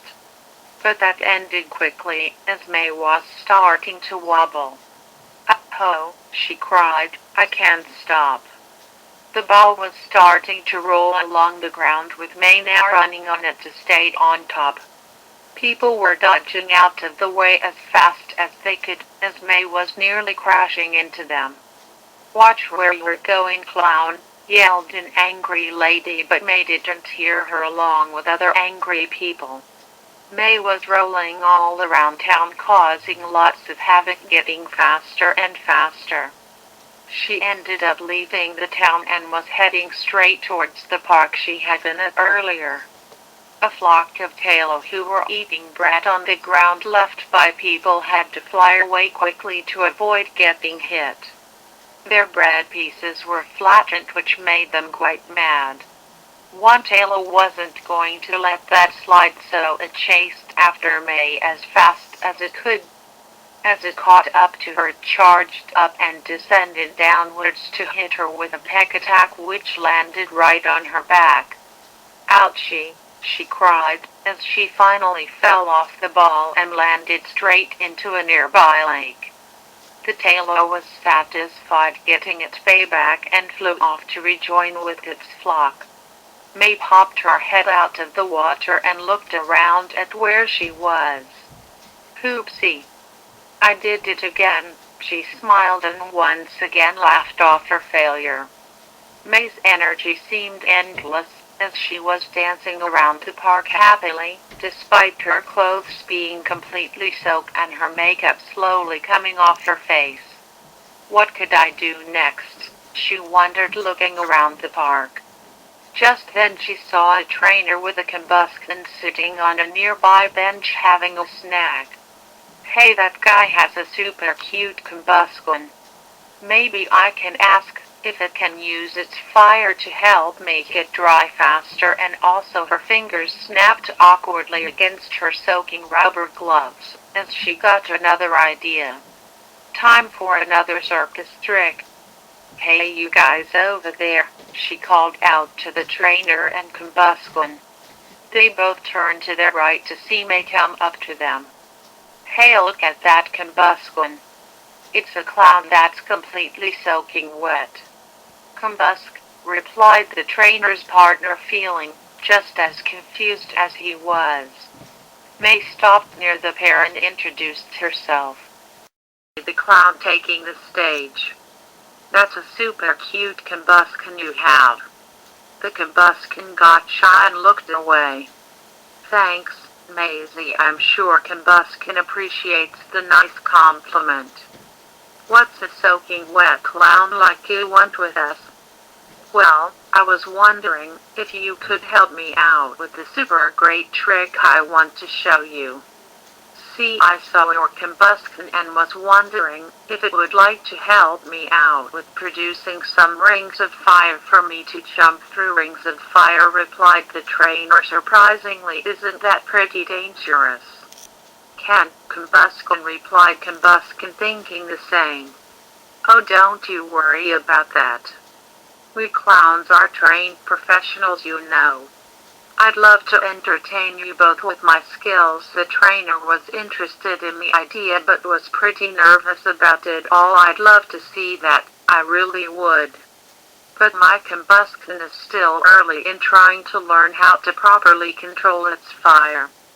I'm worried that producing perfect rings of it to jump through is something it can't quite do yet. The combustion, however, didn't think the same as its trainer. It was determined to get stronger, and hearing something like this wasn't going to discourage it. Combustion, it said to its trainer. Are you serious, combustion? He said. You know we still need to train more, and I wouldn't want anything to go wrong. Combustion, it was fully prepared to take on the task of making rings of fire no matter what. That's the spirit, combustion, said May happily. As long as you believe in yourself you can pull it off, no sweat, combustion, it replied happily, feeling a sense of pride. Well, combustion, if you insist, replied the trainer. But if anything goes wrong then don't blame me, combustion. Alright, combustion, let's do this, cheered May, as she and combustion moved further down from the trainer to prepare for the trick. May moved away from combustion's firing range so she had plenty of space to jump around when it was ready. Are you ready, combustion? She called out. Combustion, then show me what you got. Fire. With that, combustion charged up some fire in its chest. The trainer noticed that combustion was charging up for a long time, which meant it was possibly going to be huge. He started to worry, knowing what would happen next. Combustion, hold on, he cried, but it was too late, as combustion fired out not a ring of fire, but a huge blast of flamethrower at May at point-blank range. Combustion, stop. Combustion suddenly noticed it had gone too far and stopped blowing. May stood perfectly still, covered in black all over. Combustion, it cried out, asking if she was okay. Well, at least I'm all dry now, said May, as she collapsed onto the floor. Combustion, the Pokemon, felt ashamed of its own pride, realizing that it went completely overboard. The trainer and combustion ran towards May, who was still lying on the ground. Hey, are you alright? The trainer asked, feeling worried. Yeah, no sweat, she replied slowly. Poopsie, she laughed, but not as strongly as before. After that experience, May cleaned herself up by jumping into the lake again and decided to head on back home. I think I better call it a day, she told herself. Even we clowns need to rest. After a while she walked on through the town looking at the stores. She suddenly remembered something from earlier. Why would I want to go home to a bedroom that doesn't bring out my charm in any way possible? I better buy some decorations and spice the room up a bit. With that she ran off to some shops to buy lots of items that had anything clown related. After spending even more money she finally made it home and looked around her bedroom. Well then, let's get to work and call this room home. After spending about an hour decorating she looked back and examined everything. Strips of wallpaper covered the room in a set of white and red colors to give the feeling of a circus tent. Red noses were plastered all around the walls and a set of crudely shaped balloon Pokemon were circled around the room, giving the illusion of an audience watching someone perform in the middle of the room. It's a bit of a mess, but we can always improve it later, she told herself, feeling proud of her work. Suddenly her head jolted and she closed her eyes, standing still for a few seconds. May opened her eyes again and looked around her bedroom. What was something she was proud of a few seconds ago now had her beginning to freak out. Wait, what?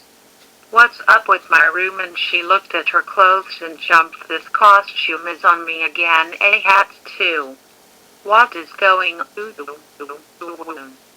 May screamed at the top of her lungs and ended up passing out on the floor. The May who was full of joy from earlier wasn't the same person anymore. After a longer day out than expected doing shopping, Max and his parents were finally close to heading back home. Having been bored to tears for several hours and occasionally complaining about how slow his mother and father were, he was the most alert he had been that day, as home was in sight. Finally he boomed with delight. I'm so starving. We're sorry we took so long, Max, said Caroline. It's just that you've been away for so long that we thought a nice day out would be nice for you. But you said we were only gonna buy some groceries and go straight back. We spent most of the time going around clothes shops, which I can't stand after about half an hour. Young man, I would prefer you not to be so rude, replied Norman. You were in desperate need of new clothes as well as your sister, as you never packed that much for yourself whilst on your journey. You should be grateful your mother and I spent as much as we did on you both. Now Max began to guilt inside for his behavior, which was to be expected by his parents. He sighed, feeling disappointed in himself. Sorry, Mom and Dad, thank you for all the new clothes. You're welcome, dear, replied Caroline, who was just glad enough to know she could interact with her son again after a long time. Apology accepted, son. Now let's get inside and cook us some dinner. Awesome, say, I wonder if May is back yet. It would suck if she missed out on tonight's meal. Brock's cooking was nice, but homemade meals just can't be beaten. I'm sure she will be. If I know your sister, she wouldn't dare to miss out on it, replied Caroline, as she wondered if May was feeling any better today. Well, we'll find out soon enough, said Norman, as they finally approached the front door and let themselves in. Norman and Caroline went in first with Max behind them. But before he went inside he noticed that the bin outside was full of, which it hadn't been in the morning, as the top of it nearly stuck itself open. He didn't think too much of it and went inside the gym, closing the door behind him. We're back, May, called Caroline. Are you in? Meanwhile, inside her room, May jumped at the sound of her mother's voice and began to panic. She had almost removed all of the decorations all over her bedroom, except for removing her clown costume, as she had been in so much of a hurry to remove anything that could raise some eyebrows. Oh no. I still haven't changed out of this costume yet. Stupid May, you're so stupid. That should have been the first thing I did. May? I'll go check her room, replied Max, as he went to go and check. No, no, no. May quickly ran to her door and closed it shut, making sure to lock it as quick as she could.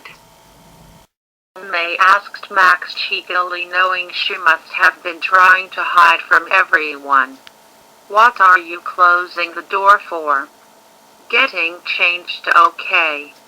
Privacy please, how come? Just wanna slip into something more comfortable. You sound kinda stressed out, big sis. What's going on? Nothing. Just didn't expect you guys back so soon. So soon? We've been out for hours. Way longer than I personally would have liked, but Mom and Dad got us something good. Oh really? Well, Jimmy, time to change and I'll be right there. Fine. See you in a sec then. As May heard her brother's footsteps get quieter, she took a sigh of relief as she continued getting changed. I'm sleepwalking, she said, beginning to sweat. Oh man, what is going on? Soon enough, May had changed into her casual outfit and went to the living room where Caroline was waiting to show her the new clothes they brought her, whilst Norman was unpacking the groceries in the kitchen. Oh, there you are, May said her mother happily, carrying a shopping bag in hand. We got this for you for your next big journey. Aw, thanks, Mom, she replied, taking the bag. She opened it up to reveal a new outfit consisting of a green and white kerchief, a sleeveless orange tunic with a black collar and white pockets, black cycle shorts, a pair of orange, white and black shoes, and a green fanny pack. How do you like it, dear? It's awesome. Thank you so much. May hugged her mother and gave her a kiss. Caroline then realized that May's hair seemed rather wet. Did you have a shower recently? Your hair isn't dried properly. May suddenly noticed that the stress of her current situation had gotten her hair all sweaty, which made her jump a little. Oh yeah, I did forget. When I heard you guys come back in, I quickly got changed so I could come in and help you. I must have forgotten to fully dry my hair, my bad. Well, don't worry about it, May. If you need to get dry properly, then you go ahead and do that. Your hair could end up sticking up by the morning if you don't dry and brush it properly, you know. I know, Mom, I'll go help Dad and sort it out afterwards. Thanks again for the outfit. May dashed off and went into the kitchen to thank her father too. Alone? I don't even know anymore. Look, Mommy, it's May over there, said a familiar voice. May looked and noticed that it was Alexandra from yesterday. Oh hey there, replied May with a wave. As Alexandra rushed on over to her, it was like all of May's worries had suddenly been put on pause. I can't believe you're here again. Mommy, I want to spend some time with May. Alexandra. Don't go bothering her now, replied her mother, sporting a long green dress, white heels, and hair as gold as the bright sun. Please forgive my daughter here. She's been dying to meet you again. Oh, it's no big deal. It's nice to see her again. My name is Leslie.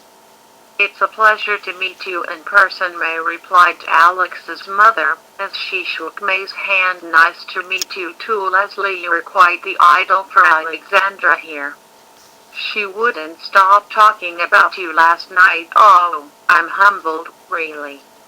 It's a surprise for me to meet a fan in my hometown last night, May. I was writing down all sorts of ideas of how I could do Pokemon coordinating just like you do, said Alex excitedly. I'm gonna try a performance of my own and imagine what my Pokemon would be if I were old enough to have one. What kind of Pokemon would you have? Alex asked May, as her interest peaked. I'd have a Gardevoir, a Gardevoir.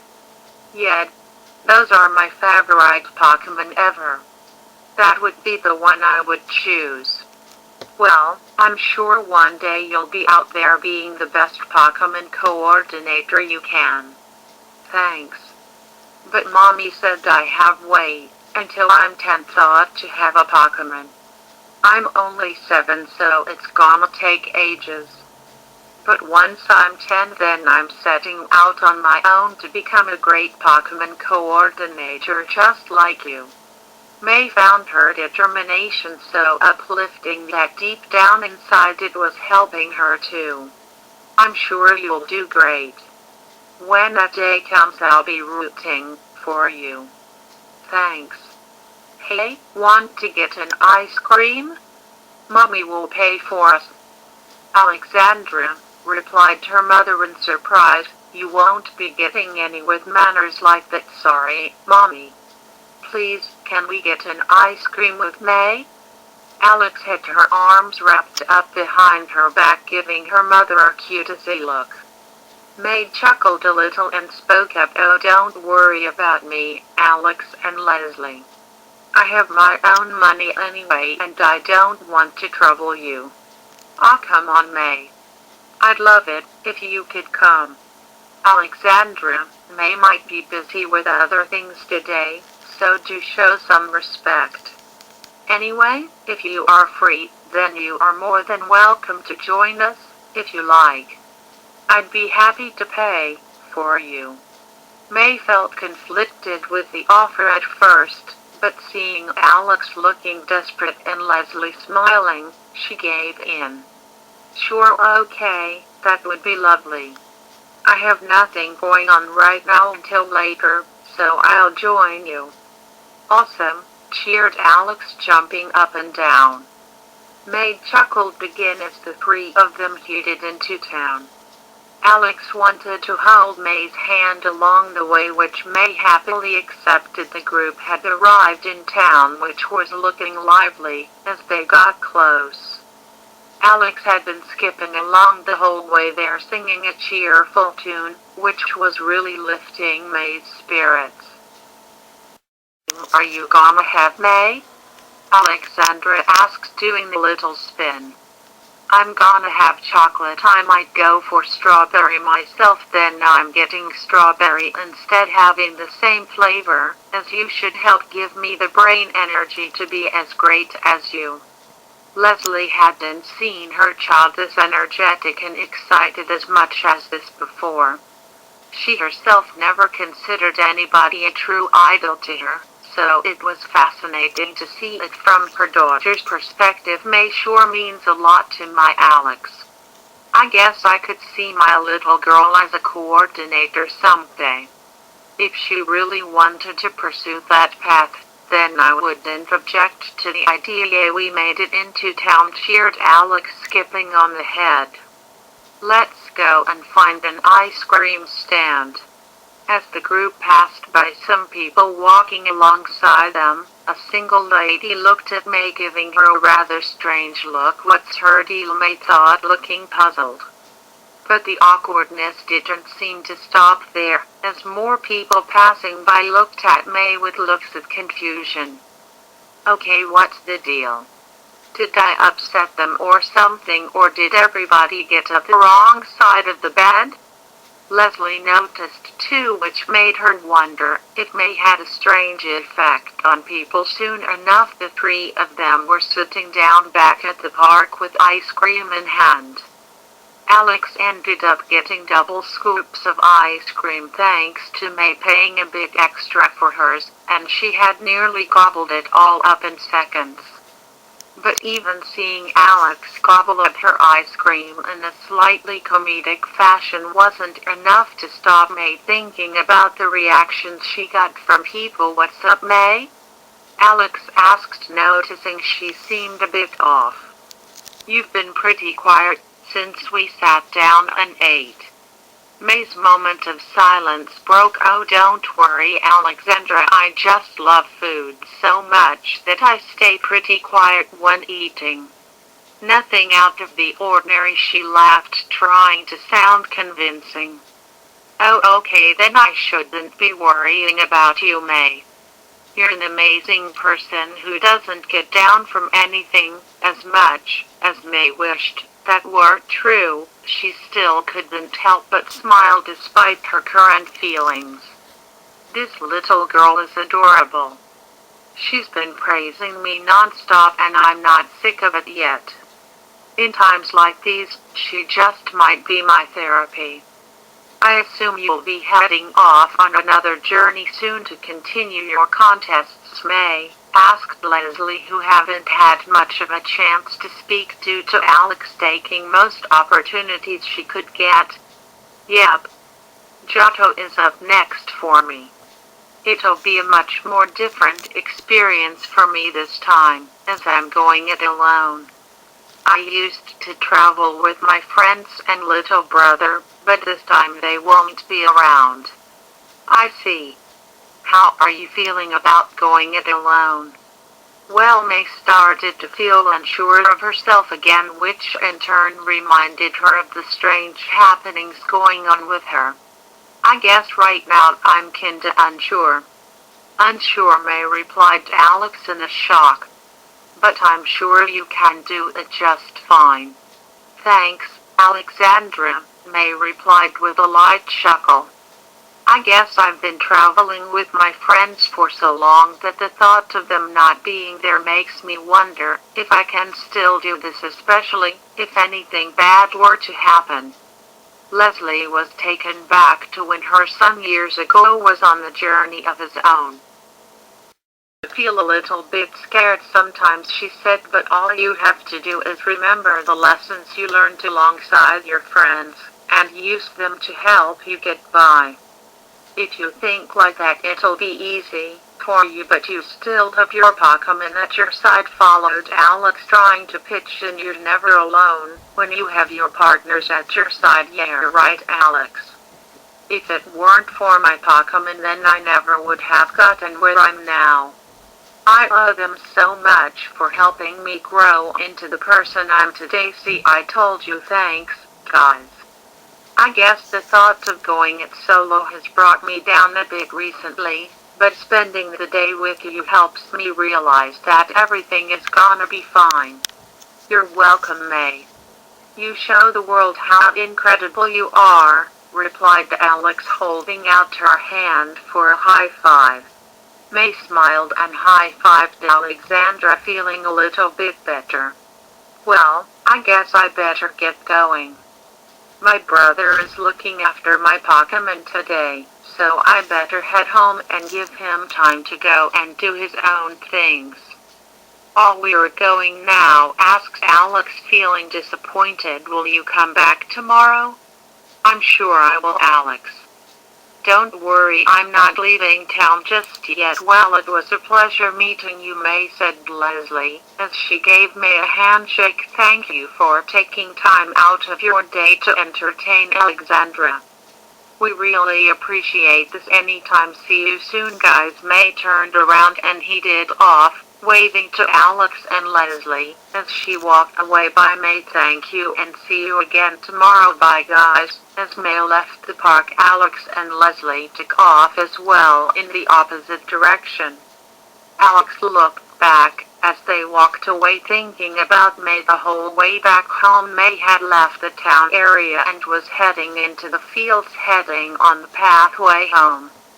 It was a lot quieter now, which gave May time to think to herself, if I'm gonna find out just what all that clown stuff in my room was about, then I need to consider possibly going into town tomorrow and checking some party stores or something. I'd go now, but honestly, I just wanna sit in bed and sleep this off for now. Spending time with Alexandra and her mom was so nice that I don't want my personal problems to ruin this day. As May reached the big open fields, she noticed that this usually quiet area had quite a lot of noise going on. What is that? Sounds like construction work or something. In the middle of the fields of all places? She carried on walking but quickly stopped, as curiosity got the best of her. Okay, I'm gonna check this out really quick. As May was getting closer to the source of the noise, a large yellow object was coming into view that upon walking closer turned out to be a big tent. Parked close by the tent were a few big trucks where workmen were carrying heavy equipment inside it. What's this doing here? Isn't that it? All of a sudden May's thoughts suddenly froze and she shut her eyes for a few seconds. She opened them up now with a delighted look on her face. A circus has come to town? It's like destiny planned this out for me. Maisie is gonna take the stage. May's random switch in behavior from yesterday had come back, and she darted off back home to dress up in her clown costume. By a massive stroke of luck, the house was empty again, as May ran indoors, noticing a piece of paper on the doormat. It wrote, "If you get this message, mail, the house is locked. We have gone out to pick up some more groceries that we forgot to pick up yesterday." Getting to remind me of things we need, as usual. You know how he is. Max has already put your Pokemon back in their Pokeballs and has left them in your room, so don't worry. Anyway, we will be back soon, so take care and see you later. Signed, Mom. Oh hey, that's cool. I'll take my Pokemon with me this time and show them the circus tent I found. May quickly applied her makeup, got changed into her clown outfit and ran out of the house, locking the door. As she left, get ready Petalburg, because Maisie is here to take the stage like never before. I'm gonna join that circus and give everybody a show they won't ever forget. Jumping and dancing her way back to the fields, May was dead set on one thing only, and it sure wasn't getting ready for her next journey. "Keep it up," cried Stella, the ringleader of the Pokemon circus that had arrived in Petalburg City. Stella was known for being rather rough when it came to her training, but she was a kind soul deep down. Her circus was well known across the Kanto region, and she now wanted to expand the show over to new regions around the world. She watched her crew train the Pokemon for their acts, which got her excited to put on a show for the people of Petalburg in 2 days' time. Her Mr. Mime walked into the tent to meet her. "Have you finished putting the posters up around town?" "Mime." "Great. Thanks, Mr. Mime. Our grand tour of the whole region will get off to an amazing start soon enough, Mr. Mime. So make sure that you all train hard today," she said to all the Pokemon and staff. "We only have today and tomorrow to practice, so let's get cracking." "Roger," replied her crew with their Pokemon. Happy with everyone's progress, Stella walked outside of the tent heading towards her trailer, when suddenly she heard the sound of somebody in the distance yelling along with the sound of bells jingling. "What on earth is that?" The figure came into view in the distance, who turned out to be May. She was trying to ride on top of a big blow-up ball, but it was spiraling out of control as she tried to stay on it. "Watch out! Coming through," she cried as she headed straight towards Stella. The ringmaster dodged out of the way as May rode into the tent and crashed into the seats inside. She ran back in to check up on her with the rest of the staff and their Pokemon staring in confusion. "Are you all right?" Stella asked as she helped May up. "Totally," she replied with a weak laugh due to the pain. Wait. You're a clown? Yep. I'm Maisie. Maisie the clown, taking the stage. May squeezed her rubber nose at the end, which made the staff giggle. Stella stood there unsure of what to say. I see. Well, what are you doing here? I saw your circus and I just had to come and check it out. I'm aiming to become one of the greatest clowns someday. Oh please, will you let me help you out? Oh please may I? I love the circus. I live and breathe the circus. The other female staff watching found her passion quite charming, but Stella still wasn't sure what to think. Oh go on Stella, why not give her a chance, said one of them with her daughter who agreed. What? Yeah, why not, said another with her match-amp. She certainly looks the part at least and seems super friendly too. I'd be happy with her having a go, replied another with a tangerine executor. May closed her hands together begging for an answer. Well, looks aren't everything, Maisie. This is a Brookhaven circus after all, so you'd need some Brookhaven as well. Oh, I have plenty of those. She reached into her pockets and took out her Pokeballs. Come on out everybody. The bowls opened up and out came Maze Blaziken, Beautifly, Skitty, Bulbasaur, Eevee and Squirtle. Meet my friends here.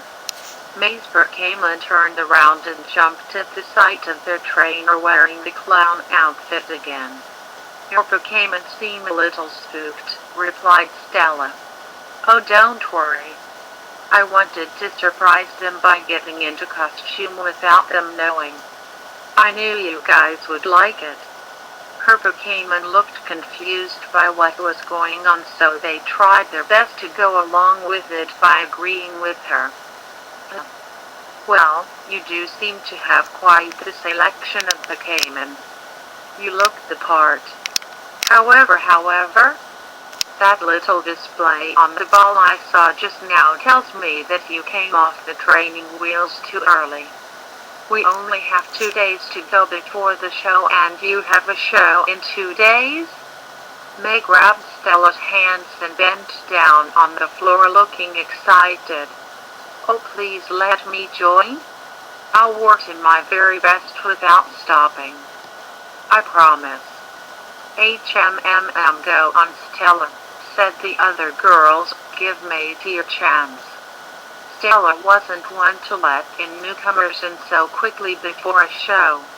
She was one who liked to make sure she was working with trained professions, but the look on May's innocent face made her cave in.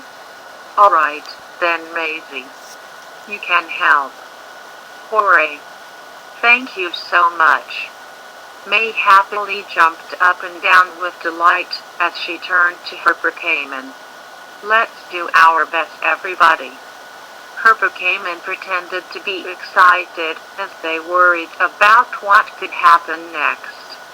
What on earth am I doing? Stella sighed, wondering if she had made the right choice.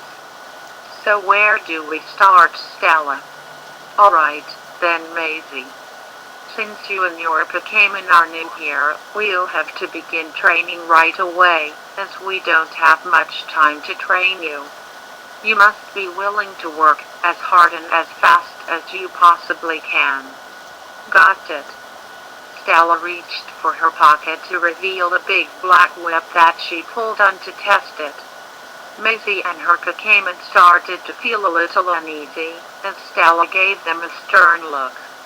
What's the whip for?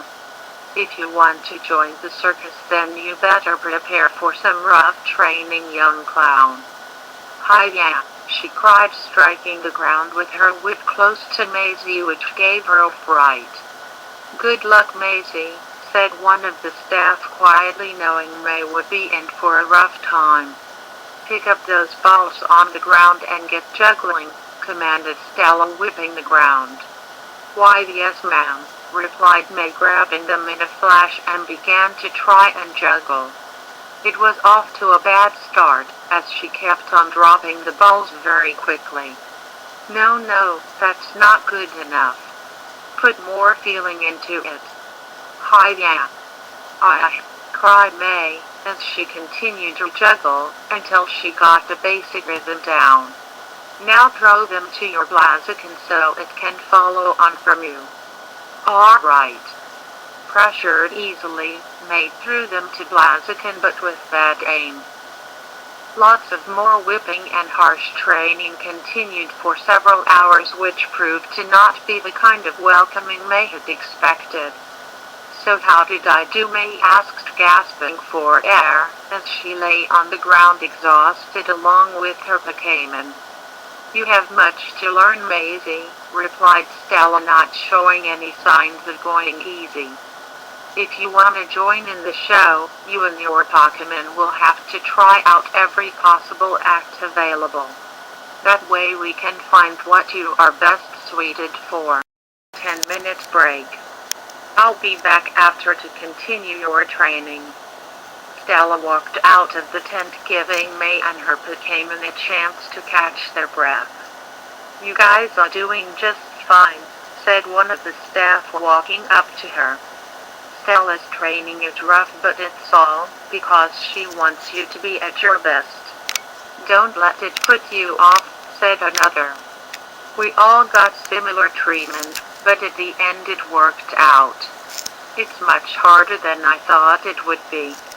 May replied, taking a sip of bottled water handed to her by the staff. But I'm not giving up yet. We're gonna knock it out of the park in no time. Right, guys? Her Pokemon agreed nervously. So what made you want to become a clown, Maisie? What drives your passion to perform? This surprisingly was a question May found tricky to answer. I don't know. I guess I just do. Her Pokemon were surprised to hear this, as they always knew their trainer as a Pokemon coordinator who had never before wanted to be a clown. They hadn't been aware of the time May was hypnotized into being a clown once by Butler a long while back. I see. How long have you and your Pokemon been at this for? One of the girls continued to question. I'm not sure. I've always been who I'm from the beginning. This got May's Pokemon to have their own group discussion about what was going on whilst she was busy speaking with the staff. Is she okay? Asked Bulbasaur in its native language. She's acting strangely. Why doesn't she remember our contests? Asked Eevee. I've never seen her look like that before, said Squirtle. Her nose is big and red too.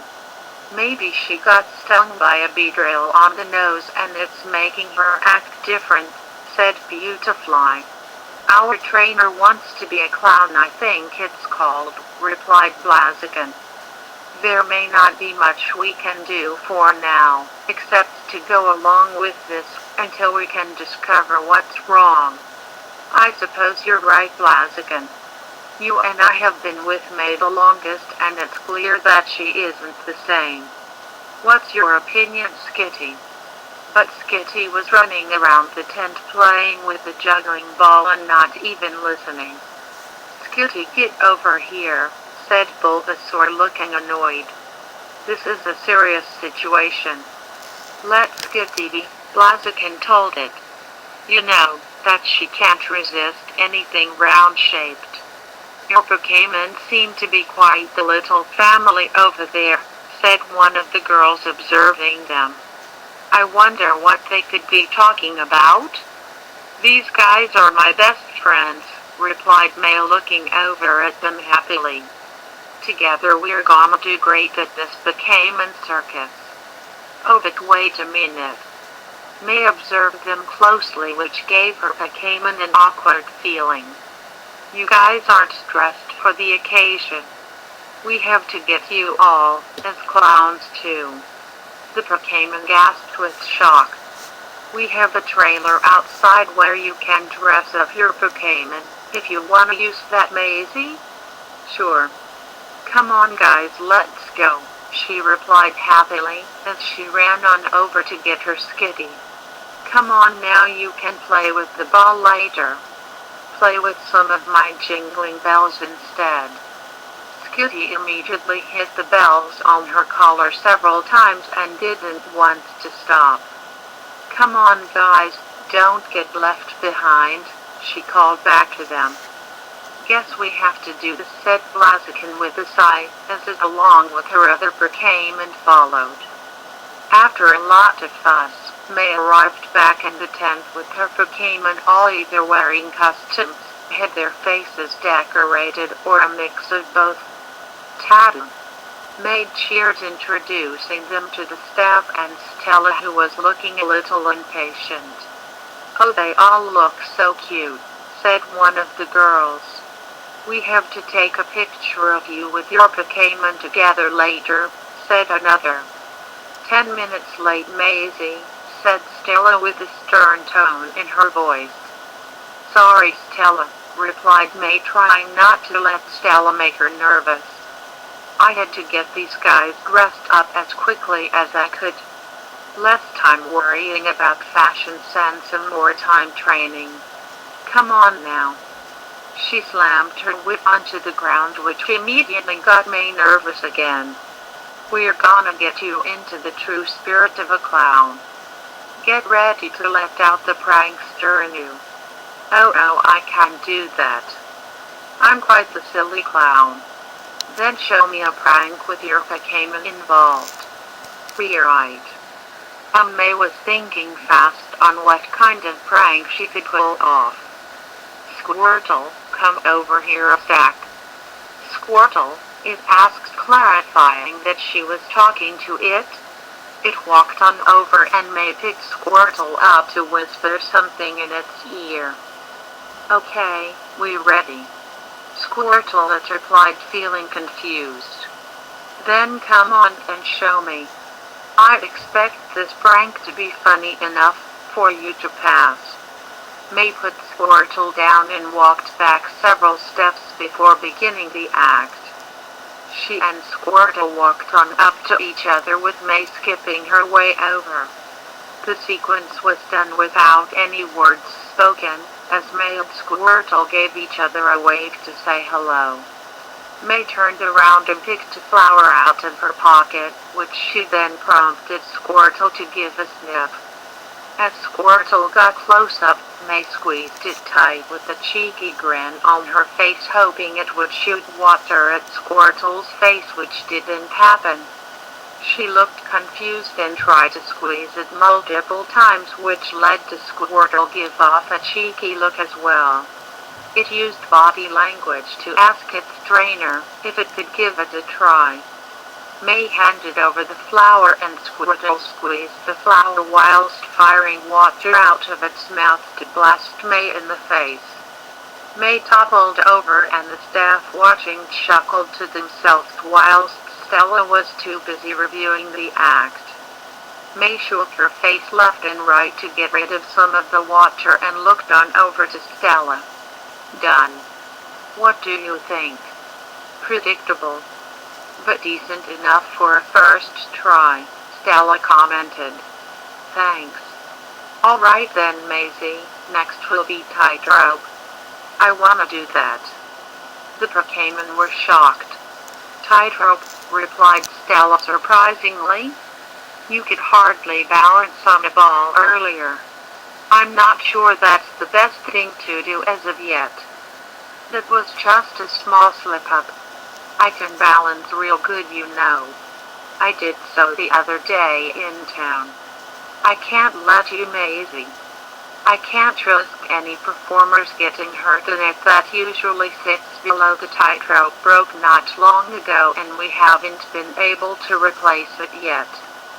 So you better not try it under these circumstances, Maisie. Maisie? Stella noticed that she was gone. She turned around to notice May had already started climbing up the pole to reach the tightrope.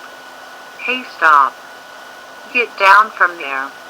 Oh no, cried Mage Pokemon in their languages, as they watched May already reach the top. Don't worry everybody. I'm super good at balancing. I'll make you all proud. Get down from there this instant, cried Stella angrily. I'm not risking you getting injured. I won't. Promise, she smiled back, which only got everybody else worried. May started to walk the tightrope as slowly as she could whilst spreading her arms out to balance herself. We have to get her down, said Beautifly to her fellow Pokemon. Where's Skippy? Asked Bulbasaur looking around. It looked up to notice Skitty was climbing up the pole to follow May as quick as it could. Oh great, cried Blaziken in shock. Skitty's got its eyes on those bells on May's clothes again. Of all the times, Skitty. We have to stop it. But Skitty had already got on the tightrope and was carefully making its way to May. Oh hey Skitty, said May, as she looked behind her. You want to join in too? But looking behind her was where it all went wrong, as she started to lose her balance. Maisie, cried the staff in fright. Whatever you do, keep that balance, called Stella, getting stressed out. But the pressure didn't help May, as she finally lost her footing and began to fall. Oh no, the staff looked away, unable to watch. I got it, cried Bulbasaur, as it launched its vines to grab May just in time. Blaziken jumped up high and grabbed Skitty to save it. Both Pokemon put their friends back on the ground with a sigh of relief. Thanks, guys, replied May, still keeping up her positive attitude. That was a close call. Skitty happily ran over to her and started playing with the bell attached to her right boot like nothing had happened. You better be lucky your Pokemon were there to save you, said Stella with a sigh of relief. But your actions were foolish. Clowns are meant to be silly, but there's a difference between being silly and stupid. Sorry. I'm just trying my best. Well, don't let me catch you doing that again. You're still a rookie, so you won't be able to do everything at once. Stella turned around to the rest of her team. Everyone take a break for a little while before we move on. She walked out of the tent with a heavy sigh. Don't scare us like that again, said the staff walking up to her. We seriously thought you'd injure yourself. I'll be fine. No worries. I suppose there really is no stopping you. Your enthusiasm is actually kinda inspiring when you aren't being reckless. I got to try out another act, she replied, showing no signs of stopping. Now what could I do? It's okay to take a break, you know. I only have a few days to prepare. I'm gonna keep going. May ran around the tent looking for something she could do. That girl is like on autopilot, said one of the staff to her fellow colleagues. She's quite the character. Hey, what about these? May called, pointing towards a pair of wires and straps lying on the ground. Oh, those are used for aerial straps acts. They don't get used anymore, since there's not much for both performer and their Pokemon to do together with them. It's a Pokemon circus after all, so both trainer and Pokemon need to do work together. I just got an idea for these. May replied excitedly, putting her hands together. What did you have in mind? Within most of their break time, May had put together a little setup. She had placed 9 of the straps around her arms, wrists, knees, and feet, and the wires attached to the straps were connected to a series of planks to form a marionette controller. How about this? she said, clenching her fists with excitement. Why don't I put her on an aerial straps marionette act? My Blaziken is gonna sit down the platform all the way up there and use the controls to move me around. That way the aerial straps act can have both trainer and Pokemon work together. Blaziken was as surprised as everyone else. Well, it's certainly something this circus has never did before. Are you sure this would work? Can't hurt to give it a try. Come on, Blaziken, let's do this. BL Blaziken, it replied hesitantly, as it took the controls and climbed up to the platform. The higher Blaziken climbed, the more that the wires were slightly pulling May back, and raised her arms slightly until the point when the fire Pokemon sat down. Anytime you're ready, Blaziken.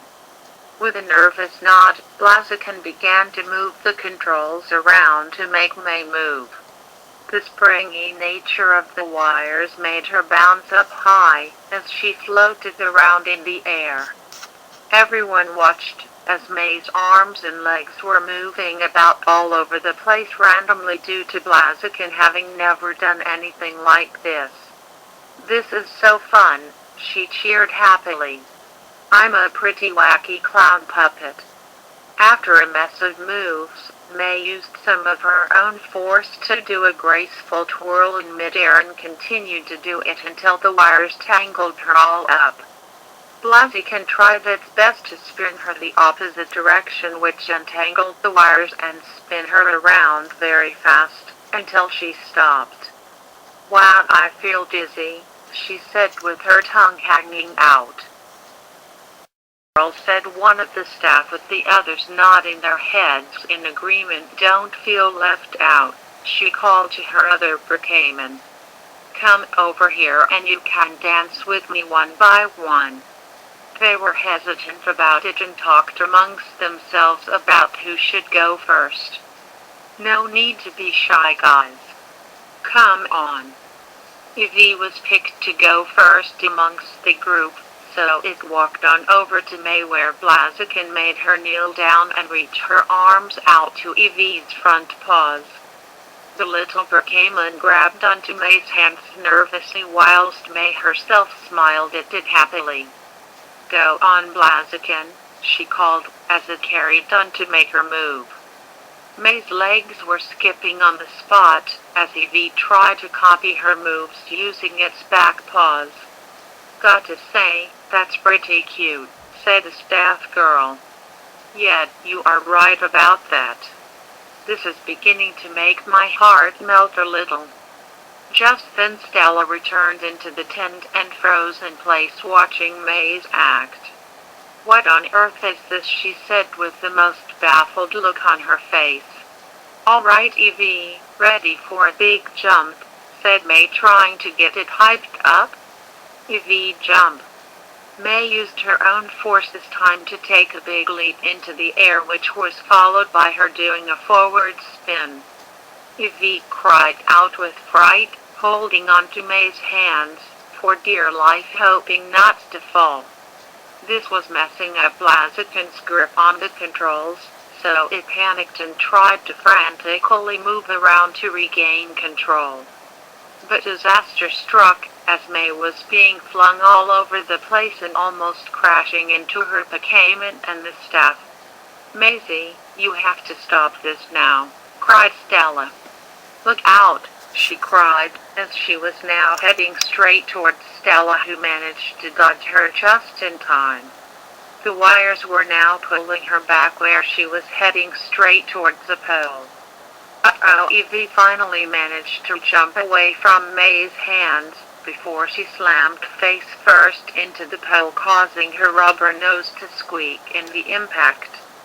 Blaziken had also dropped the controls, which smacked down on May's head as she landed on the ground. That's got to hurt, said a member of staff. Everyone went on over to check if she was alright, which to nobody's surprise had not put the dent on her positive attitude. That was so much fun, minus nearly hitting everyone. Goodness. You're not hurt too bad, are you, Maisie? Face is a little sore, but I'm totally fine. Blaz said Blaziken, feeling ashamed of itself. Oh, don't feel bad. You did a great job. Together we made a great team. You also did a great dance with me, Evie. Evie replied, feeling too dizzy to think straight. I leave the tent for a break and there you are getting yourself into trouble again, said Stella, sounding quite annoyed. Though I must admit that act was creative. Thanks. But it was messy. You and Blaziken are clearly inexperienced, so that act is too risky to do for an actual show. I won't be allowing it on the night. Oh, it's been a busy day for us all. I think we are gonna wrap things up for now. You've been working hard, Maisie, so you need to rest up. Okay then. I see potential in you and your Pokemon. But you clearly have a lot to learn. So you better rest well tonight, because I will continue to train you hard, until you all can get a few acts down before the big show. You got it, Stella. Thank you again for letting us be a part of this show. It's been my dream to do something like this. Pleasure. Now run along and get some rest. You live in the area, right? I sure do. Great. Safe travel home then. May turned towards her Pokemon, feeling proud. You guys all did amazing. You all deserve a good rest. She got out their Pokeballs and returned them back. We look forward to seeing you tomorrow, May, said the staff. Me too. See you later. She removed the straps still attached to her and ran out of the tent, which, for Stella, was a huge sigh of relief. I think I'm more tired than she is. I still hope I won't regret having her take part in the big show. It's like you said, Stella.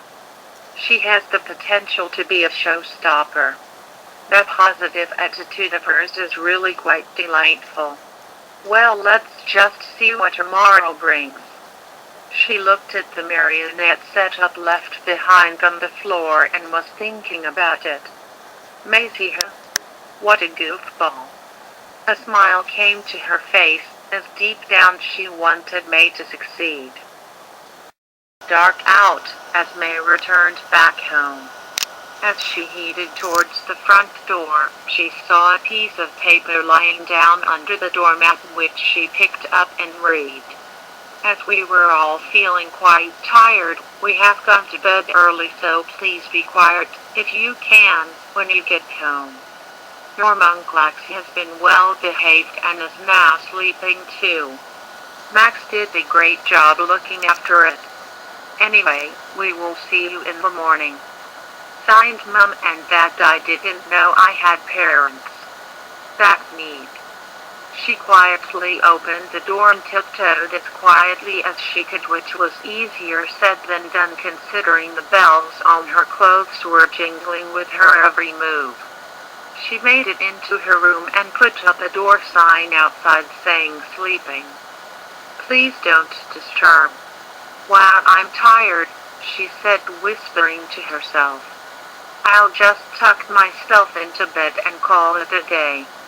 Without changing her clothes, May got into bed and quickly fell asleep, thinking about the fun day she had. All that was on her mind was becoming a great clown, until she dozed off into her dreams. Next morning, May awoke to the sight of her alarm clock and noticed that it was far later than the usual time she would get up at. Man, I feel so exhausted. Was I dreaming about meeting Alex yesterday or what? I can't remember how that dream ended. Guess I might as well get up. May stretched out her arms, suddenly hearing a familiar sounding jingle. Not again. She pulled the covers off her bed to notice the clown costume. Why, she then looked at her mirror to notice her rubber nose and white face paint. Why has this happened again? May immediately got out of her costume and quickly put on her usual attire in a panic. Ugh, I should just throw this thing away. I feel like I'm sleepwalking into this or something. But before she went out of her room to throw the whole thing away, she couldn't stop looking at it and remained silent for a little while. I should put this back in my wardrobe without thinking. May stored it away and left her bedroom not thinking twice about it. Even though at the same time she was still freaked out about just what was happening. Am I losing it? Who even knows anymore?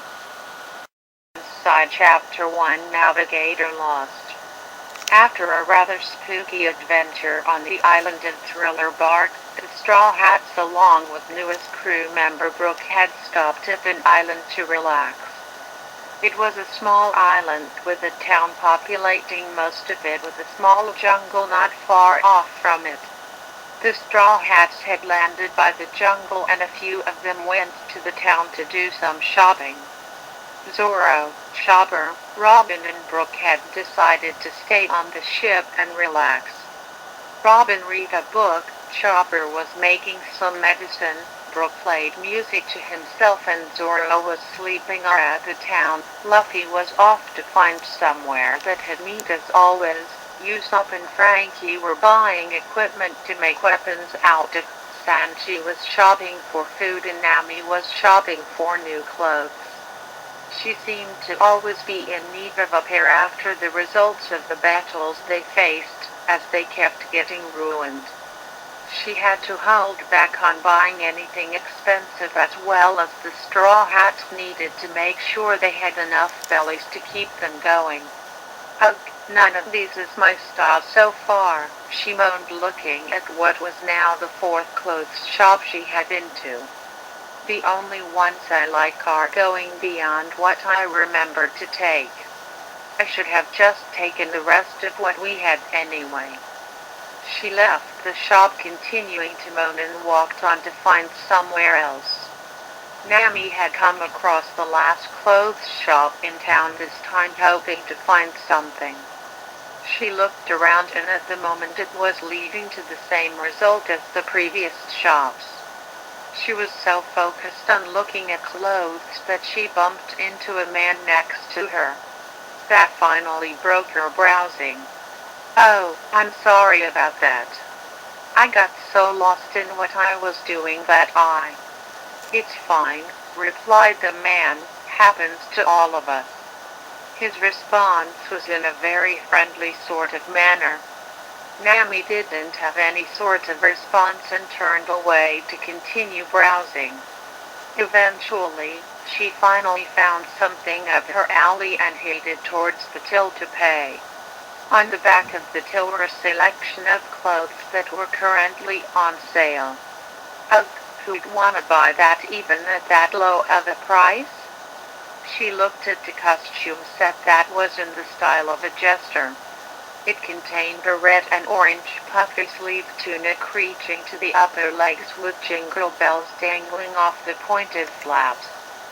A pair of knee-length boots that pointed at the dips with bells attached to them came along with the set, red and orange-colored arm gloves. The brown neck choker with a bell attached and topping it off was a jester's hat in the same red and orange color style with lots more bells attached to the dangling sleeves. Usopp maybe boo-wit, no. Got your eyes on that outfit there? Asked the shop owner. It's great for parties and we really need to sell it. No thanks, replied Nami. It looks great and all but it's just not something for me. Shame, I thought somebody would finally buy it but never mind. So just this shirt and dress, yes. Nami paid for her stuff and left the store feeling relieved she finally brought something. She felt hungry and went to find the nearby restaurant.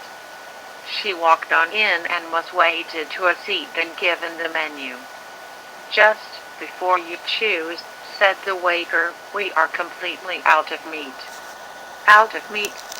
"Fluffy, why?" "Fine, then I'll just have a tomato soup, please." Disappointed but satisfied with getting some food in her system, Nami decided to wander around the parts of town she hadn't seen yet. The town was big and there was still plenty of time to kill before she had to meet up with the others at the time they agreed to meet up at. Not every part of the town was as busy as the main square as Nami walked into a quieter part of town. Not as many shops were around, nor were there many people. Totally different atmosphere on this side of any deader than this, and it's a ghost town. Just then she heard a whistle coming from a certain alleyway. Turning her head towards where the sound was coming from, the whistling happened again, getting louder and louder. "Is somebody calling for me? I know I shouldn't, but that whistling is starting to get on my nerves." Nami was known for having a very short temper when something or someone made her angry. She walked into the alley just so she could shut up whoever was there. "Hey, cut it out, will ya?"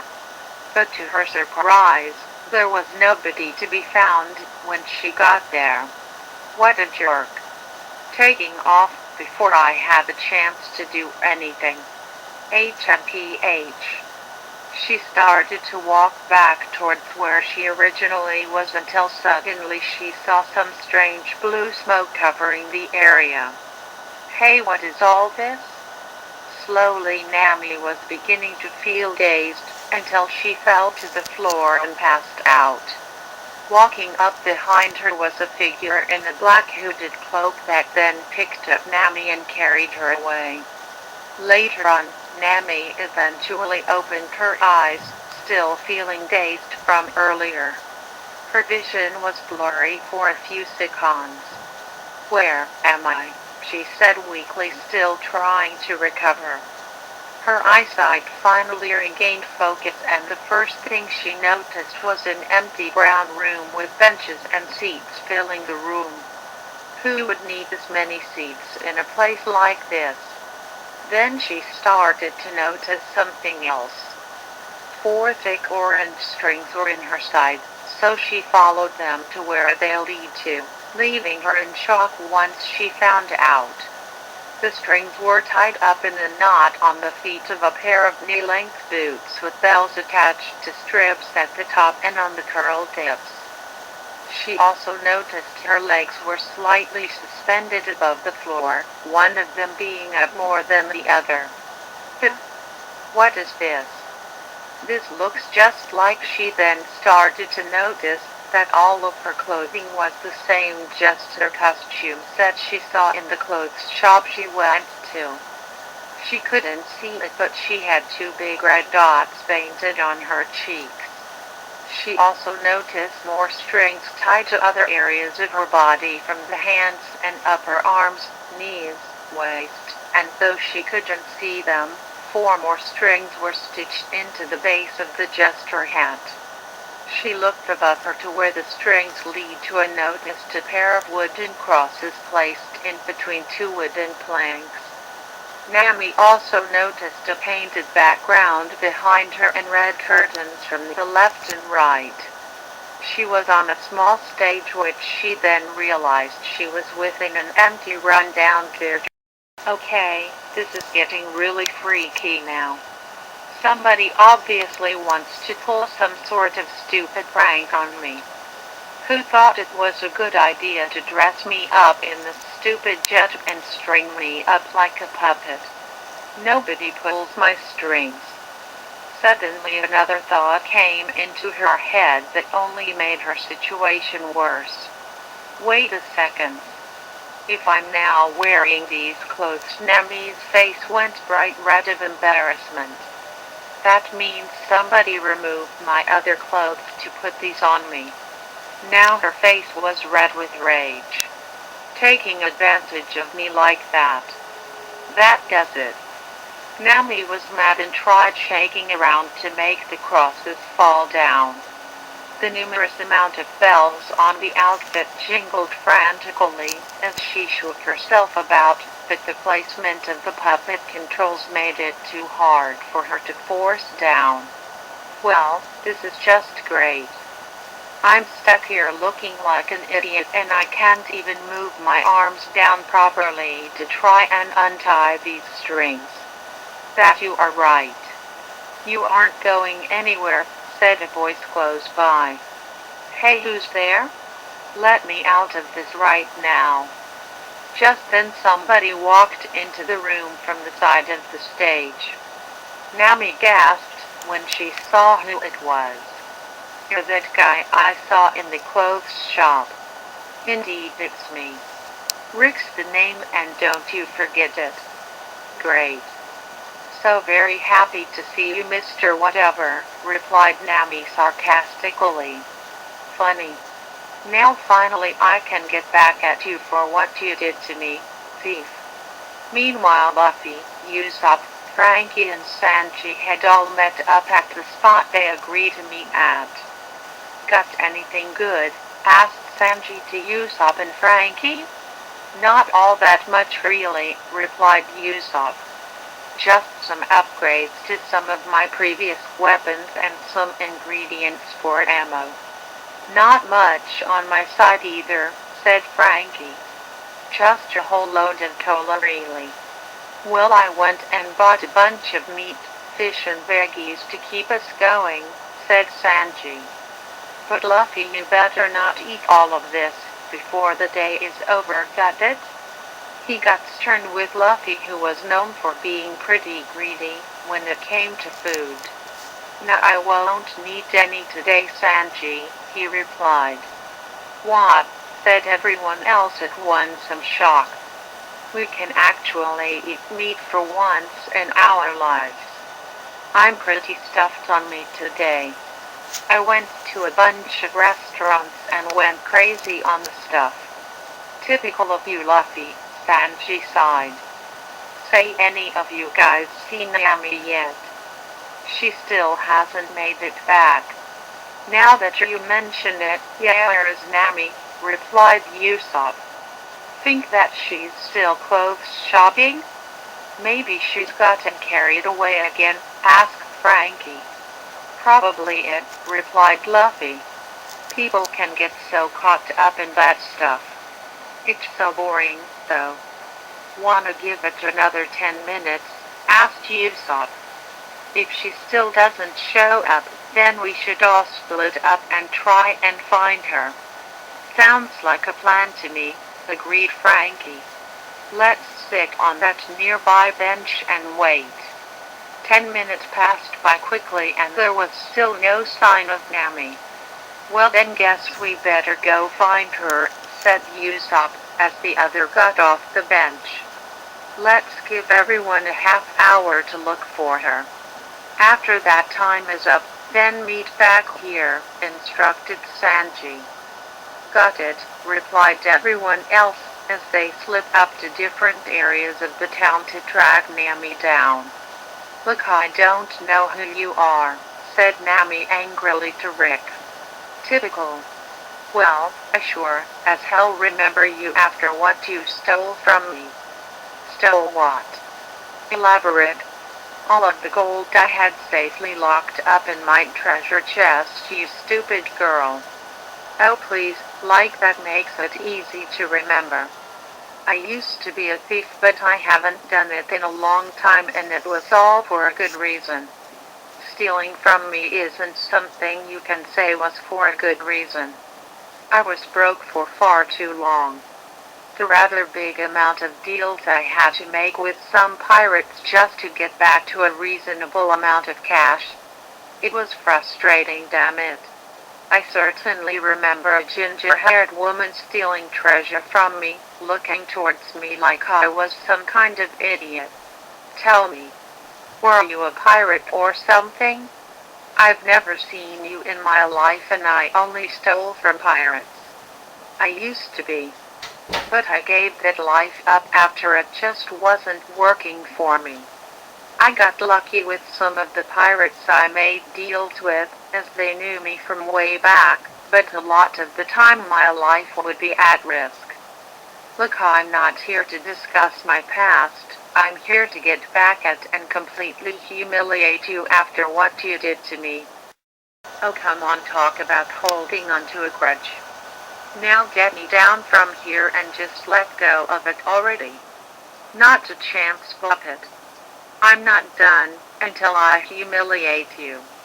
Rick walked towards the stage, turning on an old-fashioned music box sitting on the table close by. He wound it up and went up a small flight of stairs leading him above the stage in Nami. He took the puppet controls and started to make Nami dance on the stage along with the music box's chimes. The bells on Nami's costume jingled along with the rhythm of the music box. "Hey, stop it, you jerk!" Nami yelled as she tried to fight back against the strings. Oh, this is just where the fun begins. Nami was being made to raise her arms and one leg up, swapping to her other leg in a continuous motion. After that, her legs were being manipulated to awkwardly skip around on the spot whilst her hands were made to clap continuously. Nami was so embarrassed that her cheeks went as red as the ones painted on her. Hope you're enjoying this, you freak. 'Cause, when it's over I'm gonna kick your ass. His response was now making her bend down and move her arms up and down like a chicken. Yep. You're dead, Buster. He then twisted both the controls, which made Nami spin around. She got tangled up in all the strings and then started to spin in the opposite direction, making the strings freer. He kept doing it over and over again, making her feel dizzy. "This is getting ridiculous now," she said dazedly. "Had enough yet, thief? What do you think?"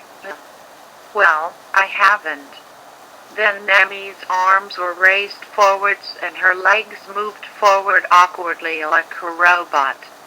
Her left arm was then raised upwards and her waist bent sideways so her field of view was on Rick. She poked out her tongue and spat at him, even though he was too high up to feel the impact. Now that wasn't nice. Time to teach you a lesson, thief. Up you go. Nami was being raised up in the air and put back down on the ground, landing on her butt. Oh. Not cool. Oh, you like that? Well, here we go again. He repeated the same action on her several more times. The humiliation just wouldn't stop there, as he now made her pose like a bunny rabbit, bouncing up and down with her hands over her head like rabbit ears. Nami was so exhausted from it all that she couldn't pull back against the strings. "Okay, please give it a rest. If you want an apology or something, then fine. I'm sorry I stole the treasure I don't remember stealing from you." "Happy? Well, you're actually apologizing for what you did to me? I'm surprised a thief can actually say that." "Well, you know what? I forgive you." Nami wasn't convinced by Rick, however, from his tone of voice. "Not gonna stop, are you? You're smart." He decided to end his playtime with Nami by making her dance like a ballerina. She was raised upwards slightly so her right leg was on tiptoe and her other leg rose up so it bent from behind her leg. Her arms raised above her head and she stood there for a few seconds like if she was balancing. Then she skipped across the stage, finally ending with her being dropped onto the floor on her butt again. Well, I'd say I'm satisfied. For now at least. Goody Nami was completely wiped out, as she was risen up again, so Rick could put the puppet controls back where they were. She rocked around a little, suspended above the ground, just as she was when she woke up. She exhaustedly dropped her head down, glad that it was all over. Her body ached all over from all of the moving around she was made to do. "You know what?" said Drake, appearing in front of her again. "I never realized I was so good with puppeteering." He smiled to himself. "Yeah, whatever," replied Nami exhaustedly, just wanting to go to sleep. "You're now my little marionette for me to control." A fitting fate for a thief-turned-jester, wouldn't you agree? As Rick spoke, he pinched most of Nami's strings and shook them about, making her arms and legs flap about frantically. She was too exhausted to care at this point, as she knew she couldn't do anything. "Despite how much I want to kick your ass into next week, I'm ashamed to admit that you're actually good." Ever thought of dropping the idea of being an asshole and go into doing puppet shows? You'd be so much better off. Well, now that you mention it, that's not a bad idea. Except for the part of being what you call an asshole. The feeling of total control over you is one of the most satisfying feelings I've ever felt in my life. Perhaps I should do this to other people who piss me off. He pushed Nami backwards and then let her go, so that she was swinging back and forth around the stage. She was still too tired to care at this point, as she slowed down. "The world thanks you, jerk. Even if you continue to torment me like this, I'll still continue to backlash you till you get so tired of me that you'd want to let me go." Rick suddenly got an idea in his head. "Say now, maybe that devil fruit I've kept all this time would make this even more fun," he said proudly. "Say what?" "I'll be right back for you, Missy. Stay there while I'm gone, okay?" "Oh right, staying there is all you can do. If my friends were here, you wouldn't be ever doing one of these human puppet shows ever again." "Friends, you say? Well, you absolutely must tell me about them once I get back. Not like you won't have a choice anyway." Nami was hardly taking him seriously throughout all this, but those words that came out of his mouth made her slightly curious. "I'll be right back. Make sure not to miss me." "Oh, please don't go." "Who else will make me look like a complete moron?" she replied sarcastically. Rick didn't respond and took off smiling. Everything was now quiet, besides the occasional jingle of the bells on her hat from her moving her head a bit. "What kind of mess have I gotten myself into here? A guy who doesn't know the concept of letting go made to wear this dumb outfit, and an experience that never makes me want to see another puppet show again. One of the worst things is that guy could make me dance better than I ever could in my life. Why me?" Rick returned to the building carrying a purple devil fruit tucked in his arm. The base of it had swirls that looked never-ending, if it was looked at long enough. Nami had been sleeping for a bit and was soon woken up by him shaking her head strings up and down. That, along with the bells jingling frantically, woke her up in an instant. "Wacky wacky puppet thief. Oh wait, puppet jester is more appropriate for you, because you're a laugh. Oh great, my favorite person in the world is back," she moaned. "I know you love me." "Sure do, you ass. Well, you soon love me once I devour this fruit I've been saving until the right moment." "What kind of devil fruit is that?" "Whatever it is, I'm gonna hate it, if it suits his needs." Down the hatch.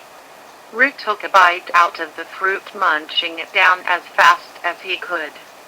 Nami watched slowly, beginning to worry about what kind of powers he would obtain.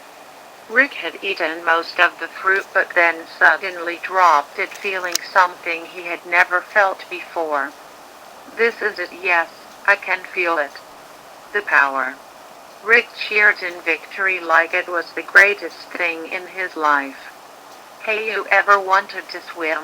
Asked Nami wittingly. I hear it does wonders for devil fruit people. Try smartest, but I already know what's lost from eating this thing. I was a pirate, so no doubt I know about them. He now gained proper focus towards Nami, glaring at her eyes. Nami gave him a sarcastic smile, trying not to show any fear, even if she was a little worried inside. She suddenly noticed thin purple swirls in her field of vision. She went from looking smug to looking rather interested by what she could see. Rick's smile grew bigger as he watched her slowly lose that smile and gave more of an entranced look. Have you ever wanted somebody to be your master at all? He asked. Nami was fading out in her mind, trying to stay awake, but it was no use. Her mind switched off and her brown eyes went completely blank. Yes. That's wonderful, he smiled, feeling joyful inside that the fruit's powers were just as he was told about. How about I be your master? In fact, you will call me master. Yes, master. Your name. I didn't ask you before, so speak up. Nami. What a wonderful name. Perfectly suited for lovely woman. How would you like to be my puppet for the rest of your days? Yes. Wonderful. Fun times lay ahead. Now Rick felt even more in control than he ever did before. He couldn't help but do a slightly evil laugh, feeling accomplished in his victory. He rushed back up to the stage and was making Nami dance once again as he laughed. Nami was humiliated and now completely obedient to him. As far as Rick was concerned, he felt like the happiest man on earth. Whether anybody would like it or not. One side, Act 1, Chapter 2, Straw Hat Search and Rescue. Nami Swan, where are you? Yelled out Sanji, who was still on the hunt for Nami along with Luffy, Usopp and Frankie. They had been through most areas of the town, but they weren't getting any closer to finding her. Even the local townsfolk had no idea of where or who she was. They all met back up at the designated area where they were waiting for Nami originally. So nothing at all? Asked Sanji. Nothing, replied Luffy. Not a single clue at all, sorry guys. We tried, said Usopp. She's nowhere in sight, said Frankie. I know clothes shopping is something she loves and all, but this is ridiculous. This isn't her still going around clothes shops, Sanji pondered. Something is going on and I have a strong suspicion that Nami is involved. What makes you so sure? asked Luffy. Because I have a knack for knowing when my sweet Nami is possibly in trouble. If she were in trouble, then I don't see what it could be, replied Usopp. This town is pretty peaceful and everyone around here seems friendly. Then again, I suppose that could all be some kind of cover-up to trick us. Now those folks seem like good people, replied Frankie. We better search the area again. If nothing comes up, then we'll head back to the Thousand Sunny and ask the others if they can help. Sure, said Usopp. Let's have one of us stay here in case she gets back here whilst the others search the town again. I suggest that I stay put. Fine then. Let's split up and begin the search again, replied Luffy. But before the gang set off, they noticed something in the distance. Wait a sec, said Sanji. Are those guys who I think they are? Everyone raised their eyes once they noticed. In the distance were a group of men dressed in familiar white clothing and armed with rifles. "Oh great, not the Marines," cried Usopp loudly. The others covered up his mouth as quick as they could in case the Marines heard him. They quickly ran towards a nearby bush and hid in it. "Great, that's all we need," said Sanji angrily. "Those bastards are gonna ask the townfolk about us," said Frankie. "They've all seen our faces now, so searching for Nami is gonna be a pain." Luffy suddenly thought of something. What if the Marines found Nami and captured her? "What about the 1,000 Sunny too?" replied Sanji. "We better not waste any more time. Let's search for Nami again and try to avoid the Marines as much as possible.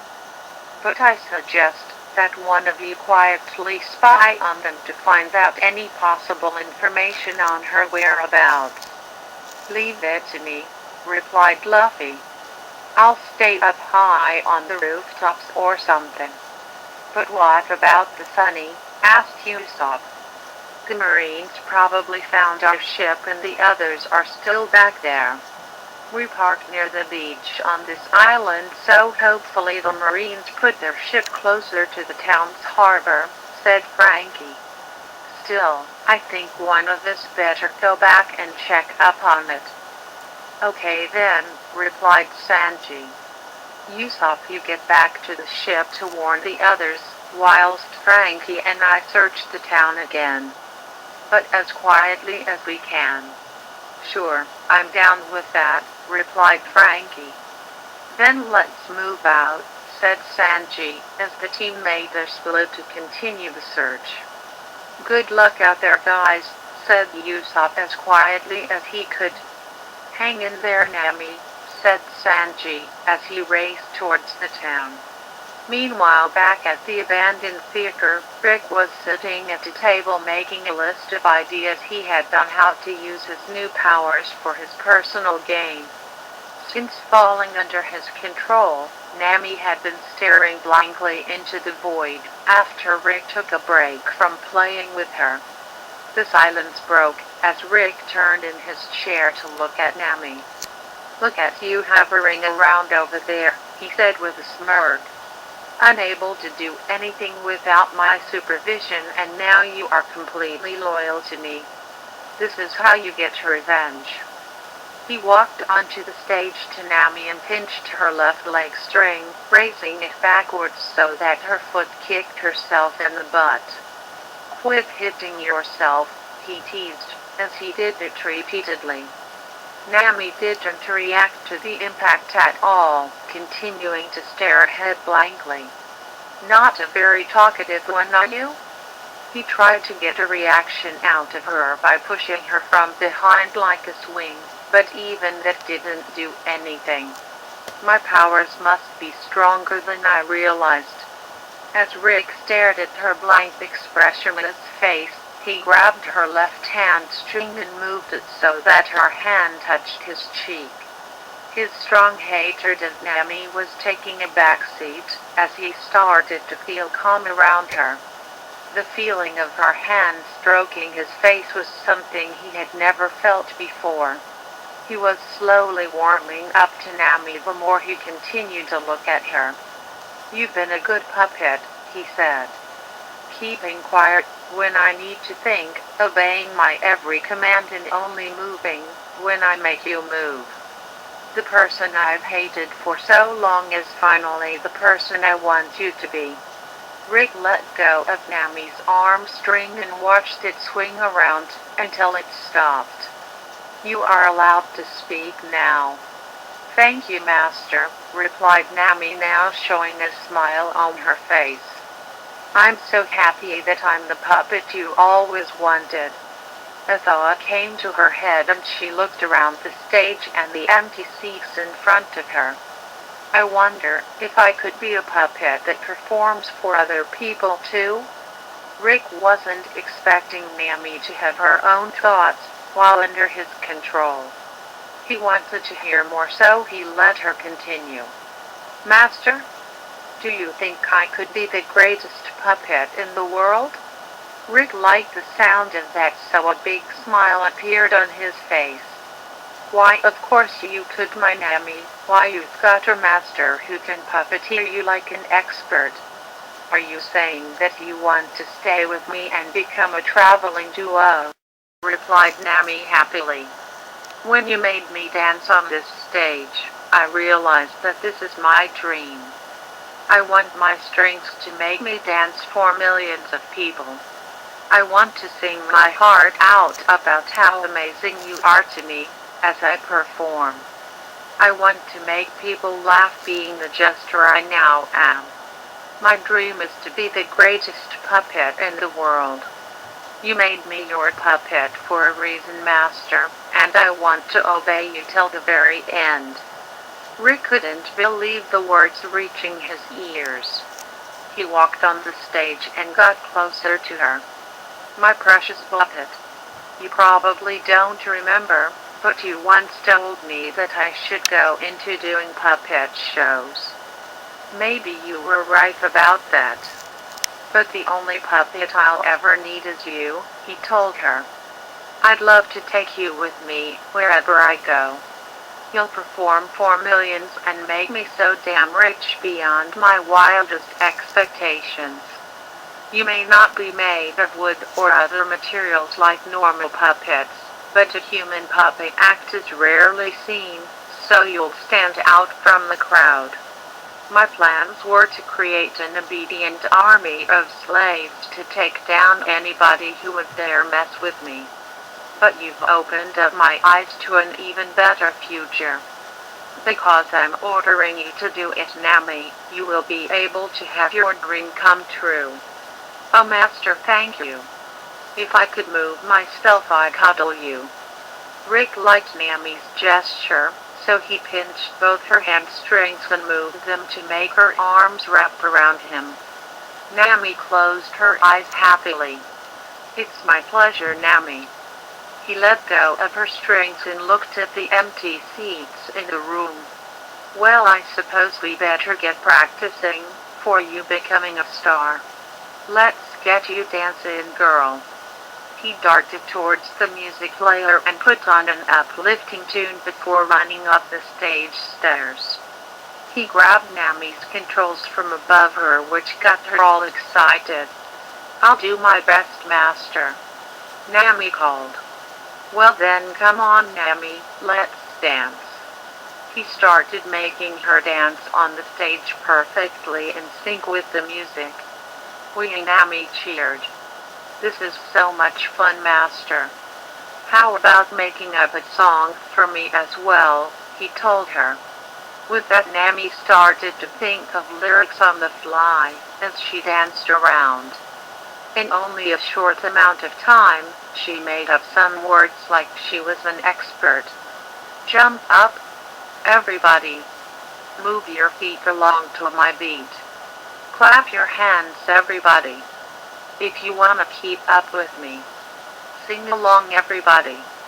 My super cute song will make you say how sweet. Dance with me, everybody. Just like me now, 1, 2, 3, I'm your Nami, Nami's one. I'm gonna dance for you, I'm gonna play with you. I'm your Nami, Nami's one. Get your body moving, cheer with me, wahoo. I'm your Nami, Nami's one. You control me. Okay, I'll dance the night away. Nami, your Nami's one. I'm a happy little puppet. Wouldn't have it any other way. Was really getting into Nami's cheerful song as he tapped his feet along to the rhythm. You're amazing, Nami.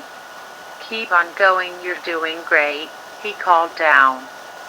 Okie dokie, Master, try and keep up with me, she replied as she thought of some more lyrics. Pull my strings, everybody. Keep the song going, move those fingers, watch me go. Ring my bells, everybody, they go ring-a-ding-a-ling, it's catchy. Don't ya know, shake your body, everybody. It's easy peasy, keep that groove. I'm always on the move. Dance with me everybody just like me now. 1, 2, 3, I'm your Nami. Nami Swan, I'm gonna dance for you. I'm gonna play with you. I'm your Nami Swan. Get your body moving. Cheer with me. Wahoo, I'm your Nami Swan. You control me, okay? I'll dance the night away, Nami. Your Nami Swan. I'm a happy little puppet. Wouldn't have it any other way. As the music came to a close, Rick made Nami take a bow to end the performance. Bravo, Nami. Bravo, he cheered. That will be our opening song for our future shows, we do for sure. That was fantastic. Nami was delighted with the compliment. Master, I sung my heart out for you and to all the future people who come to watch me. Thank you, my dear. I'm so glad I made you into who you are today. This will be the start of something wonderful. With you at my side, I'll become wealthy enough to have a much brighter future. You'll do everything I tell you, won't you?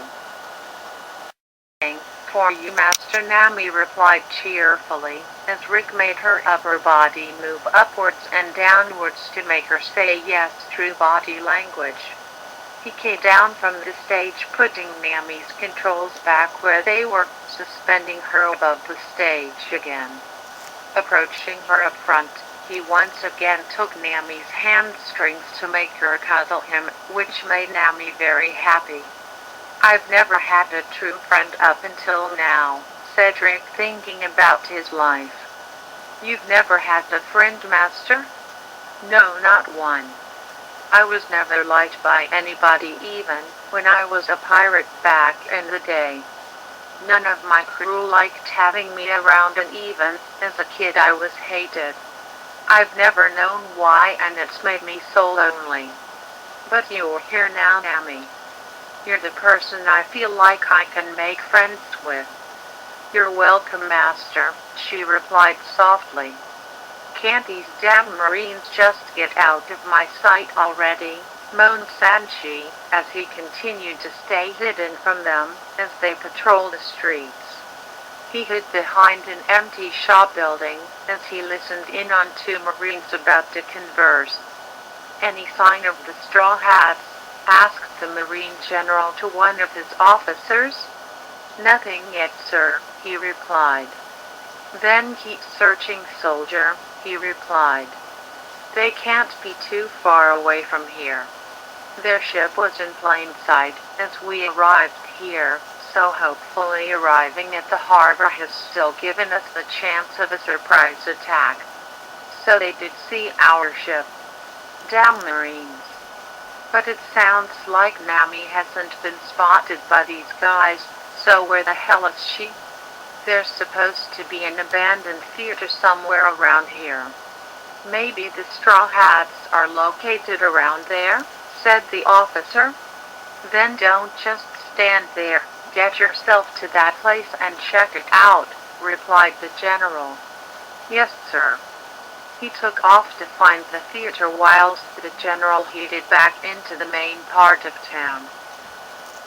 Why didn't anybody else hear or track down that place earlier? Asked Sanji to himself.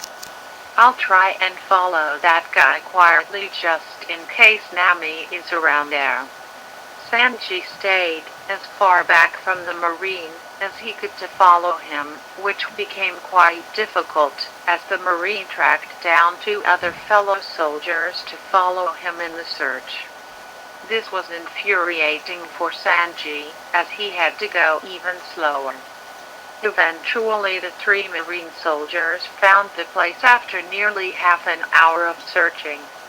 Sanji had hid himself behind a nearby tree, feeling relieved that he found the place. This old building is quite the distance from town, said one of the Marines. You think the Straw Hats are here? Won't know until we look, replied another. Or they could have been in town this whole time hiding from us. Just then they heard the faint sound of giggling coming from inside the theater. Sanji couldn't hear it from where he was, but noticed that the Marines looked on high alert. "So there is someone inside here," said an officer. "Maybe there really is a straw hat inside." "One of us?" Sanji thought in surprise. Then what if Nami is? With that, Sanji's patience had gone, as he charged towards the Marines. "Hey, assholes," he cried, as he jumped high into the air and kicked all three of the Marines with a strong single kick. He knocked them all out flawlessly, leaving them passed out on the floor. "That'll keep them off my back." Sanji got closer to the theater doors and listened out for any noise. Like the Marines, he now could hear giggling from a man and from a girl that he instantly knew who it was. "Nami? So she is in there." Inside the theater, Nami was being made to dance on the stage again, with Rick controlling her. "This is the best, master," she said, happily being made to jump from the stage, followed by graceful twirls. "Glad you're enjoying this, my sweet Nami," replied Rick. But the fun for him was about to end, as he heard the front door from downstairs crash down with a loud thump. "What on earth?" he cried, almost dropping the marionette controls. "What's going on?" replied Nami worryingly. "I'm getting scared, master." Rick began to feel slightly worried himself. They both heard footsteps at a fast pace, getting louder and louder. "Nami, are you in here?" cried Sanji, as he ran up the first of two flights of stairs towards the main stage. "Wait a minute.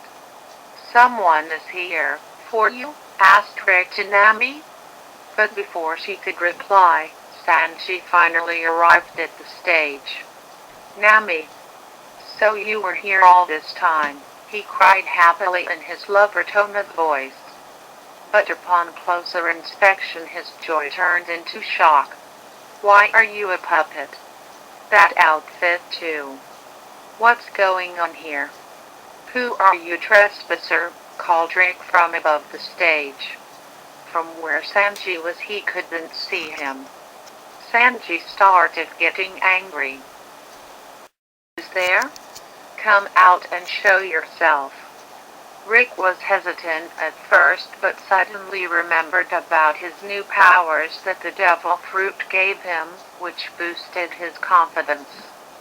He put Nami's controls back and walked down the stage to confront Sanji. "So you're the one breaking into my new home," he said in a menacing tone. "You dare come in here and frighten my dear sweet Nami?" "Your dear sweet Nami," replied Sanji furiously.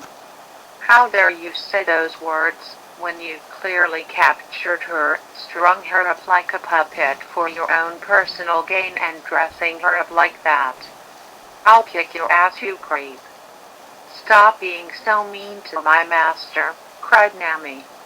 Sanji froze in shock at Nami calling him that. "Master? Nami, what are you saying? Master has been so kind to me. I'm gonna be the greatest puppet the world has ever seen, with my master right beside me. You're scaring me, you big bully." Sanji was horrified and couldn't speak a word. "I don't know who you are, and why you know Nami, but you can't accuse me of doing anything when this is what she really wants," said Rick, sounding more menacing than before. Sanji turned towards Rick, now filled with rage. "What have you done to her?" "Stop it," replied Nami. "My master hasn't done anything bad. I've simply helped her realize her dream. I won't have you scaring my precious ticket to fame and fortune any longer." Sanji was ready to beat the snot out of Rick, until he noticed something on the table where Rick wrote a few notes. It was his devil fruit, with a few bites taken out of it. He thought about Nami calling him master and managed to put the two and two together. He smirked at Rick, showing no signs of anger. "What's gotten you so happy?" he asked, still showing confidence in himself. Rick glared intensely at Sanji's eyes, as he was preparing to make use of his powers again. Without a single word spoken, Sanji launched his right foot towards Rick's face and gave him a powerful kick dead on. Rick was pushed back at a fierce speed, as he crashed into the wall and landed on the floor, passing out in the process. Nami was about to scream seeing Rick injured, but just then she shut her eyes and blanked out for a few seconds. She opened them up again and noticed something strange. Hey, wait a sec. Where did that freak go? He's right up in my face. And then she turned her head towards the right, where she saw Rick lying on the floor with Sanji looking down upon him. Now he's on the floor and Sanji is here? Okay, does this guy have warp speed or am I missing something here? Sanji's attention quickly turned towards Nami, hearing her voice. Nami, are you alright? He asked. Nami remained silent for a few seconds, looking agitated. Does this look like I'm okay to you? Unless you're into this kind of thing? Sanji now knew that the Nami he heard a few moments ago was her being under the influence of some kind of hypnotic powers from Rick's devil fruit. He ran up to the stage happily. Nami-kwan, you're yourself again, he cheered. Myself? What are you on about? Don't worry about it. Right now we better get you out of here. Oh, finally, she replied with relief. I'm so sick of being a puppet, you have no idea. Get me down from these strings. Of course, Nami, my dear.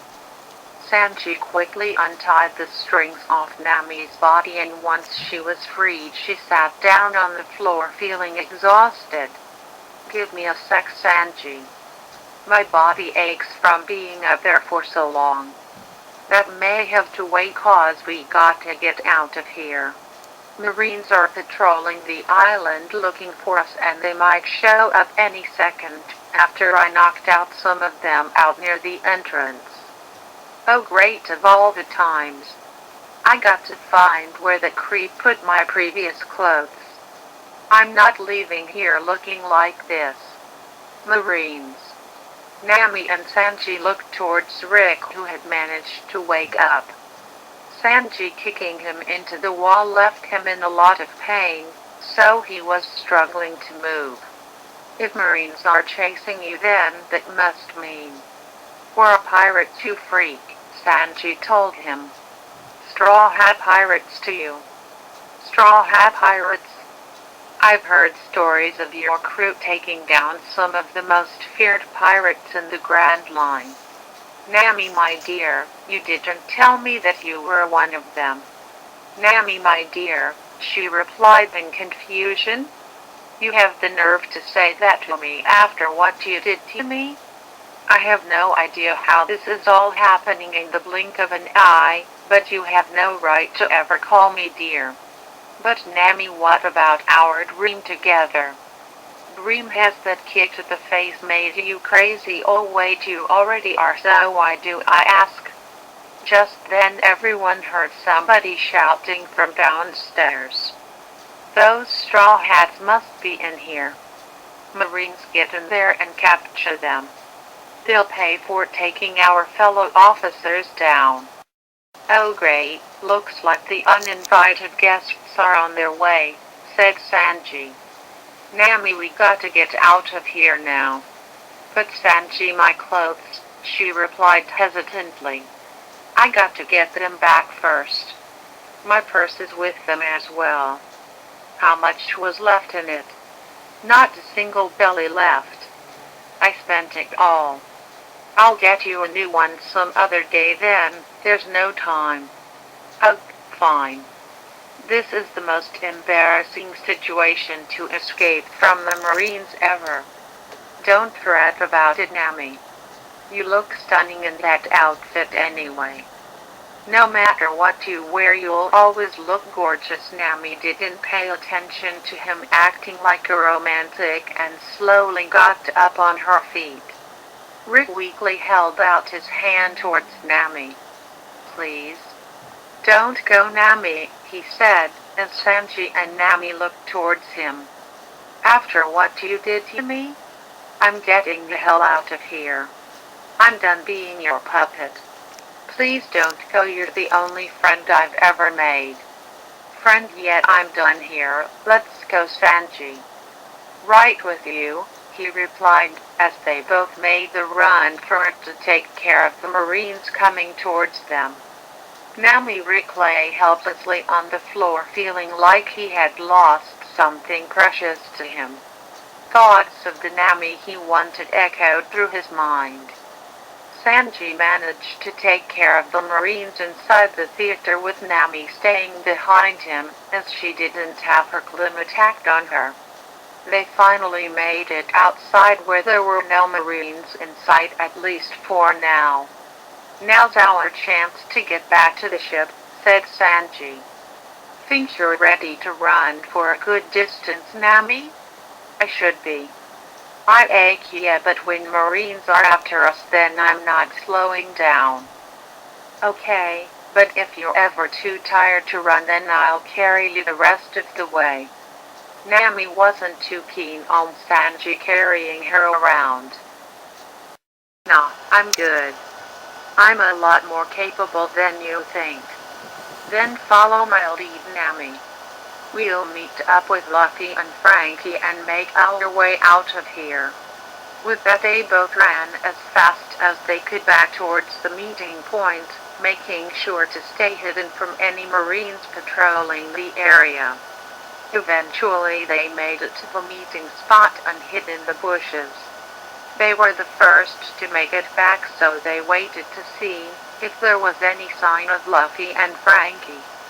Those guys better make it back quickly, said Sanji, as he looked around. Knowing their luck, they've got an angry mob of Marines following them, replied Nami. Just then they heard loud screaming in the distance and took a closer look towards where the noise was coming from.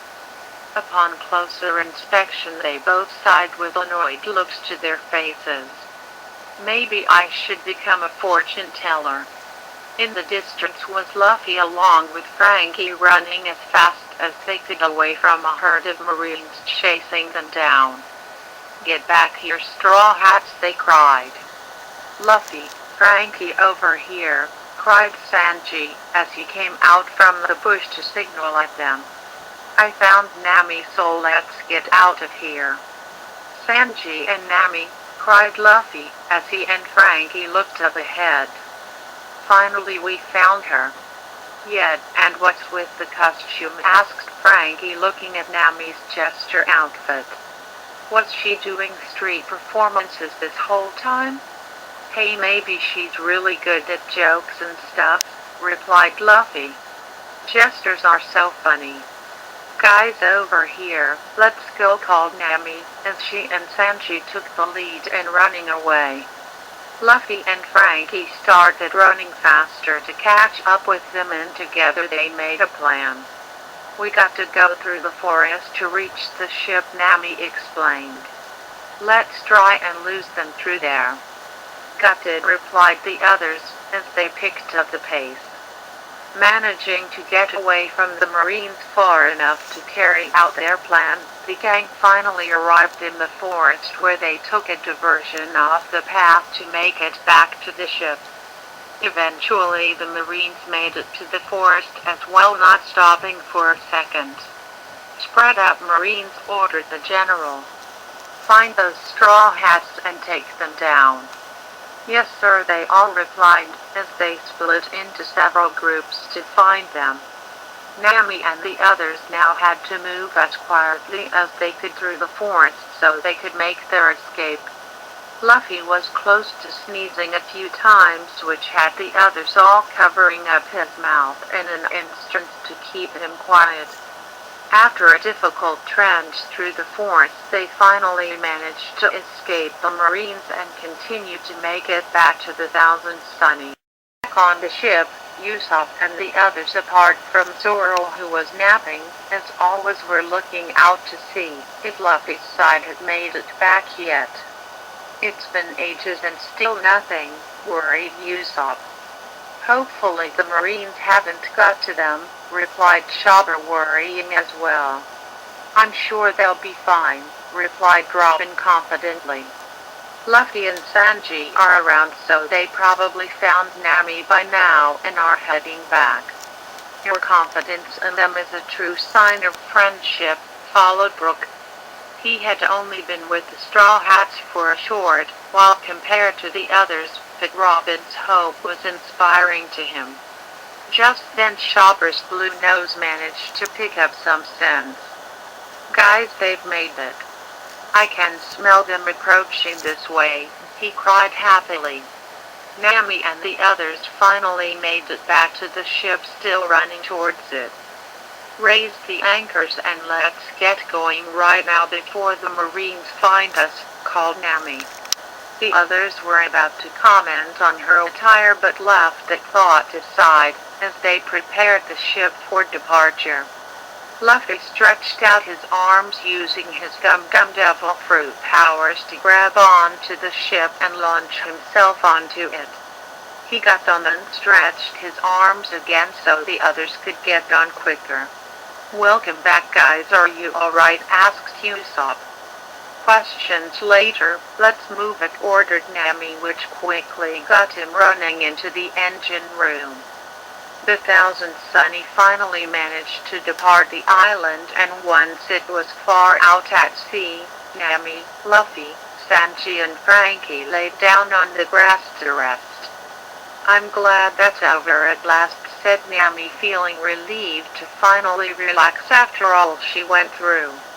After taking a few minutes to chill, Nami explained everything to the rest of the crew about what happened from what she remembered.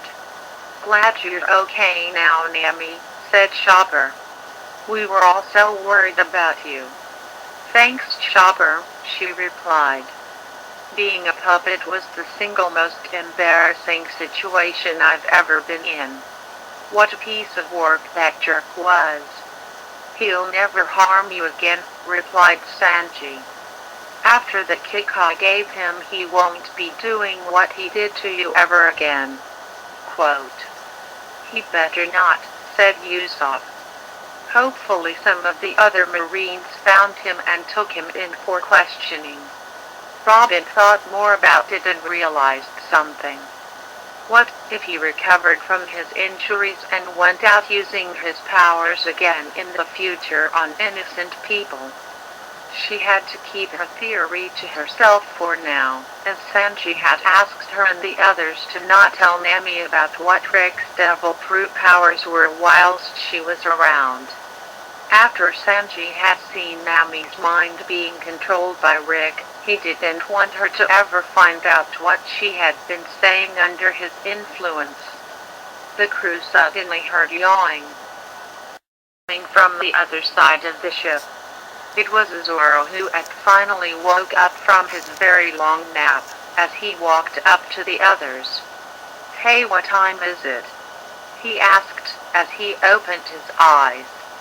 He noticed Nami's jester outfit, which surprised him a little. What's with the crazy outfit you're wearing, Nami? Has Luffy made the deal with you to be the ship's comedian? Nami was about to lose her temper, as she suddenly remembered that she was still wearing it, but managed to keep her cool as she slowly approached him. You could say that, Zoro. You know what I find funny? Yeah, what? With that, Nami gave Zoro a hard punch on his head, knocking him down to the ground so she could let out the rage she built up. Now that's funny, she said, feeling satisfied. Luffy laughed hard, as he was easily amused. That actually was pretty funny, Nami, he laughed out loudly.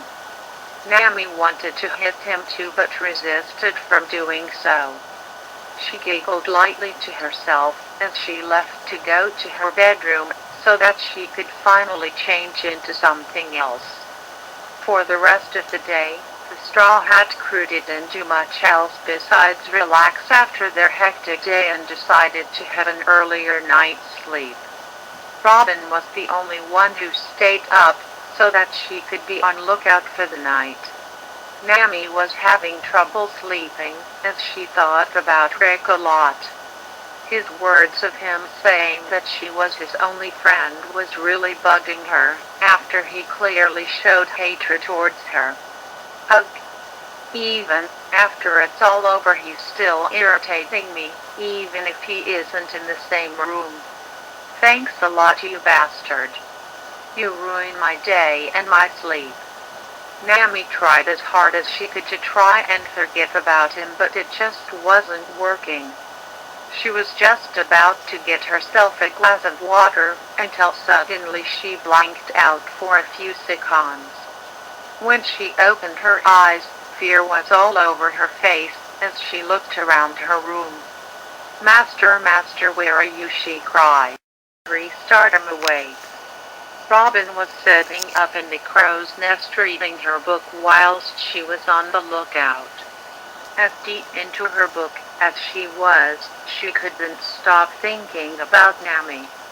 Although she had been rescued from her predicament with Rick, something just didn't feel quite right to her. Should we just move on from this so soon? That man's devil fruit powers, from what was described by Sanji, feels too dangerous to be left alone. We still don't know how his powers truly work, and if anyone affected has some kind of permanent mental mark from it. I should try and talk with Nami about it in the morning. She tried to get back to her book to take her mind off the situation for a while, but it proved difficult. As she continued to read, she was unaware that there was someone outside of the crow's nest slowly climbing up towards it.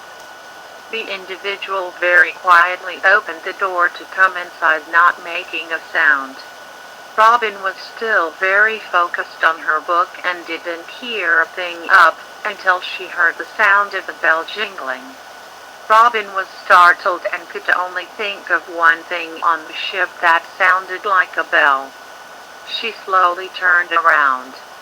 "Is that you, Nat?" But before she could finish, Nami, dressed back in the jester outfit, charged at Robin and wrapped her elbow around her mouth as tight as she could. "Nami, what are you doing?" she muffled, as Nami pinned Robin down on the floor with her boot. Robin's fears were worse than she had anticipated. Nami wasn't acting like herself at all, as she restrained Robin down with a force that shouldn't be possible for her normal physical strength. It must be hypnotic suggestion. That man's devil fruit powers are far more dangerous than we imagined. Robin was about to use her flower fruit powers to restrain Nami, but Nami had now used her other hand to push down on Robin's neck where a pressure point was. Robin tried as hard as she could to resist, but it was too late, as she then passed out on the floor. Nami stood there looking at Robin with no emotion at all, before she left the crow's nest. She quietly headed downstairs to the soldier dock system to leave 1,000 Sunny via the Sharoma Cuba I, a modified waiver that Nami obtained during the Straw Hat's adventures in the Sky Islands. Without waking anybody else up, Nami made her escape and headed back towards the island where all the trouble started. After about 45 minutes of traveling across the sea, Nami landed back at the island, parking her waiver at the town dock. Without any hesitation, she ran as fast as she could back to the abandoned theater to find Rick. "I hope my master is okay after that mean chief beat him up," she said. "I have to help him now." After another half hour of traveling, she found herself back at the theater, but stopped to see that a group of Marines and a general were standing by the entrance. Oh no, not the scary soldier guys, cried Nami, wondering what to do. The Marines strangely didn't go after Nami but instead moved out of the way to let her inside. You're not gonna take me away. Master is waiting for you, replied the general. Please go inside.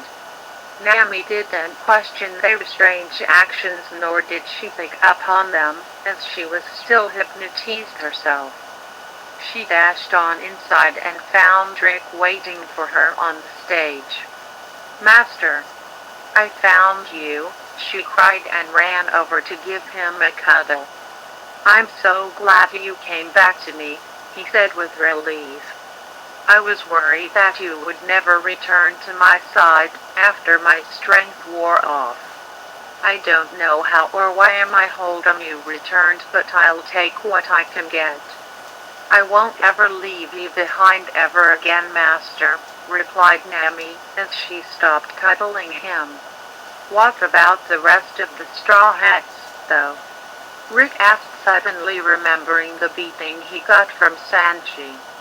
Are they where you've left? Well, there was a scary lady who was keeping watch, so I knocked her out so it would give me time to escape. Rick grew quite worried. Oh no. Once she wakes up, then they'll come back here to take you away again and turn you into one of them. Nami, that was very reckless. Oh Master, I'm so sorry, replied Nami sadly. I thought it would be the best way to escape the bad guys in case I got spotted. What's done is done, I suppose. In any case, I think it's best we leave this island and never come back, now that they will be after us.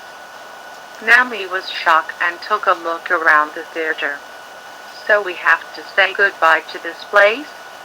Yes, my dear, but we will find a new theater to perform in. A bigger and better one, and plenty more after that one. You'll be a star across the Grand Line and even beyond that. We have to keep traveling to meet fan demands after all. Nami sighed with relief that her new dream wasn't ending anytime soon. Yet, I guess you're right. Then we better get out of here as quickly as possible before those Straw Hats find us. Now you got the right frame of mind. But before we set sail, I think that it's time for you to have a change of identity. Change of identity? Nami was puzzled at the idea, so Rick focused his eyesight on Nami and began to use his hypnotic powers. You are not Nami of the Straw Hat Pirates anymore. Having the name will only give you a bad rep for those Marines to chase after you, and when we were on our show tours. You will be given a new name as of today that you will stick with for the rest of your life. Your name is now Jinglet Marionette. Repeat to me your new name. My name is Jinglet Marionette, relayed Nami in monotone. My name is Jinglet Marionette. Well done, Jinglet. Rick snapped his fingers and Nami was back to her more energetic, hypnotized self. I love my name, she said. It's perfect for me, Master. Only doing what I can to please you, Jinglet, my dear. Now then, it's time to make our leave. Nami searched around the place looking for something she desperately wanted back. Where's my strings and controls, Master? I can't leave without them. Already got them packed up, Jinglet. I'd never forget the most vital essentials for what will make you a star. That's a relief. The sooner I'm strung back up, the better. I'm so happy that I just want to dance. Time for that, after we secure a ship and leave. Let's get to the harbor quickly before the Straw Hats find us. There's another harbor on the other side of town where the rich people park their amazing ships. We can take one for ourselves and avoid the Straw Hats if they show up. Lead the way, Master. Nami let Rick hold her hand as they finally left the theater and ran as fast as they could towards the second harbor. The travel to the harbor took longer than Rick would have liked, as he was often spotted by some townsfolk who were wondering what he and Nami were doing. He hypnotized anyone who got in his way to avoid raising any further suspicions. When they finally arrived at the harbor, they saw a giant ship bigger than what the Thousand Sunny was. The biggest luck was on Rick's side, as the ship had nobody on it. "They must be staying in this town for the night," he said. "How incredibly convenient." "It is," replied Nami happily. Rick's eyes lit up when he had a closer inspection of the vessel. "Jinglet, this isn't just a big ship. This ship is a showboat. I remember seeing one of these in my youth. I always wanted to go on one of these but never got the chance. Now we can own our own." "That's so amazing, Master," said Nami, getting super excited. "With this ship, I can perform whilst we travel the sea." "Oh, let's take it now." "Not quite yet," said Rick, as he started to think of a plan. Nami's excitement went on pause, as she wondered what he was thinking. "If we just take this ship now, then the owners will find out we took it and get any remaining Marines after us. We need to make it so that they say that we can have it." Rick got a devious smirk on his face, knowing what he had to do. "I have my new powers now, so this will be a piece of cake. We just have to wait until the owners of the ship return, then I'll do the convincing. If we hide on this ship tonight and surprise them when they are all together in the same place, then they'll have no choice but to let us keep it." "Brilliant idea, Master," replied Nami. "Let's get inside it and wait. I'm an expert at picking locks, so we can get inside no problem." "Oh yes, that would work. This only makes things better." Even though Nami's identity hadn't mentally changed, she still hadn't forgotten her previous thieving skills from when she knew herself as Nami. Rick suddenly realized the problem about his plan that could ruin their getaway. "But if those pesky straw hats are here by morning and track us down before the owners get back, then we're in trouble." "But couldn't you just use your powers on them, Master? If that chief could take care of me, then I imagine everyone else can stop my powers before I have a chance to use them. I can't risk getting in their way. This plan is the only way to escape without the ship owners chasing after us. It just might be a risk we have to take." Nami sighed, growing worried about how the plan would go in the end. "I hope we'll make it out of here, Master. This one obstacle is all that's stopping us." "We'll make it, Jinglet," Rick replied as he held her hand. "We'll make it." Back at the Thousand Sunny, morning had risen and Robin had finally woke up. She was a little dazed from last night, and it took a few seconds for her to remember what had happened. "Nami, I have to warn the others." She ran out of the crow's nest to wake everyone else up. Thankfully, the others were already up, gathered at the dock, as she climbed down. "Everyone, we have a big problem." "What's the matter, Robin?" asked Luffy. "It's Nami. She's gone." Quote. "Gone?" replied everyone else at once. Robin explained the situation to everyone else. "Not again," said Sanji angrily. "How dare that slimy bastard rob her of her free will? We got to get back to that island now and kick his ass for permanent this time. We should have considered that his powers would still be in effect," followed Usopp. For all we know, he's planning on making a getaway to leave the island as we speak. Then let's get there before he gets the chance, replied Luffy as he clenched his fists. I'm already on it, said Frankie as he prepared the ship to change course back towards the island. Let me join you this time, said Chopper. I want to give that guy a piece of my mind too. The more the merrier, replied Luffy. Let's get our friend back for good this time. The Thousand Sunny went into Channel Zero mode, changing it into paddle wheel Sunny, and the ship picked up speed quickly.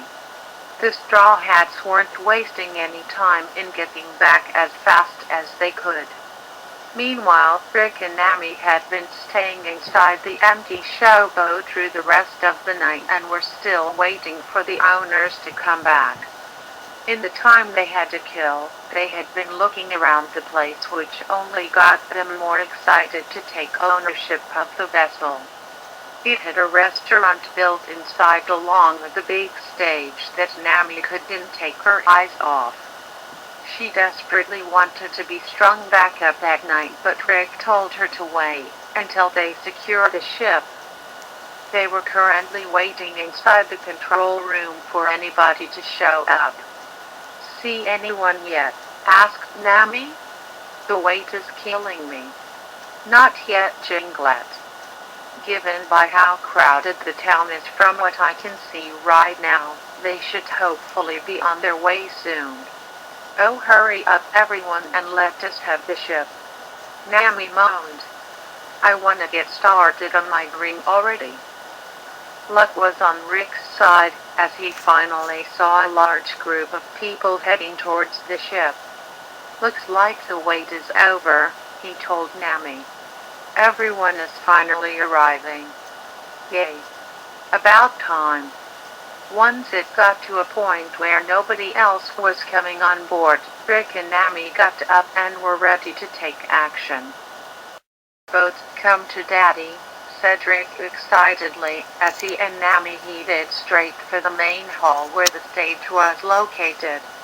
The people inside were all talking amongst themselves, waiting for the ship to take off. Rick and Nami were able to sneak their way inside the hall and hide backstage. Rick had planned to make his move on stage in front of everyone when enough people were inside. Nami hid herself backstage while Rick was behind the giant red curtain waiting for a moment to appear before the people. The time is almost here, Jinglet, he whispered. This boat will soon be ours. I can't wait, Master, she whispered back joyfully. As Rick waited to make his entrance, the voice was heard in the room coming from some speakers. This is your captain speaking. This ship will now be departing for its next destination. We hope you enjoy the shows coming up later in the main hall and enjoy your travel. The time is now, said Rick as he pushed open the curtains and appeared in front of everyone on stage. Ladies and gentlemen, welcome aboard my wonderful ship. The audience looked on in confusion as Rick became the center of attention. Who's this wannabe? Said a smartly dressed man. He looks pretty desperate for attention. Is this the owner of the ship? He doesn't look it at all, said a lady. I know what you're all thinking right about now, continued Rick. Who am I and what am I doing here? Well, if you all continue to pay attention, I'll tell you. Rick put his takeover plan into action as he focused on every person in the hall and started to use his hypnotic powers on everyone. I'm your master now, and you will all be obeying my every command from now on. Yes, Master, replied everyone at once, feeling deep under his power. Fantastic. I'm the owner of this ship and nobody else can tell you otherwise. You can continue on with enjoying your stay here on my ship, but you are all completely loyal to me. Nobody leaves this ship, Until I say so. Yes, Master Rick finished using his powers on everyone, and by the end, he felt quite exhausted. Never felt like this before. I guess taking over this amount of people at once takes its toll on me. He regained himself and looked at the crowd staring blankly at him, feeling proud of what he had accomplished. Well then, everybody. I shall be personally putting on a little puppet show for you later on today. In the meantime, feel free to enjoy or stay whilst I go and make preparations. Back behind the curtain, Nami was getting hyped up at being able to finally perform in front of others for the first time. Finally my dream can start coming true. Master is so cool. Rick went back behind the curtain and walked on over to Nami with a smile. She ran up to Rick and gave him a big cuddle. Oh, Master, thank you so much. I'm so excited you have no idea. Glad to hear it, my lovely Jinglet. Now then, we better start preparing you up for the show, shouldn't we? As Nami jumped up and down with delight, Rick looked upwards to see how high up the upper level of the stage was. I think we're going to need some longer strings for this show. We best check out what's backstage after I take care of the captain driving this vessel. He's the only one left to take care of, so you stay here whilst I get him to obey. Got it, Master. Elsewhere, the Thousand Sunny was getting closer to returning to the island, still going at max speed. The crew were holding on tight to whatever was close to them to avoid being blown away. I see the island up ahead, called Frankie. I'm gonna slow the Sunny down, so let's get ready to make a dramatic entrance and track Nami down. Let's catch that hypnotizing bastard and give him what for, replied Sanji. He'll pay dearly for what he's done to our friend, said Chopper, looking prepared to fight. Be aware that the Marines may still be on the island ready for us, replied Robin. Not only could they be possibly under that man's control, the townfolk also. We can't harm any of those innocent people. As the ship got closer to the island, Usopp used his telescope to find the place to land and noticed something in the distance. It's the Shiromacube Eye. Nami's here all right. Frankie parked the ship at that harbor up ahead. Got it, Usopp. As the ship landed at the harbor, everyone jumped off the ship and split up to find Nami. Luffy, however, jetted himself into the air with his gum-gum rocket move to get ahead of everyone. It wasn't long until some Marines along with some hypnotized townsfolk appeared in various locations to try and slow down the Straw Hats. As Robin predicted, some of them were under Rick's control given the lifeless looks on their faces. Whilst the Straw Hats battled their way through the town, the showboat had already left the island and was nowhere in sight. Their mission to rescue Nami had failed before it could even start, and they wouldn't know of this until much later. Hours passed, and in that time Rick had hypnotized the captain and was currently putting on a show with Nami all strung up. The audience loved her, as they gave her many claps and cheers. Nami was filled with so much joy, as she sang some songs and watched her strings making her do various dances. After the show was over, Rick unstrung Nami, so that she could give him another cut. Me, Master. They really loved me, she cried happily. You were wonderful, Jinglet, my dear. I knew that your first time in the show business would be a success. I never doubted you for a second. As Rick and Nami went backstage to look around at all the props used for stage shows, Nami noticed something that caught her attention. Look there, Master. I see a whole bunch of puppets hung up on the wall over there. Rick turned to where Nami was pointing to see all the various marionettes, which took him by surprise. Well, I'll be. But none of these ones will ever meet your popularity. These lifeless puppets are old news now. It's all about the human puppet acts now, which you are the origin of. You're right, as always, Master. Nami then got an idea which she wanted to start immediately. Hey, see those hooks that hold up the other puppets? I wanna go up there with them too. You do, replied Rick, feeling surprised. Yes. I'm a puppet just like them, and this is where my new room should be. The other puppets are put here to keep them safe, so I want to be safe here too. Rick thought about it for a moment and decided, well, if you really want to jingle it, I'll allow you to make yourself comfortable here. Yippee. Rick then strung Nami back up to her strings and hung her controls up on 2 hooks higher than the others, due to Nami being bigger than the other puppets. Nami was suspended above the ground, slightly rocking about from just being put up. She smiled, looking at all the puppets around her. Hi there, everyone. My name is Jinglet Marionette, and I'm your new roommate. Or in this case, I'm your new sister, cause we'll all be one happy family. Rick couldn't help but smile, seeing Nami happy where she was.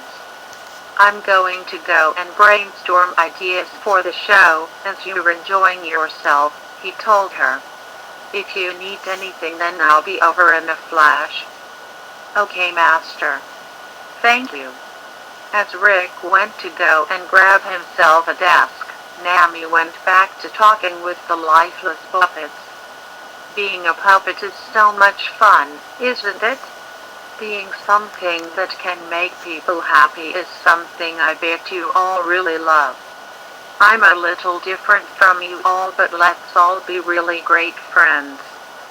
Back on the island, the Straw Hats all returned to the ship after coming to the realization that Nami was gone. None of them knew what to say, as they remained silent, feeling disappointed in themselves. Luffy broke the silence, sounding the most serious he had been in a while. We can't give up now. Our friend is still out there somewhere, and we won't stop until we see her again. The others remained silent and let Luffy speak, feeling that he was saying exactly what they were all thinking. Even if it takes us days, weeks, months, we will put our journey on hold until she is found. It'll be hard without a navigator to guide us, but when our friend's life is on the line, then so be it. Let's set sail and get her back. Roger, Captain, said everyone else, being in complete agreement. As the Thousand Sunny set sail, everyone looked out towards the sea, thinking of Nami, knowing that they had a long search ahead of them. The search would end up taking a lot longer than expected, as time passed. The Straw Hat would end up arriving on an island sometime later known as Sabeo, the archipelago, where a devastating battle would separate the crew many miles away from each other. Each of them ended up in their own personal struggles, whilst Nami would go on to become a star across many islands with Rick's human puppet act. 2 years passed by. The seas of the New World, on an evening when the moon shone brightly, a large, spectacular-looking vessel flooded with lights that shone many colors sailed across the ocean. This boat was known as the Jolly Jingle, the most popular showboat for 2 years running. On board the massive showboat was many people conversing with each other, sitting down to eat dinner or gazing out at the sea. Couples, families with children, and many other types of people were all having a great time and eagerly waiting for a show to begin in the main hall. Scattered around the walls were eye-catching posters of the main show that had been selling out tickets for a very long time now. The Jinglette Marionette show starring the iconic Jinglette Marionette herself was the most popular puppet show around. Being her name in real life as well as the main character in the show, Jinglette was a jester marionette always looking to have fun and make people happy. Created by showmaster Rick Gray, the show had Jinglette perform a variety of songs and dances along with some short storylines of her silly and jolly antics. Many children loved her and were always begging their parents to take them to see the show anytime tickets had become available. 7:40 p.m. While Jinglette and the show were loved by many, nobody has ever known of the true story of how the show came to be. The clocks around the ship were now showing 7:40 p.m. and many people were grouped outside the main hall doors waiting eagerly to get in their seats to watch the show. The doors to the main theater would open during that time and the show would kick off at 8 p.m. to give everyone time to come in. "Oh, I can't wait for this, Mom and Dad," said a young boy excitedly to his parents. "Jinglette is gonna be on stage soon." "Yeah, me too," said the boy's sister. "Getting to see Jinglette live is what I've been dying to see so much." "Okay, calm down now you two," replied the mother happily. "We just have to be patient now so they can get things ready." "I'm sure Jinglette will be delighted to see you watching," followed the father. "I know she will," replied the boy. "I'm her biggest fan." "No, I'm her biggest fan," said his sister back. "No way." "I am."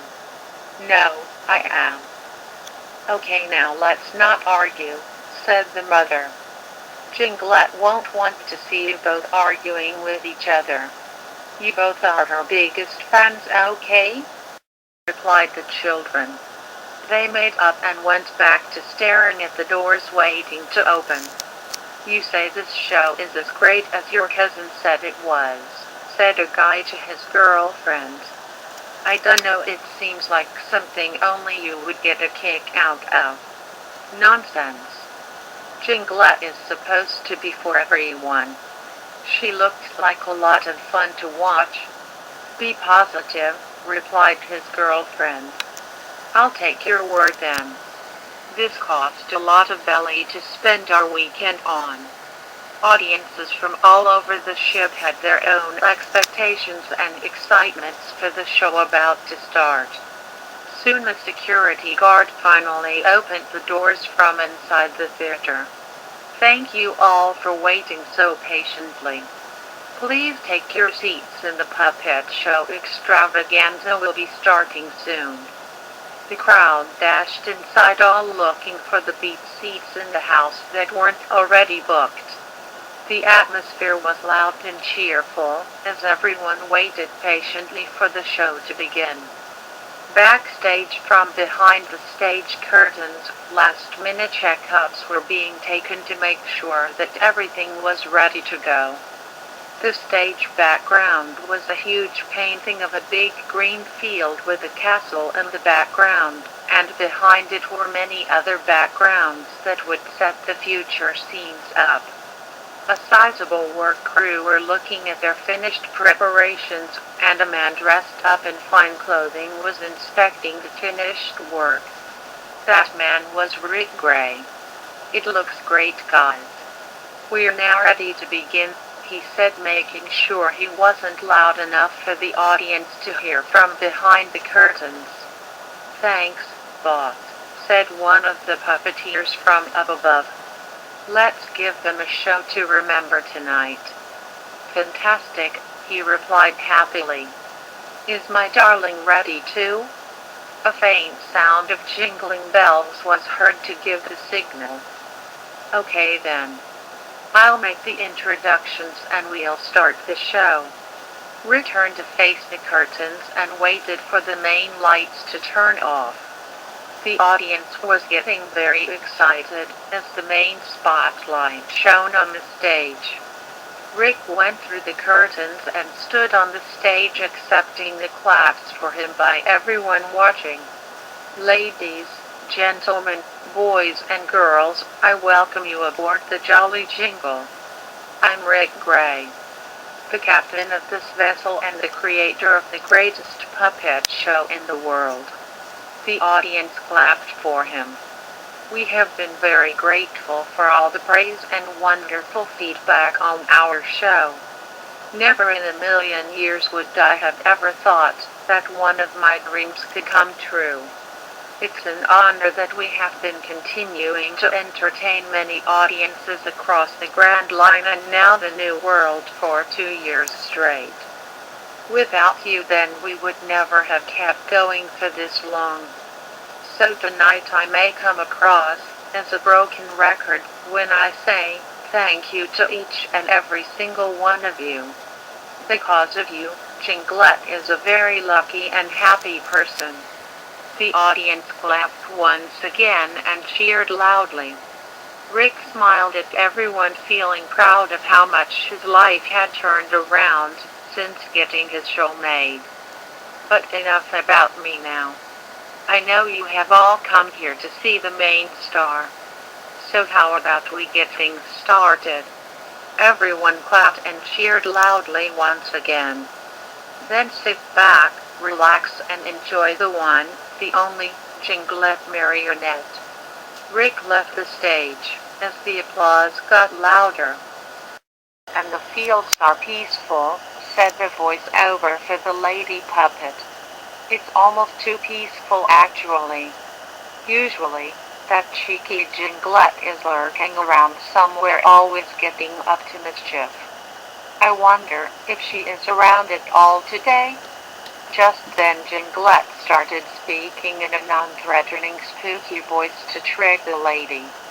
Woo-woo. I'm the spirit of the great money tree. I will make you rich beyond your wildest dreams. What the? The tree spoke. The puppet jumped and took a few steps back.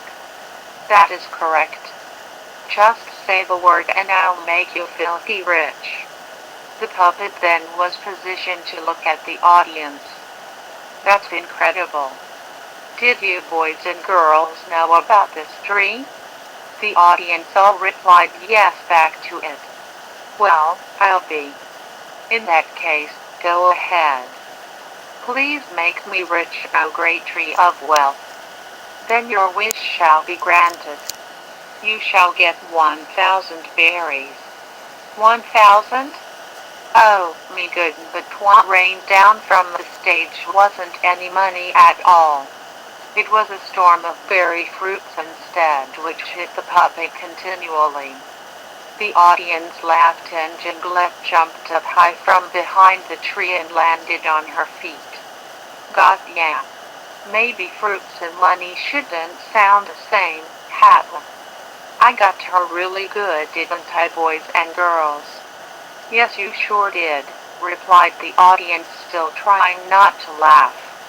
Oh, that troublesome Jinglette has tricked me again, said the voice of the puppet in a cheerful tone.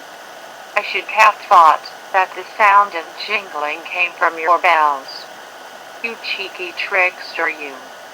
The show carried on with various acts and musical numbers for a good hour.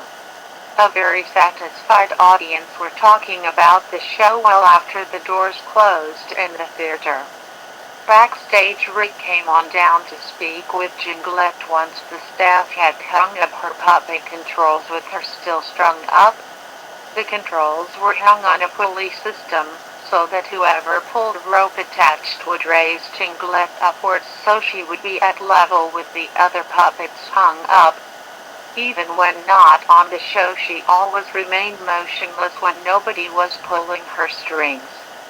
She was currently positioned to be standing up. Another fine job well done, my dear. You captivated that audience until the very end, and I'm once again proud of you. Thank you, Master, she replied cheerfully. I'll always do my best are you? Act a girl, you can have a hug for a job well done. He pinched the strings connected to her wrists and pulled them towards him to make Jinglet hug him. Now then, it's time you got some sleep. We have a busy day coming up when we arrive at Rosa in a few days. Oh yes, that's right. I remember you saying that we were going there. Are we gonna have people from Rosa watch the show? Indeed, my bundle of joy. You'll get to spend the first day being able to walk around the town with one of the still walkers who will help you move around. You can say hello to everyone and pass out flyers to come and watch the show the next day. That sounds like a lot of fun, Master. It's been so long since I've got to go outside and see people outside of the show. After all your success, you deserve a reward, my dear. Neither of us has been to Rosa before, so play nice with the people, because we need an audience. Yes, Sir Master. I'd salute, if I could. Rick chuckled and took her left hand string and raised it towards her head to salute him. Thank you, sir. All right then. Up you go now and get some sleep. He pulled on the pulley system's rope, which raised Jinglet upwards so she was suspended up above Rick along with the other marionettes. Good night, Master. You sleep well too. Good night, my wonderful Jinglet. As he left the stockroom and headed for his bedroom located at the highest part of the ship, Jinglet closed her eyes without hesitation.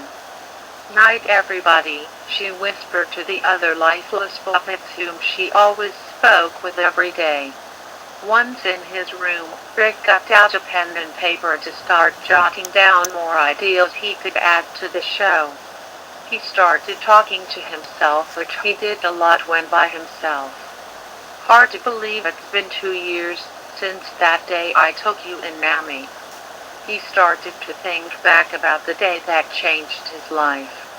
The day I freed you from the life of a pirate and put into stardom as a now famous human marionette who everyone loves. This life has been much better for you, and I finally have someone that I can call a dear friend. I may have had to manipulate your mind with my powers to get this far, but I'm much better off this way than how I used to get on with life.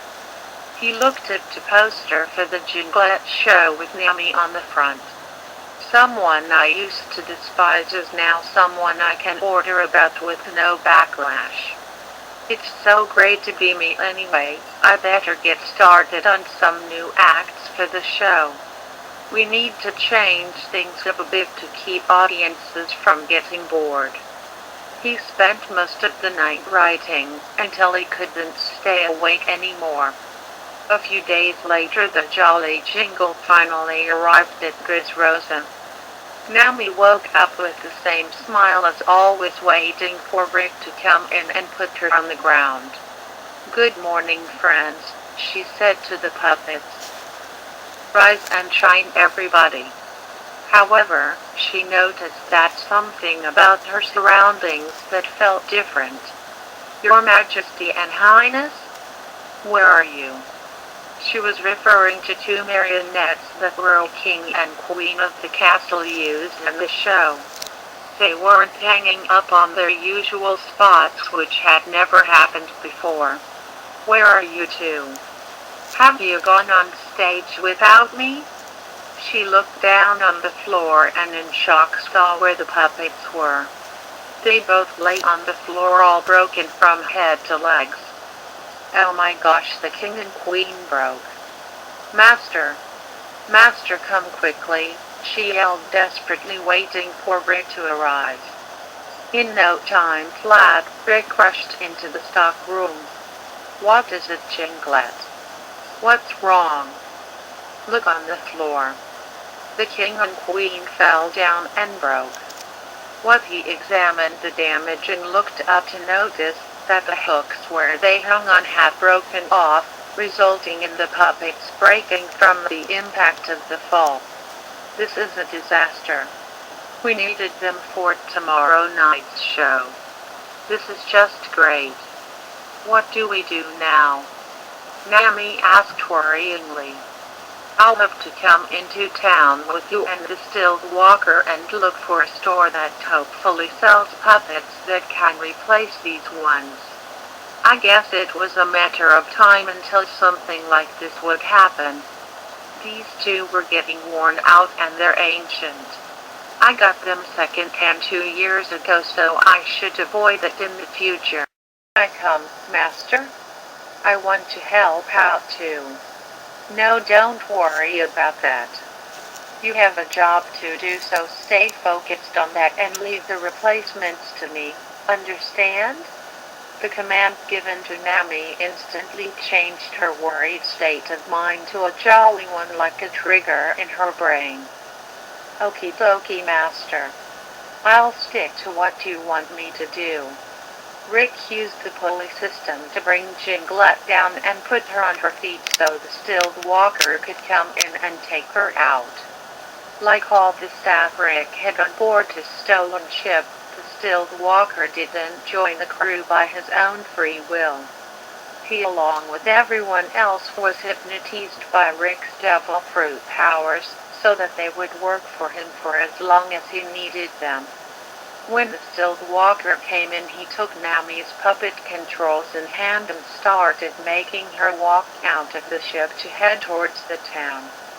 He was a strong man, so he was able to freely manipulate Nami like a marionette despite her being a human being. Here we go, Mr. Stilled Man, she cheered, as the pair walked on with Rick by their side. As the trio nearly reached the town, Rick started to take off in a different direction to look for a shop that sold puppets. Remember, Jinglette, to behave yourself and hand out these flyers, he explained, as he gave a bunch of them to Nami to hold in her hand. I will, Master. I hope you find us some new friends. I'm hoping so. Have fun and see you soon. He took off ahead. Bye-bye. Nami called, wanting to wave at him. The pair finally made it into town and the citizens fixed their attention towards her. Hey, check it out, said a woman speaking to her friend. It's one of those human marionette acts. Pretty cool. Yeah, replied her friend. Let's go and say hello. A bunch of people all came together to get closer to Nami. Hello, ladies and gentlemen, said the Distilled Walker. This here is the lovely and wonderful Jinglette Marionette, and she's been looking forward to meeting you all. Say hello, Jinglette. He manipulated the strings to operate her arms to wave hello at them. The audience was fascinated and enjoying her company already. This fun-loving jester loves to dance and play with all the friends she makes, and she's hoping that you'll be her friend too. Look at that puppet, Mummy, said a young girl to her father. I wanna go say hello to her. Go ahead then, Jenny, replied her father happily.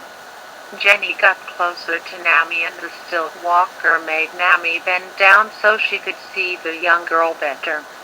Hello there, Miss Jinglette. I'm Jenny.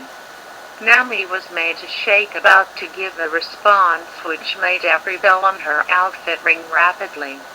I can dance just like you can too. Oh, I think she likes the sound of that, said the Distilled Walker. Don't you, Jinglette? He made Nami's head nod up and down to say yes. Well then, let's watch her dance, ladies and gentlemen.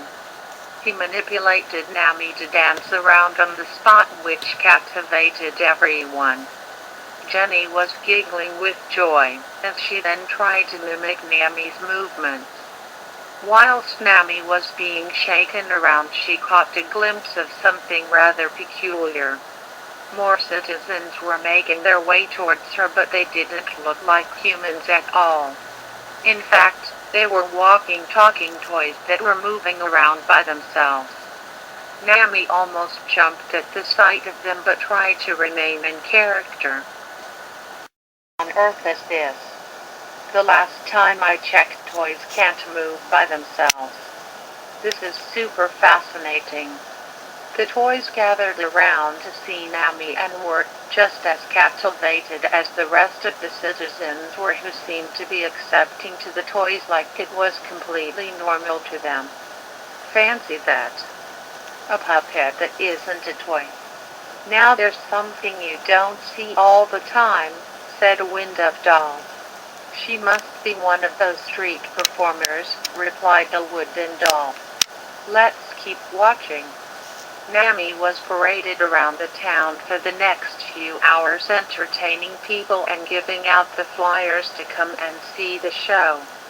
Her day was going very well, seeing all the happy people enjoy her company. I wonder how the master is doing. I hope he found some new friends.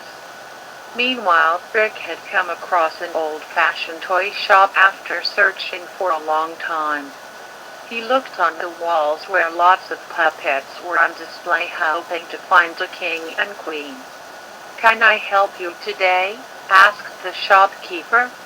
Yes, my good sir. I'm looking for a king and a queen marionette. Do you have any hanging around?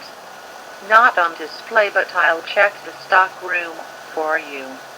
Thank you, assistant. I need you to keep an eye on the cashier, he called towards the stock room. The assistant came out and jumped onto the shelf next to the till. Rick jumped, seeing that the assistant was a wooden window monkey toy moving on its own. You got it, boss, it replied, as the shopkeeper headed into the stock room. What in the world are you? Asked Rick, who couldn't hold back on his true emotions to what he was seeing. Last time I checked, I'm a monkey, replied the toy. I take it you haven't seen any toy talk back at you. This is insane. How on earth are you alive? I dunno. I've always known myself to be who I'm and just lived with it. There's plenty of other toys just like me too who live here, so I'm not alone. Fascinating. You're very unique. Just then the shop bell rang and Rick looked back to notice a customer walk in. It was a young girl wearing a red teddy bear coat and a white dress with blue polka dots. She was eating some fruit as she took a close look at Rick.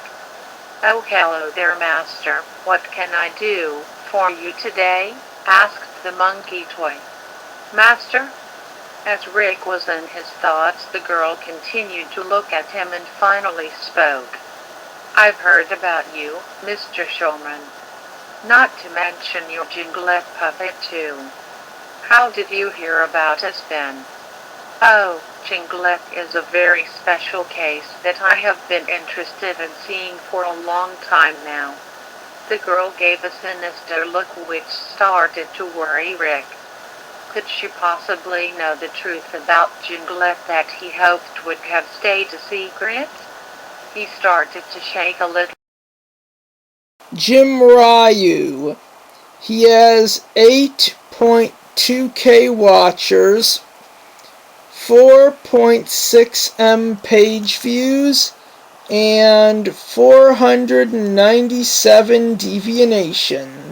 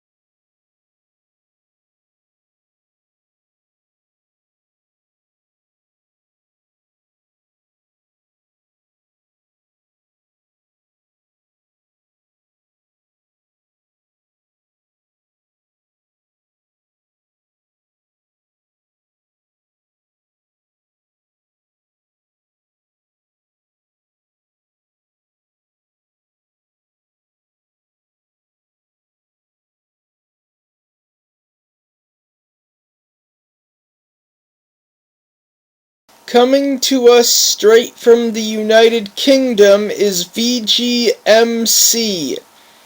He has 2.4K watchers, 673.9K page views, and 1.8K deviations.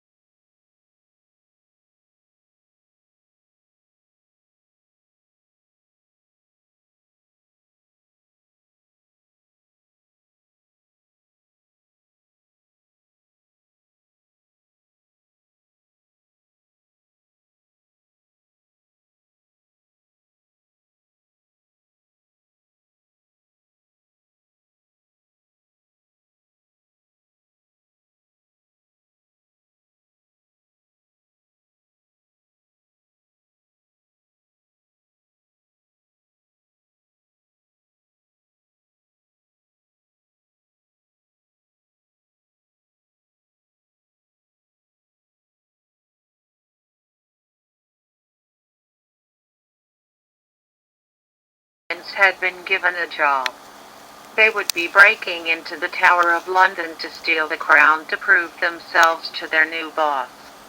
They were in the process of being given their gadgets by their boss husband. Her Bob was given a stretch suit for reaching great heights and faraway objects.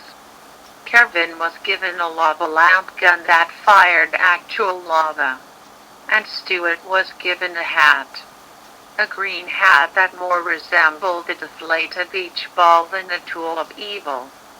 But Herb explained that the hat was capable of hypnotizing any who looked at it all by itself. The hat began to inflate to about the size of a beach ball, and a colorful spiral appeared on its face. The sudden change in weight distribution threw Stuart off balance, and he found himself turning away from Herb and towards his two compatriots before stumbling forward and knocking them aside. He managed to bring himself to a stop just in front of the door, as a pair of high-heeled shoes came into view just outside. "And how are my new henchmen?" The voice was definitely that of the beautiful Scarlet Overkill, their new boss. Stuart managed to get the hat out of his eye and looked up. Scarlet stood over him, staring down at him, but her usually intimidating presence could not be felt. Her eyes were wide, blank, and her mouth hung agape, a thin trail of drool spilling to the floor.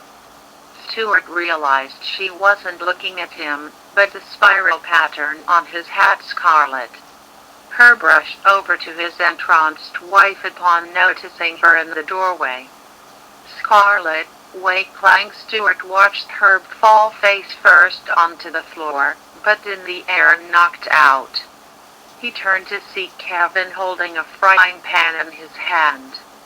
Where he had gotten it, Stuart had no idea. Stuart asked Kevin why he had done it. Kevin seemed surprised himself and had no answer. Stuart looked back at the hypnotized Scarlet and realized he accused Kevin of wanting to use this opportunity to his advantage. His crush on their new boss had been obvious since he'd first laid eyes on her at VillainCon. Kevin seemed flabbergasted and offended at the insinuation. Stuart reiterated his accusation, claiming that Kevin had removed Herb from the equation to use the trance without interruption. Kevin had no argument, but seemed determined to continue the argument regardless. He claimed that whatever his reason, he had done it now anyway, so there was no reason not to go through with it. Stuart argued that Kevin's rash action could jeopardize their place serving such a famous and powerful villain. Kevin acknowledged his point and agreed to simply make her forget and pretend it never happened, though the Herb situation would require another solution. Banana? Both Stuart and Kevin looked back towards Scarlet to find Bob looking up at her, the two having forgotten about him during their argument. Banana? Yes, Banana. Scarlet's arms rose up as she turned and walked away, completely off balance like a comical sleepwalker. Kevin and Stuart rushed to the door and panicked as Scarlet disappeared down the hall. Kevin demanded to know why Bob had done that. Bob's stomach rumbling was his answer. Stuart slapped his forehead. In exasperation, Kevin reprimanded Bob for his rash action, and Stuart was quick to remind Kevin that he himself had done something equally, if not more rash. As Kevin dismissed Stuart's claim, they heard the voice behind them. Banana. The trio looked up to see Scarlet, an unnatural smile on her ruby lips, as she held out a tray of fresh yellow bananas. Banana. Bob cried, as he began shoveling the fruit into his mouth, not wanting to miss out. Stuart quickly snatched a few of himself. Kevin watched on and realized the potential of what they had stumbled upon. He stepped forward and spoke a command in a questioning tone, unsure if it would even work. "Kiss." "Yes, kiss." Scarlet dropped the tray to the floor with a loud clatter and held out her arms, as she stepped forward and lifted Kevin up before planting a kiss on his cheek, leaving a crimson mark as she pried her lips away. Kevin turned as red as the lipstick on his cheek. As Bob gathered up the fallen bananas, Stuart decided it was his turn. He gave his own command, which made Scarlett turn to face him. Guitar, as you command. Scarlett left the room and returned shortly with the red electric guitar the music enthusiastic minion had eyed up upon their arrival at Scarlett's mansion. Stuart happily took the guitar and played a sweet jam, while Bob continued eating his bananas and Kevin formulated a plan. Kevin lounged on a deck chair by the pool, phone in hand, as he watched Bob float on a rubber ring with his bear, and Stuart watched his small TV for songs to emulate with his new instrument. Kevin informed his fellow minions back in the icy cave in the European wilderness that they had found a new boss to serve.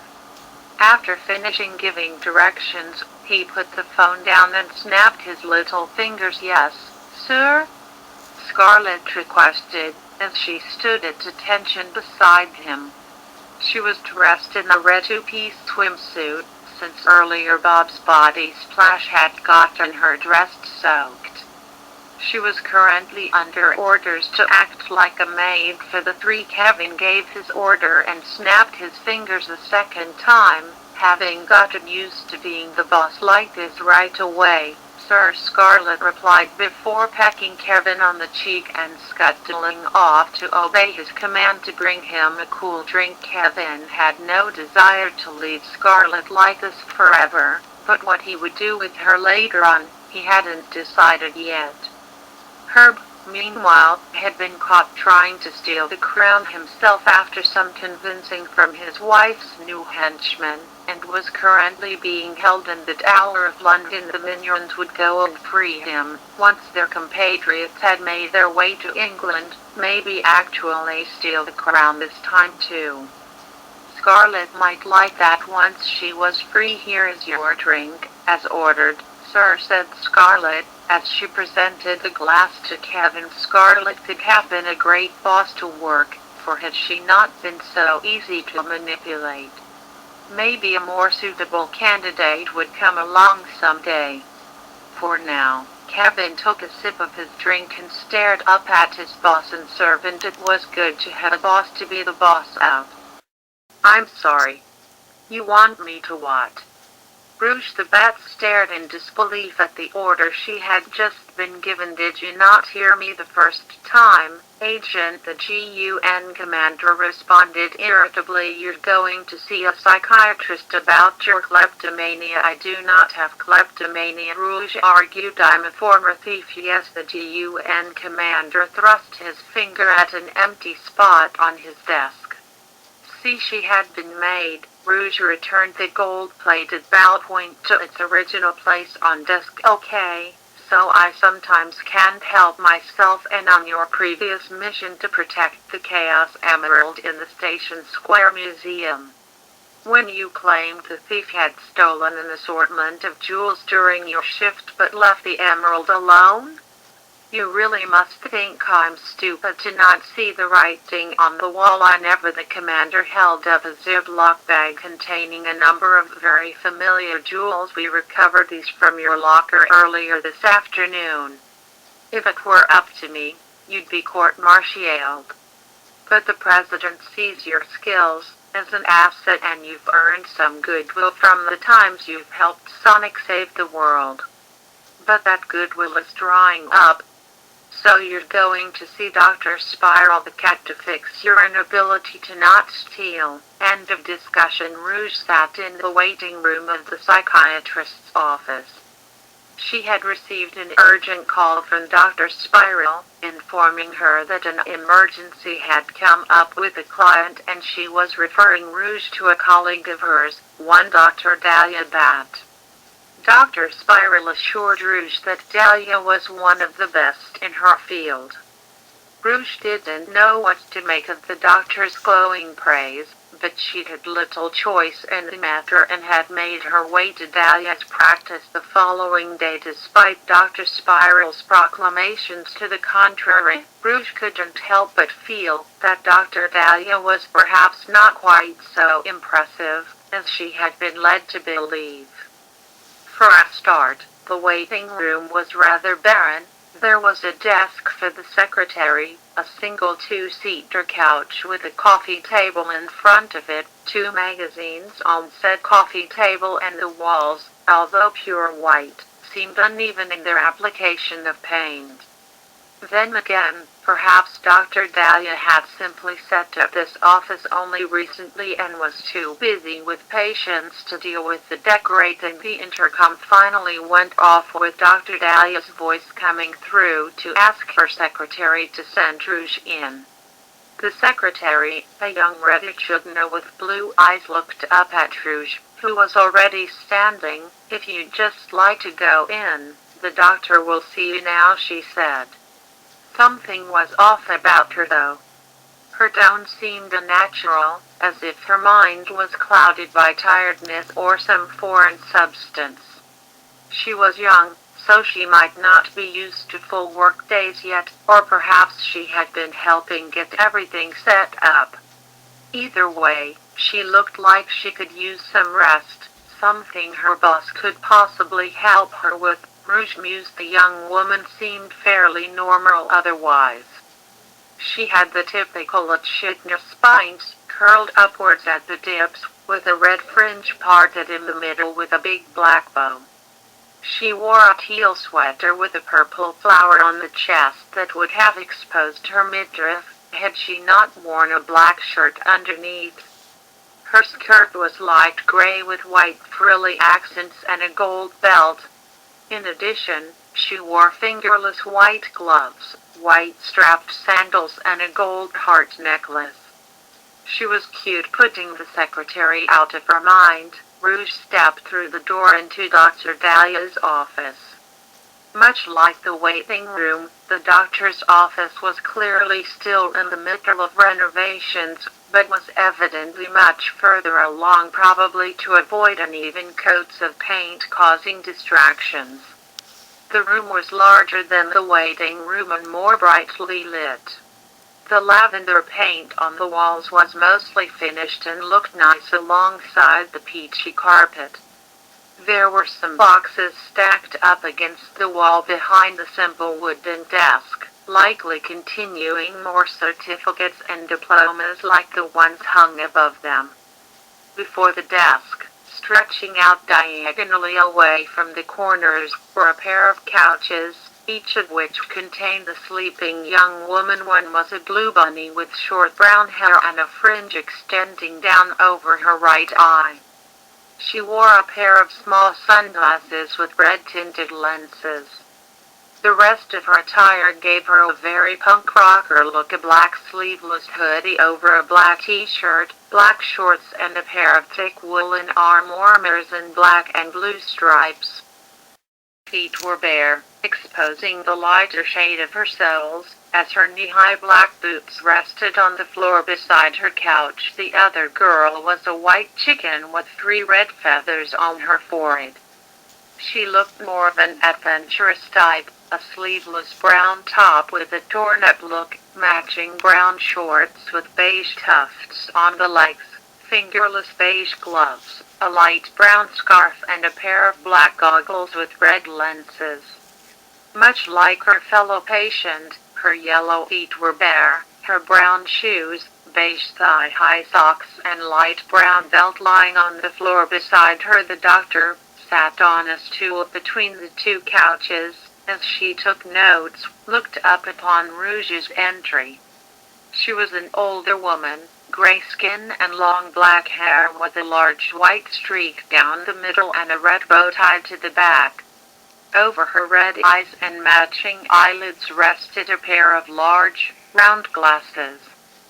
Her attire consisted of a red dress, black tie, white lab coat, and black high heels. High You must be Rouge. She stood up to greet the newcomer, offering a hand, which the thief took figuratively, not literally. Yes, Rouge replied. Your Dr. Bat? Please, dear, call me Dahlia, the older woman said with a kind smile. Are you sure you're ready to see me? Rouge asked, angling her head to indicate the two sleeping girls behind the doctor. Oh, don't worry about them, Dahlia said, looking back. I've been taking on both my own patients and Dr. Spiral's for the day, so everything's been kinda hectic. You don't mind them being here, do you? Rouge shrugged. I guess not. As long as you don't mix up our suggestions, it's okay. You mean like telling you that you're a strong, independent chicken instead of Carolina, the doctor joked. Don't worry, I've instructed them not to respond to my voice until I clap my hands, so your suggestions are yours alone. Here, why don't we get you sat down? Dahlia guided Rouge towards another couch against the wall. This one looked less expensive than the other two, but seemed no less comfortable, as Rouge gingerly planted her backside upon it. Dahlia sat on an equally comfortable-looking seat beside her, as she flipped through her notes and found Rouge's file. It says here that you were referred to Dr. Spiral for your kleptomania. Rouge scowled at the assertion, though not at the doctor herself, as she hadn't written the file. Let's call it self-control issues, the doctor suggested. Rouge didn't think it sounded much better, but it did help a little, and her expression became more neutral. Okay then, Rouge, I've dealt with plenty of cases like this before, so it should be an easy fix. I'll just put you under real quick and try some positive reinforcement, and you'll be completely cured in no time. How does that sound?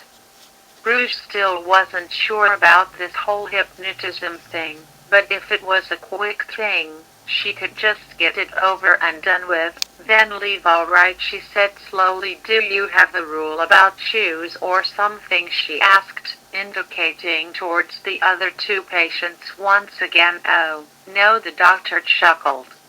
I just suggest removing footwear to help my patients relax.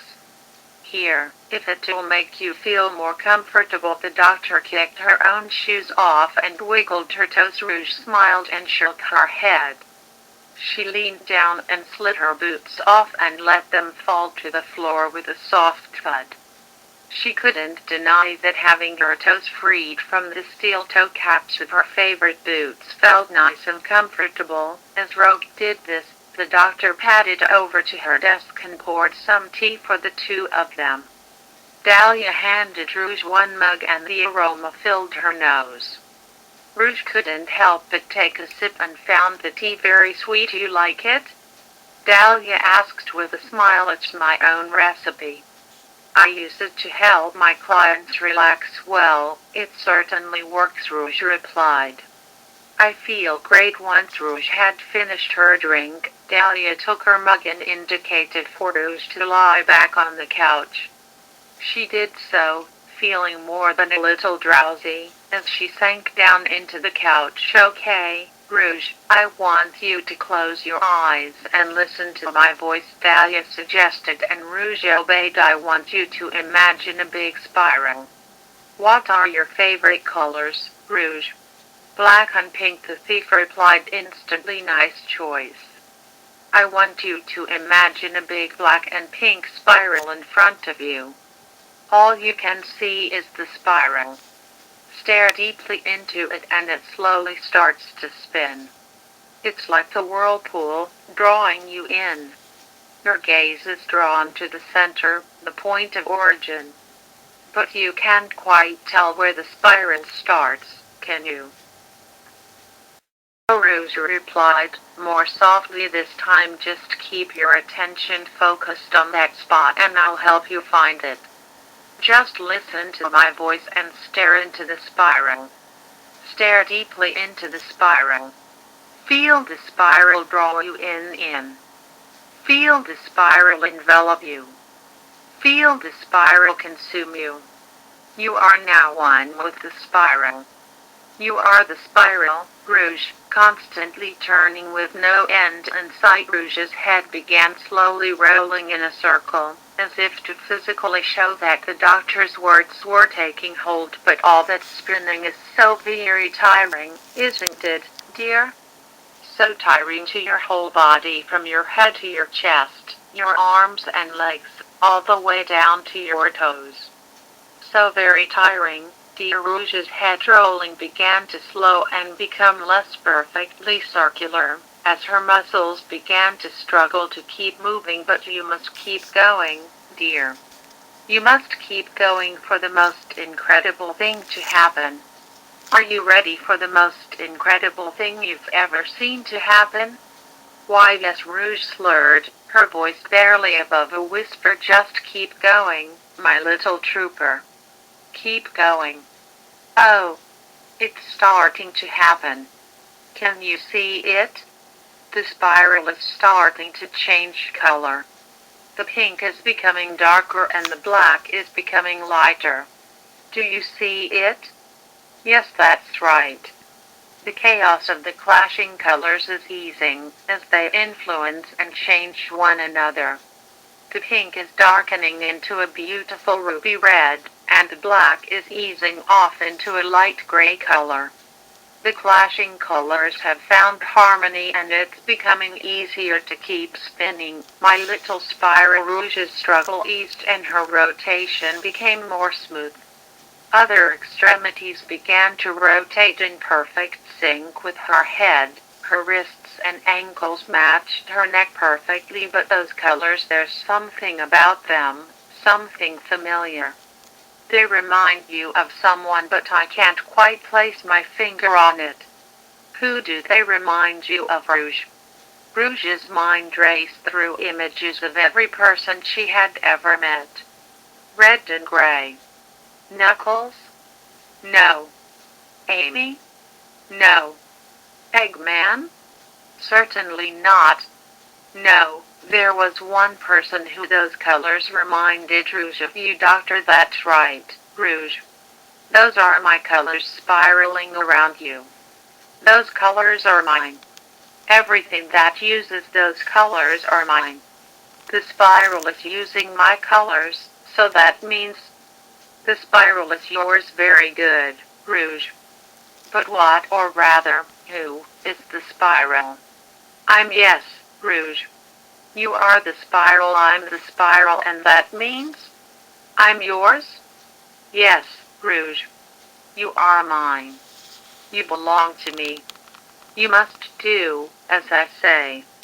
You must obey me. I must obey you. Very good, Rouge.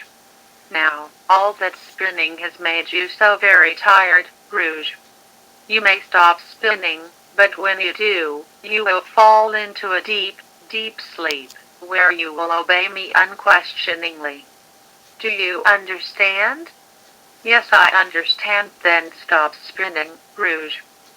Stop spinning and obey. Rouge's head, hands and feet slowed to a stop, as Rouge lay motionless on the couch. Dahlia slowly reached over towards Rouge's foot and gave it the light tickle. No response. She tried harder. Still nothing.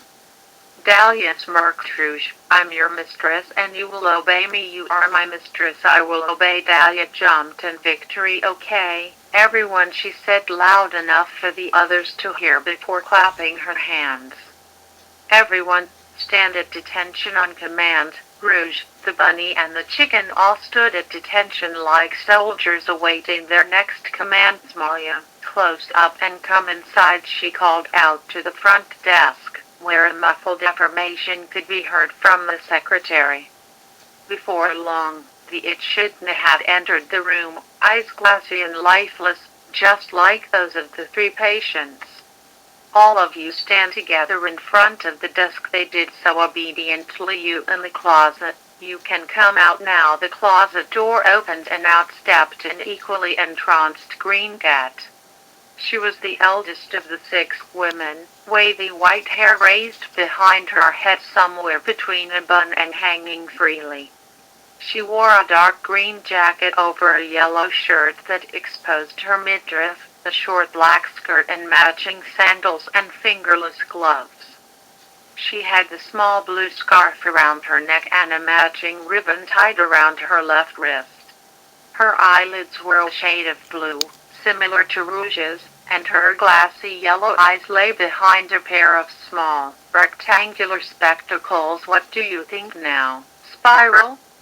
Dahlia taunted in spite of the doctor's inability to react. Now see the merit of my research. My methods have easily induced 5 young women, all of whom are now ready to begin proper reconditioning to become more productive members of society. She pointed to each woman in turn. Rouge will no longer be a thief and will, instead, be put to use stopping robberies. Carolina will put her adventuring talents to good use making deliveries of important medical instruments rather than exploring ruins. Beat will create music with subliminal messages to help me spread my message. And you, Doctor, you will do, as I do, using your vast hypnotic talents to make people more valuable to society. Oh, and Malia will be my foot slave to help me relieve stress as a reward for all my altruistic hard work. Speaking of which, Malia, get to it. Yes, Mistress, the Echidna replied blindly. Foot slave. Malia will obey. She lowered herself to her hands and knees, as Dahlia sat back in the seat she had just risen from, raising her peach-colored right foot for Malia to worship. That's a good girl, Dahlia moaned. Now, the rest of you can entertain me. You are all chickens. She snapped her fingers and Rouge, Spiral and Beat all began flapping their arms and clucking like chickens. Carolina simply stood there. Carolina, why oh, right, she slapped her forehead at the realization. Okay, you are a cat, Carolina. Rouge and Beat dropped down on all fours and let out meows. Spiral simply stood at attention. Dahlia was not amused. Well, I'm not making any bunny commands, I can tell you that. Okay, Spiral, I want you to remember the spiral we discussed when I first hypnotized you. Stare deep into it and let it become one with you. Let yourself go deeper and deeper, until I say otherwise. I obey, Mistress, the cat doctor replied, swaying slightly, as the green and black spiral once more appeared in her mind's eye. Okay, Malia, take a break and I dunno, practice on Beat or something. Foot slave. Malia obeys, Malia replied, as she moved over to the now napping cat bunny's large feet and began kissing her pale blue soles. Carolina, you are a stereotypical chicken. Cluck and flap, until I tell you to stop. Yes, Mistress, the chicken responded before acting much, as her fellow patients had moments earlier. I may as well get started on your rehabilitation, while I have you, Rouge. Come and kneel before me. Yes, Mistress, Rouge groaned. I shall obey. Rouge knelt down before her mistress, eagerly awaiting further commands. Close your eyes, Rouge. Dahlia commanded. Close your eyes and picture the biggest, brightest jewel you've ever seen. Rouge did, as she was asked, envisioning the master emerald. As she did so, pour all of your love of jewels into is. All of your love for jewels is now invested in this one jewel before you. It entrances you and holds your full attention. Watch now, as the image slowly becomes blurry, ethereal. It's there, but it's hard to make out.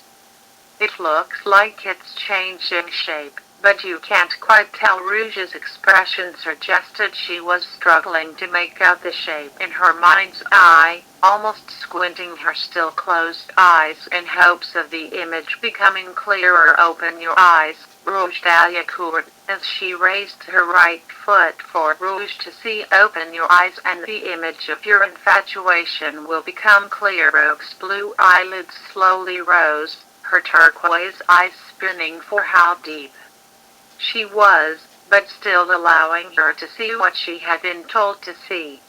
Before her was a pale, peach-colored foot. It was similar to her own, but a size or two larger. The object of her affection was Dr. Dahlia's foot. And there were two of them. Do you see it now, Rouge? Rouge nodded limply, a goofy wide grin spreading across her lips. You don't love Jules anymore, do you? No, your love is fixated elsewhere. You don't want to steal Jules anymore, do you? No, Mistress Rouge replied, shaking her head as limply as she had nodded. Then what do you want? Dahlia smirked, already knowing the answer. Feet. Rouge mumbled, perhaps a little embarrassed in spite of her trance. Dahlia found this cute. And what do you want to do with them? Lick them. Go right ahead, Foot Slave. Rouge. Thank you, Mistress. Foot Slave. Rouge gratefully obeys. Rouge extended her tongue, slowly dragging it up her mistress' right foot from heel to toe. Enraptured with the taste, she began licking with greater and greater vigor like a puppy. Dahlia's smug grin grew wider until she was laughing heartily. She had done it. She had taken a person's criminal desires and converted them into something more useful. She was half tempted to keep Rouge on as a foot slave in place of Moya, but realized that Rouge's skills would be put to better use with her original plan. Still, she had time to enjoy her work before she sent her on her way. How is your deepening going over there, Spiral? Have you become one with the Spiral yet? Yes, Mistress, the cat doctor replied. I'm Spiral. The Spiral you mean, Dahlia corrected, looking over at the entranced cat. No, Mistress, she replied, just Spiral. Spiral punctuated her declaration with a flash of her sharp golden eyes. How?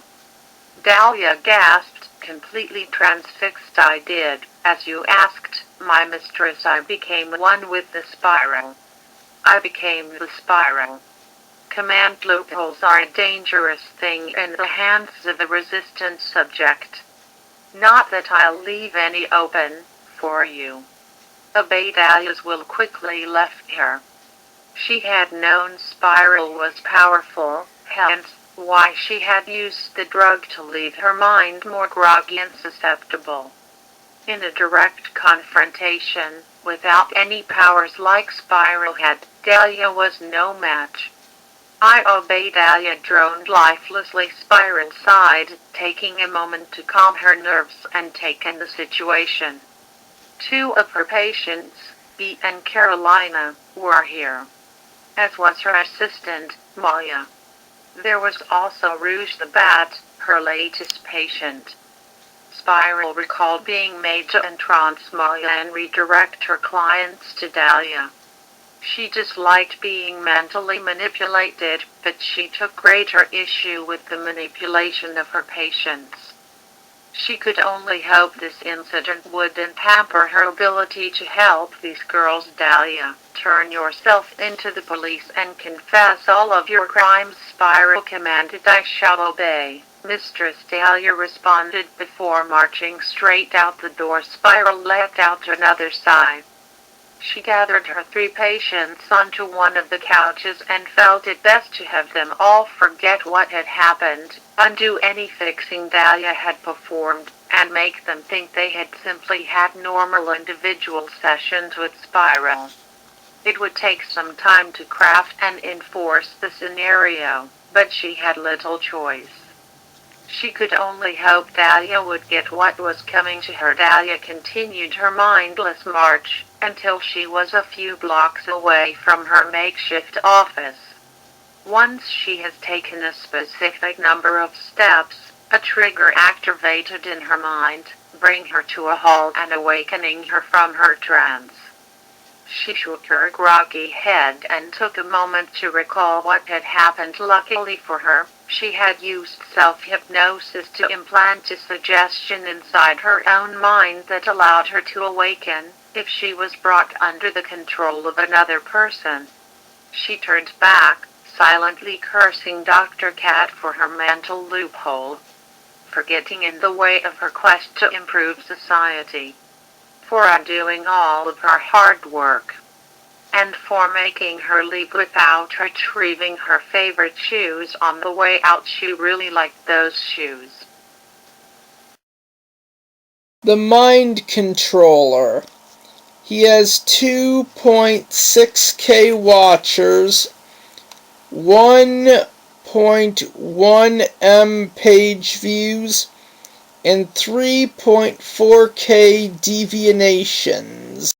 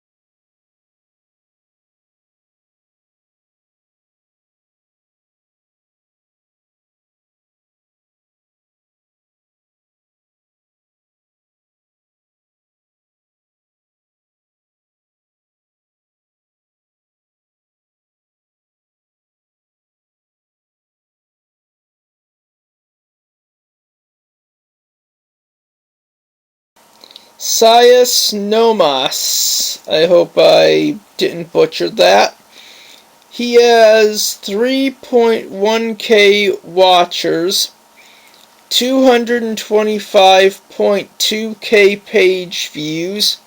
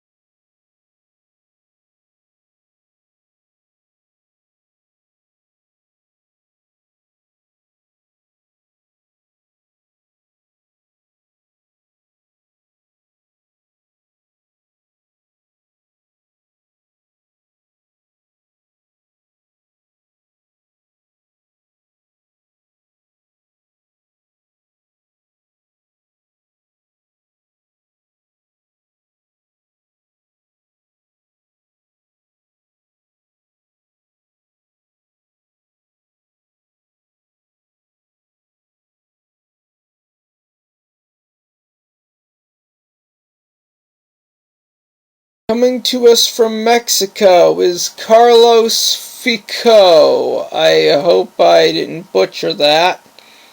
He has 3.4K watchers, 940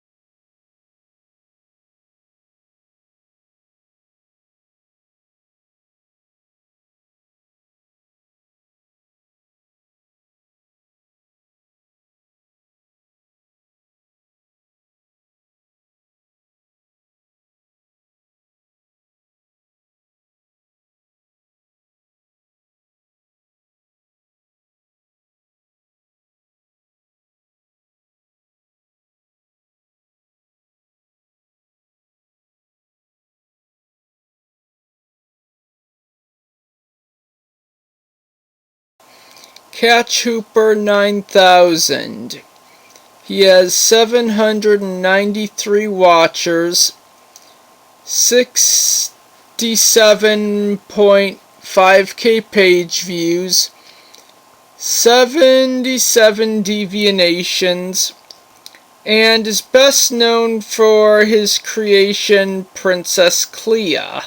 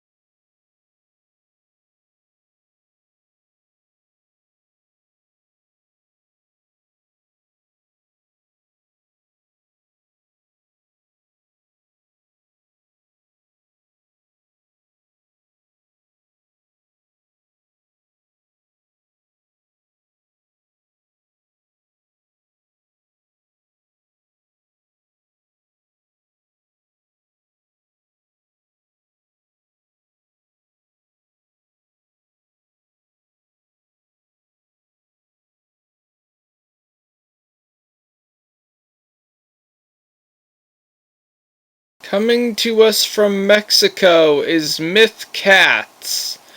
He has 82 watchers, 1.4M page views, and 2.7k deviations.